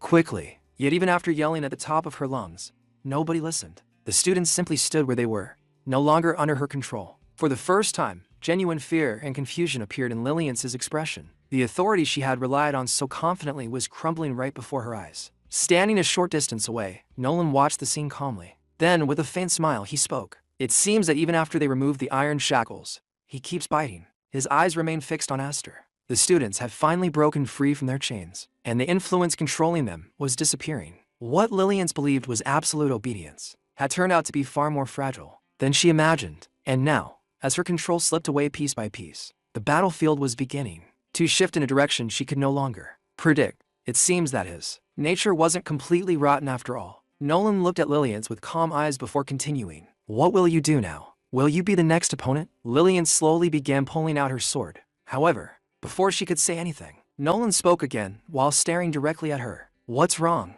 His voice remained steady. Why aren't you talking? Then his gaze sharpened. I'm saying it for you. With that power, you could break your own mask. It wouldn't be difficult, would it? For a brief moment, silence filled the battlefield. Will you endure it faithfully until the day of the promise? Aster. Expression grew more serious. To remain the person who wants to destroy the Elmheim. As those words reached her ears, Lillian began walking away. She did not answer immediately. Her footsteps echoed across the battlefield before she suddenly stopped. A twisted smile slowly spread across her face. You're quite polite. She turned her head slightly to Aster. But if you keep going like this, you're sure to lose at some point. Her smile became even darker. You'll end up losing. I'm sure of it. Meanwhile, Aster silently listened to everything. His thoughts were far from calm. I can't just do it now. His fists tightened. After all, I'm still from a Viscounty family. The image of his father and the people around him flashed through his mind. I can't do something that my father and the others wouldn't be proud of. Suddenly, a sharp pain shot through his head. The intense headache forced him to stagger. Nolan immediately noticed something was wrong. His eyes widened in surprise, and he quickly started moving toward Aster. But before he could reach him, someone arrived first. Alphen rushed forward and caught Aster before he could collapse. As she held him, countless emotions filled her heart. You're completely crazy. Her voice trembled slightly. You've always been so reckless. Tears began gathering in her eyes. I'm sorry. She lowered her head. Even though I'm your older sister, you've always been the one helping me. Memories of the past flooded her mind. The times when Aster had supported her. The times when he had given her strength. The times when he had stood by her side despite everything. But a gentle smile appeared on her face. You've already given me the courage I needed. She tightened her grip slightly. I'm okay now. Those were the last words Aster heard before his consciousness faded away. When Aster opened his eyes again, he found himself lying on a bed. The darkness outside the window indicated that it was already night. For several moments, he simply stared at the ceiling in confusion. Where am I? Slowly sitting up, he looked around the room. His gaze immediately searched for someone. Alphen. For a second, he thought he had seen his sister beside him. But there was nobody there. The room was completely empty. Aster frowned. Was that an illusion? The memories of what happened before he lost consciousness felt strangely distant. Then something on the nearby table caught his attention. A letter. His expression instantly changed. A sense of uneasiness crept into his chest. He quickly reached for it and grabbed the envelope. Sister. The moment he recognized who it was from, his heartbeat accelerated. Aster immediately opened the letter, anxiety spreading across his face. No. His hands trembled slightly. Tell me that this isn't. Before he could finish his sentence, his eyes raced across the contents of the letter. Fearing what message his sister had left behind, the quiet room suddenly felt far heavier than the battlefield he had just survived. Aster came running at full speed, panic written all over his face as he shouted, Sister, I know. Don't tell me that. Just then, May stopped him and asked, Aster, where are you going in such a hurry? You are not yet ready to go out. Before Aster could answer, his eyes suddenly fell on a letter lying beneath his feet. The moment he noticed Alphen's handwriting, his heart sank. He quickly picked it up and began reading. Aster, thank you, and I'm very sorry. I tried to help a sister as cowardly as me. But now it's my turn to help you. Just as you protected me at the sword dance assembly, I will protect you this time. The moment he finished reading, Aster immediately dashed forward without hesitation. His mind was in complete turmoil as he ran. Damn it, don't do this, sister. Don't rush into something like this. I didn't put on those iron shackles because I wanted you to do something so reckless. If anything were to happen to you, his thoughts raced faster than his feet as he pushed himself to move even quicker. Fear and guilt gnawed at his heart with every passing second. At last, he arrived at his destination. Without wasting a moment, he threw open the door and shouted, So, why on earth did I go this far? His words instantly came to a halt. Right in front of him, he saw Alphen collapse on the ground. His eyes widened in horror. Sister. Meanwhile, Lillian let out a lazy yawn as if the entire situation bored her. Looking toward Aster, she casually remarked, Wow, now it's your turn. She stretched slightly before continuing. And just when it's time to go to sleep, don't both brother and sister have any manners? Ignoring her mocking tone, Aster rushed toward Alphen and desperately grabbed her shoulders. Sister, please snap out of it, sister. Lillian watched the scene with amusement before smirking. She came here to beg me to release Aster. She kept saying that if this continued, you were going to die. Her eyes narrowed as she recalled the encounter. Until now, she was always afraid of us. Lena was a timid girl who couldn't even voice a single complaint. She would endure everything in silence no matter how unfair it was. A faint look of surprise appeared on Lillian's face as she continued. But then, all of a sudden, she came looking for trouble herself. She stood before me with her face filled with determination. There wasn't even a trace of the frightened girl she used to be. For the first time, Lena looked directly at me without fear, willing to risk everything for your sake. As Aster listened, his grip tightened. The image of his timid sister marching into danger alone flashed through his mind. Again and again, the sister who was always afraid, who never dared oppose anyone, had willingly stepped into the lion's den because she believed it was the only way to save him. And at that moment, as he looked at Alphen lying unconscious before him, Aster felt a crushing weight settle upon his chest. The desperation, fear, and guilt inside him grew, stronger than ever before. Lillian's smile only grew wider as she looked at Aster's reaction. There was a clear sense of satisfaction on her face as she casually admitted, "I got annoyed, so I harassed her a little." Her voice was light and carefree, as if she were talking about something completely insignificant. In contrast, Aster's expression had darkened considerably. Anyone looking at him could immediately tell how furious he was. The anger burning inside him was becoming harder and harder to suppress. Yet he remained focused on holding his unconscious sister in his arms. However, Lillian's had no intention of stopping there. "Well, thanks to her, I feel much better now. I was angry with you too. With this, I'll be able to sleep very well tonight." The words dripped with mockery. Aster lowered his gaze toward his sister's weakened body as countless thoughts rushed through his mind. Regret filled his heart. I was too naive from the beginning. Without making any deals, I should have rescued her by force. If I had done that, my sister wouldn't have had to do something so reckless. As those words echoed within him, memories from the past suddenly resurfaced. The scene shifted to a lesson from long ago. Standing before the two children, Viscount Highfried spoke with a stern expression. "Listen carefully, you two." His voice carried the authority of a noble knight. "A gentleman must endure injustice. To protect what needs protecting requires great strength, status, and position. If you think carefully about what you need to protect, sometimes not fighting is the best option available. That is what it means to be a knight." The young Aster listened attentively as his father continued, "Even if someone spits on you, or even if they tear your body apart with a sword, you must not allow your emotions to take control and make you counterattack blindly." Those words left a deep impression on him. Looking up at his father,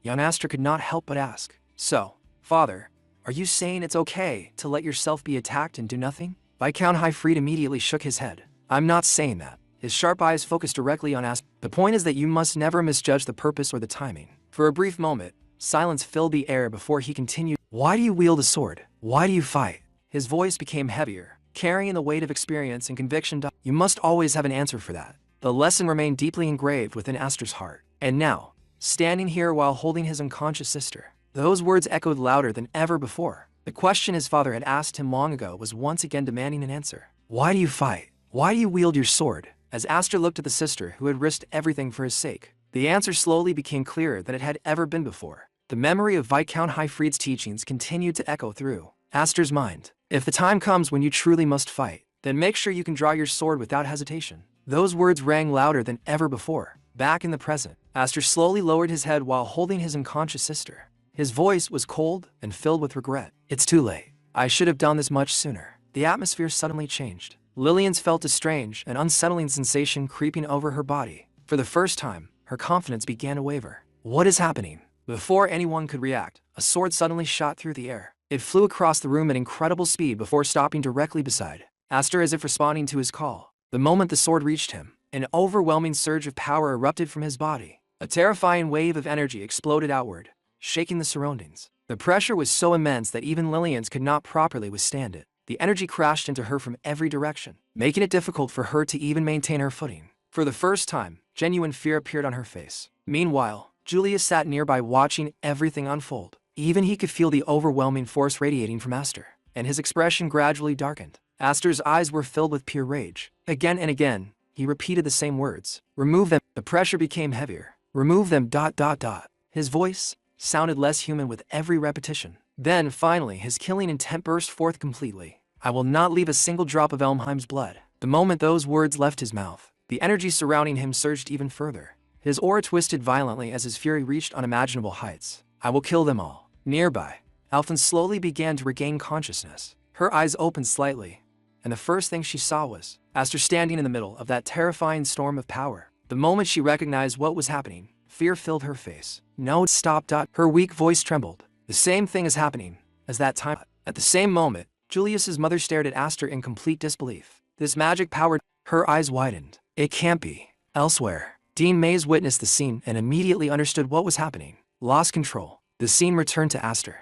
His entire body was overflowing with terrifying energy. The amount being released was so enormous that it felt as though everything around him would be swallowed by it. Slowly, he lowered his sister's body onto the ground. Then he grabbed his sword. Without another word, he launched himself toward Lillian's at terrifying speed. The instant he moved, Lillian's composure completely shattered. Fear spread across her face as she saw the murderous rage burning in Aster's eyes. He wasn't holding back anymore. He wasn't hesitating anymore. He looked like a man who had decided to destroy everything standing in his way. Just as Aster's sword was about to reach Lillian's, Julius suddenly stepped between them. Clang! Their weapons collided violently. The impact sent shockwaves throughout the area. Despite the overwhelming force pressing against him, Julius was smiling. Lillian's immediately called out in relief. Julius. Holding back Aster's attack, Julius looked directly into his eyes. So this is the power of the 7 wings. A look of understanding appeared on his face. I see. Now I understand why those old people like him so much. His smile widened. To think that even while standing on the verge of death, you can still unleash this much power. Then his expression became sharper. But does that really seem okay to you? His voice carried both mockery and curiosity. To save your companions. Isn't that what you've been enduring until now? The moment he finished speaking, Julius immediately pushed forward. He charged directly at Aster. Aster, however, showed no reaction. His eyes remained filled with endless rage as he continued repeating the same words, over and over. The hatred inside him was consuming everything else. Julius laughed. Did you forget how to speak to? He tightened his grip on his weapon. But honestly, I was just thinking that it was about time. I crush you. His smile became colder. Let's finish this with a rematch. The next instant, both of them unleashed their full strength. Boom. Their powers collided head-on. Neither side showed any intention of retreating. Neither side intended to show mercy. The battle instantly escalated into a clash of overwhelming force as both warriors poured every ounce of their strength into defeating the other. Violent shockwaves erupted. With every exchange, the air itself trembled under the pressure. Massive amounts of energy flooded the battlefield. After that, we see the clash of energies taking center stage as both fighters unleash their power without holding anything back. The sheer force radiating from them is enough to terrify everyone nearby, and the spectators immediately realize that staying close is dangerous. One after another, they begin shouting for everyone to run, yelling, "We're gonna get dragged into this." As the violent waves of magical energy continue to spread across the battlefield, the atmosphere becomes increasingly chaotic, with the ground trembling under the pressure created by the two overwhelming powers colliding head-on. Watching this unbelievable display, Lillian is left completely stunned. Staring at Aster in disbelief, she asks, "What is with that guy? Why is he in that state and still fighting on par with Brother Gurion?" She simply cannot understand how someone who looks as battered and exhausted as Aster can still continue, matching such an overwhelmingly powerful opponent blow for blow. As all of this unfolds, as is silently observing the battle, the more he watches, the more shocked he becomes. Deep in his mind, he thinks, this much magic power. He never once used it when we fought. Is this what a battle between two wing emblem holders fighting in absolute earnest looks like? For the first time, he truly realizes the terrifying gap between an ordinary fight and a battle where two elite wing emblem holders are giving everything they have. Every collision of their attacks releases enormous bursts of energy that tear through the surroundings like a storm. The pressure generated by their clash becomes so intense that even Alphen is unable to withstand it. A powerful shockwave erupts from the battlefield, throwing her away from her position and sending her crashing to the ground despite not being directly involved in the fight. Meanwhile, Julius continues his relentless assault on Aster.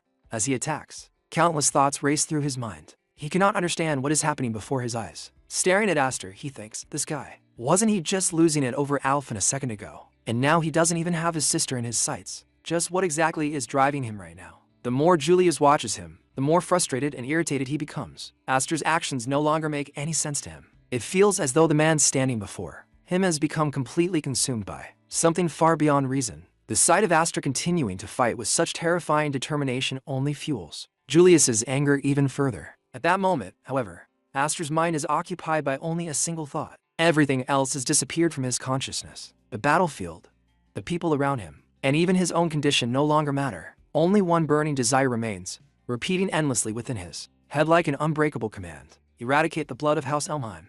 That thought consumes his entire being. His eyes are filled with pure hostility. as he suddenly lets out a furious roar and thrusts his hand forward toward Julius. Seeing the familiar movement, Julius immediately recognizes what Aster is trying to do.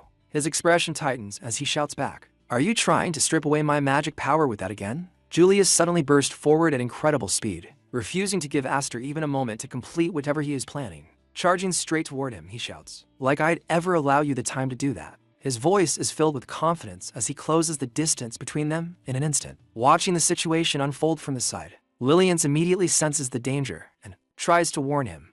Looking toward her brother with concern, she calls out, "Brother, be careful." His magic power is, however, before she can even finish her warning, the battlefield is once again swallowed by the overwhelming force of Aster's energy. On the other side, Aster continues unleashing his power without restraint. His energy tears through everything around him, destroying whatever lies in its path. The sheer nature of that power is terrifying. It does not simply spread outward like ordinary magic. It feels like a force that exists solely to cut, tear apart, and erase anything it touches. As waves of slashing energy surge across the battlefield, countless invisible attacks begin rushing toward Julius from every direction. Even Julius, who had remained calm and confident until now, is momentarily caught off guard. As he feels something strange happening to his body, his eyes widen in surprise. Looking down, he notices numerous small cuts appearing across his skin. Blood begins to emerge from the wounds as the slashing force steadily climbs higher and higher. Staring at the injuries, he mutters in shock, "The slash, it's climbing up my body." Although the cuts are not immediately fatal, their existence alone is alarming.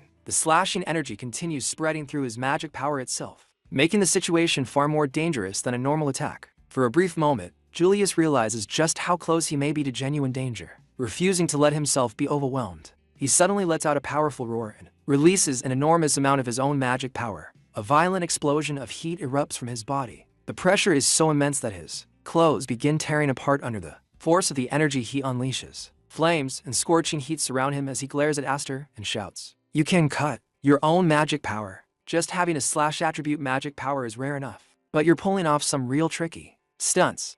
This is the first time I've almost been killed by magic power. But my magic power isn't just hot, you know? My magic power is hot enough to kill." As Julius releases his full power, everyone nearby can clearly feel the terrifying heat pouring from his body. The temperature rises dramatically in an instant. The air itself seems to distort under the intensity of the heat waves radiating from him. It feels as though simply standing near him would be enough to burn someone alive. The battlefield becomes a clash between destructive slash energy and overwhelming heat, turning the entire area into a zone of pure devastation. At that moment, Aster appears slightly more conscious than before. The wild, uncontrollable look in his eyes lessens for a brief instant as he stares directly at Julius. Noticing this, Julius smirks mockingly, looking down at him with arrogance. He says, "Just by standing there, it makes everyone lose the will to defy me. It's your fault for defying me. Strength is what makes them think that way." His words carry the pride of someone who has spent his entire life standing above others, someone who believes absolute power naturally demands obedience. Hearing those words only causes Aster's anger to grow even stronger.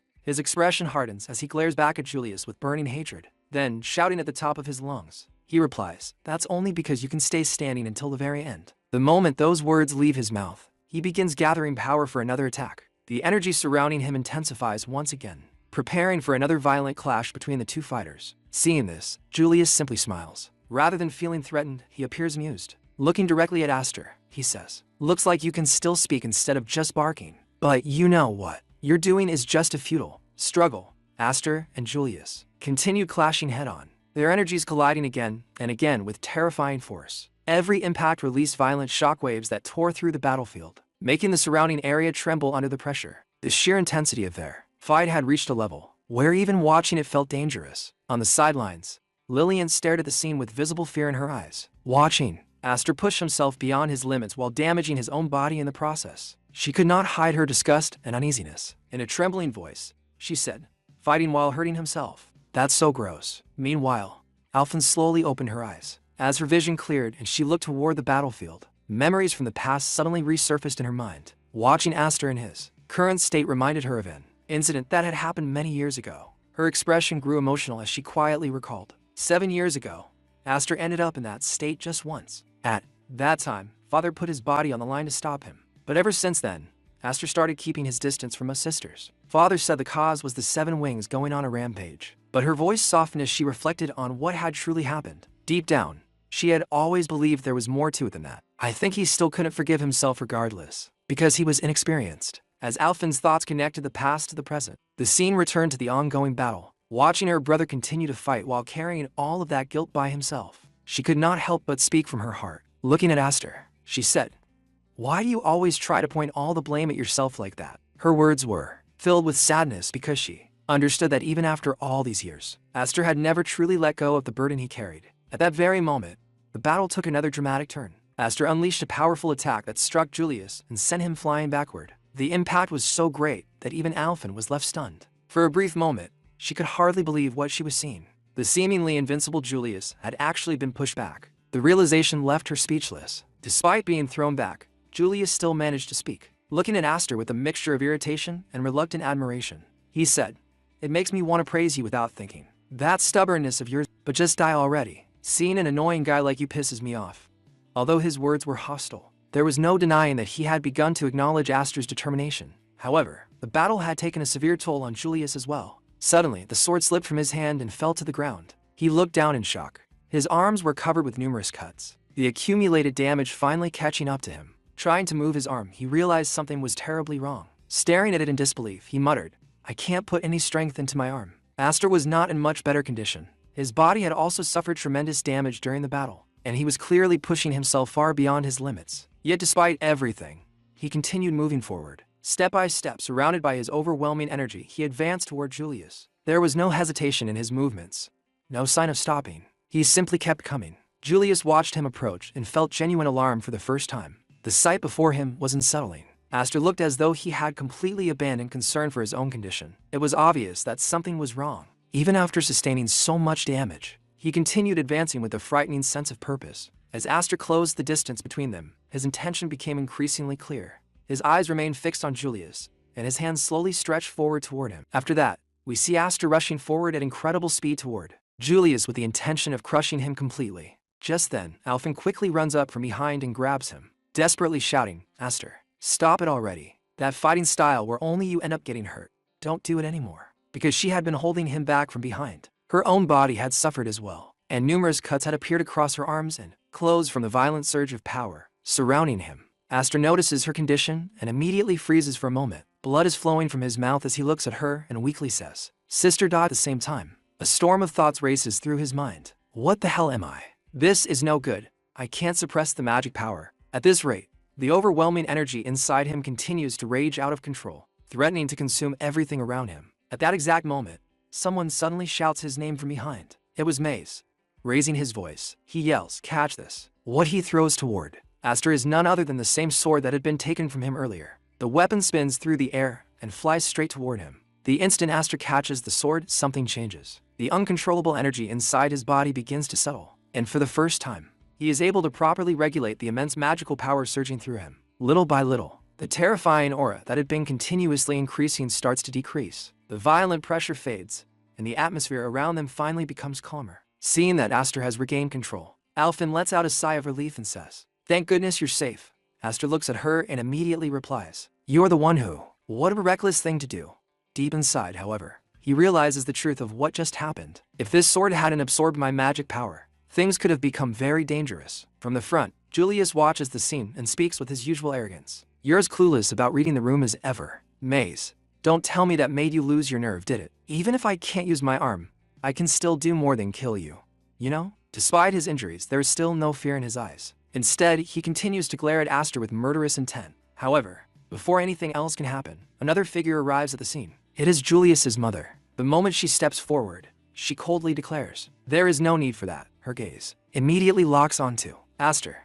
After observing him for a brief moment, she says, "Just as I thought. That abnormal magic power, it was your doing, wasn't it? Aster F. Elmheim, restrain him." The order is given without hesitation. Instantly, the surrounding soldiers move into action. Before either Aster or Alphen can react, the guards surround them and seize both brother and sister. Julius stares at this unexpected development, in shock before turning toward his mother with visible anger. "What's the meaning of this, mother?" Ignoring his frustration, she calmly explains, "I received a report that earlier, during training, he slashed at more than a dozen unarmed cadets with his sword. It is a despicable act that goes against the very principles of chivalry. Naturally, the Academy cannot simply overlook such behavior." The accusation leaves everyone stunned. Alphen immediately steps forward despite being restrained, and raises her voice in protest. Slashed at them? Aster never did such a thing. Aster clenches his teeth as he watches everything unfold before him and silently thinks to himself. She works fast behind the scenes. It does not take him long to realize that this situation has been carefully prepared in advance and that someone has been moving pieces in the shadows long before this confrontation ever reached its current stage. Meanwhile, Julius's mother continues, speaking with a cold and authoritative tone as she addresses everyone present. And then this upper right, after looking at this disastrous scene, it is clear how devoid of reason he is. The rampage of the 7 wings wielding power he cannot control needlessly exposed his fellow students to danger. Even if he is from a branch house, any further actions that degrade the dignity of House Elmheim cannot be forgiven. We will hold an inquiry tomorrow to determine your treatment, but for now, you should at least prepare to leave the academy. Her words fall heavily over the entire area, making it clear that the decision has already been made in her mind. The accusations continue to pile up against Aster, and the situation grows more hopeless with every passing second. Watching all of this happen right before her eyes, Alphen lowers her head slightly and thinks to herself, so it's come to this after all. There is sadness in her heart, but at the same time she is not entirely surprised. Deep down, she had feared that sooner or later the people targeting Aster would finally make their move. Not far away, Maze is also observing everything in silence. Unlike Alphen, he carefully considers the political consequences of every action. Inside his mind, he thinks, that's why I told him to be careful, but if I protect him openly any further, my own position will be in jeopardy. However, I can't afford to lose him here either. He finds himself trapped between two difficult choices. If he openly supports Aster, he risks damaging his own standing, yet allowing Aster to be destroyed here would mean losing someone whose value and potential he understands better than most. However, before anyone can react further, an overwhelming wave of scorching heat suddenly erupts across the battlefield. The intense energy crashes into the surrounding soldiers and sends them flying backward. In a single instant, the guards who had been restraining Aster and Alphen are knocked down immediately, unable to withstand the immense force. Everyone turns toward the source of this power, only to find Julius standing there with an expression full of pride and defiance. In front of everyone,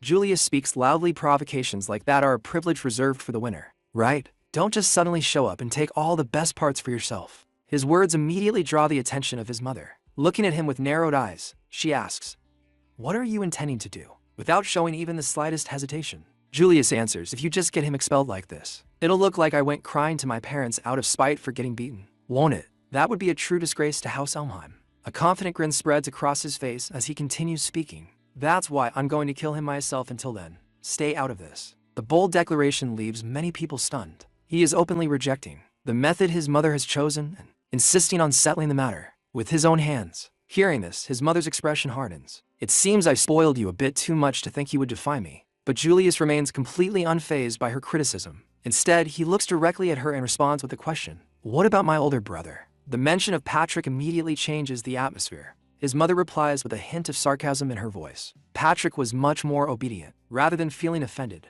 Julius simply mocks the comparison. A confident laugh escapes him before he answers. "Besides, my position as a direct descendant is higher than that of some duchess, if you understand." "Then back off, dear mother." The sheer audacity of his words shocks many of the people standing nearby. Very few would dare speak to her in such a manner. Yet Julius does so without the slightest fear. He stands his ground proudly, making it clear that he has no intention of backing down. For a brief moment, his mother stares at him in silence. Then, realizing that further argument will accomplish nothing, she turns around and begins walking away. As she leaves, she gives him one final warning. "Do as you please next time, instead of just talking big. I expect you to show it through your actions." Julius stares at Aster for a moment before speaking in a cold and resolute voice, making his intentions absolutely clear. "I will not acknowledge it, neither the existence of the 7 wings nor you." Aster is left surprised as he watches Julius turn around and begin walking away. After everything that had happened, this was not the reaction he had expected. Quickly, he calls out to him from behind, "What about our deal?" Hearing the question, Julius stops for a brief moment before answering, without even looking back.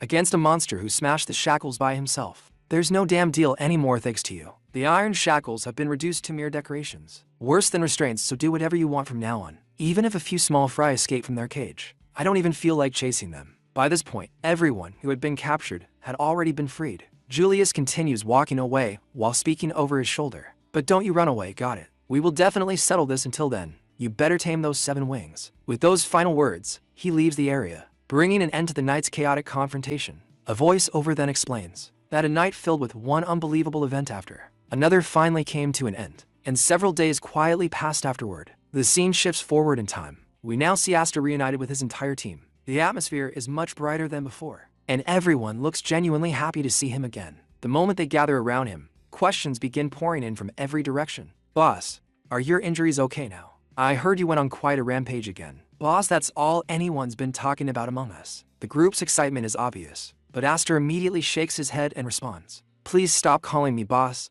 I couldn't do anything this time. I nearly let the chance to save my comrades slip away right before my eyes. There is clear frustration in his voice. Even though everyone else sees him as a hero, he can only focus on his own shortcomings and the moments where he felt powerless. At that moment, Vigor steps forward and answers him. What are you talking about? All the guys caught by Iron Reed came back safely like this, didn't they? And that's all thanks to your big fight, you know? Aster lowers his gaze and replies, that was just us being saved by his whim. Nothing more by House Elmheim, who was supposed to be the enemy. Even now, he cannot accept the outcome as a victory. To him, the situation had only been resolved because of circumstances beyond his control. Aster clenches his fist slightly and says with frustration, even with the 7 wings, I'm in this state. Seeing how hard he is being on himself, Vigor suddenly smacks him on the shoulder and laughs. Well, don't be so hard on yourself. You charged into enemy territory all alone for your comrades. Everyone knows you put your life on the line and fought hard. And you're just a 14-year-old kid. The others nod in agreement as he continues. Anyone who would lose respect for you over something like that, there's not a single one among us, so rest easy. The words are sincere, and for a moment Aster finds himself unable to respond. Before he can say anything, however, Vigor suddenly moves closer with a mischievous grin spreading across his face. More importantly, man, what happened with that beautiful sister of yours? Even though you finally had some time alone together as brother and sister. The moment those words leave his mouth, the scene abruptly cuts away before Aster can answer. The story shifts to another location where Aster is resting alone in his room. The cheerful atmosphere from before is gone, replaced by silence. Lying there by himself, he begins thinking about everything that has happened. I still haven't been able to speak to her even once since then, or rather, it felt like we were both avoiding each other. That is probably the true nature of the awkwardness between us at this rate. It's the same whether the iron shackles are there or not. The distance between him and Alphen weighs heavily on his mind, even though the physical restrictions that had once separated them no longer matter. The emotional barrier between them feels greater than ever. Neither of them has been able to take the first step toward fixing their relationship. As he remains lost in thought, a sudden knock echoes from the door. Knock, knock. The unexpected sound pulls him back to reality. He sits up and looks toward the entrance. Who is it? A moment later, a familiar voice answers from the other side. It was Alphen. Standing outside the door, she hesitates for a brief second before speaking. Can we talk? You know, alone together as brother and sister. The words immediately cause Aster's heart to skip a beat. After that, we see Aster and Alphen finally make it out safely. The moment they step outside, Alphen takes a deep breath of the fresh air before smiling softly. Being able to breathe freely really is the best. It makes me feel like I'm truly alive. This is all thanks to Aster too. Thank you for coming to save me. Her voice is filled with genuine gratitude, relieved that she is finally free after everything she has been through. However, Aster immediately replies in his usual straightforward manner. It's not like I went there just to save you, sister. Hearing that, Alphen lets out a small laugh before gently scolding him. I know, but you don't have to correct me on that. You're not very honest with your feelings, are you? Her teasing smile slowly fades into a more emotional expression as she continues. But honestly, I wanted you to leave me alone, because seeing me in such a disgraceful state isn't something I want my younger brother to see. You know, after a brief but heartfelt moment of silence, Alphen once again puts on a warm smile and continues, speaking from the bottom of her heart. Besides, this is the second time you've saved me. Those who cannot avenge themselves have no right to take up a sword. Do you remember? Those were the words you and Uncle said during the sword dance festival long ago. I believe those words were absolutely right. That's why I decided to become stronger. I wanted to become strong enough to at least avenge myself, so that I would never need your protection again. Aster. Her smile gradually disappears as painful memories begin to surface. But it was useless. I realized that the moment I entered the Night Academy, I can never become like Aster. The only reason I stepped out of line this time was because I wanted to show off in front of my younger brother. I wanted you to see me as someone reliable for once. But because of my foolish pride, I only ended up causing you trouble again.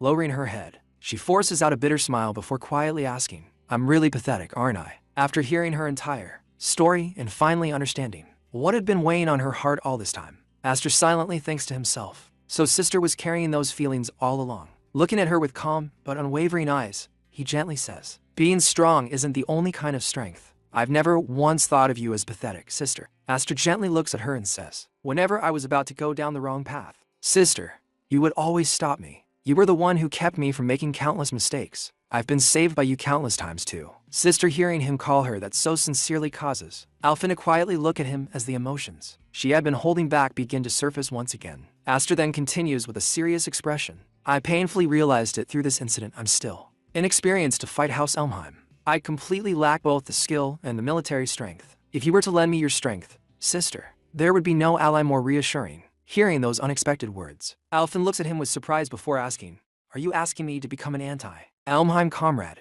Without any hesitation, Aster nods and replies, if even just a little bit within you, sister, you have the desire to get back at them, then I think you have a much better chance by standing with me than by quietly letting those feelings burn inside you all. Alone his words are calm yet convincing, making it clear that he is not asking out of desperation, but because he truly believes they can fight together. Alphen lets out a helpless smile before shaking her head slightly seriously. Ever since we were kids, you've never really been like a younger brother, honestly. I don't even know why you're willing to go this far to treat House Elmheim as your mortal enemy. But as a fellow member of House Elmheim, I can't overlook their tyranny either. Besides, you're pretty reckless, aren't you? So that's exactly why your big sister will stay by your side and keep an eye on you for a little while longer. A warm smile immediately appears on Aster's face after hearing those words. That's exactly how you should be, sister. He then extends his hand toward her with complete confidence and says, welcome back, sister. Alphen smiles back before reaching out and firmly shaking his hand, marking the moment the two siblings finally stand together once again.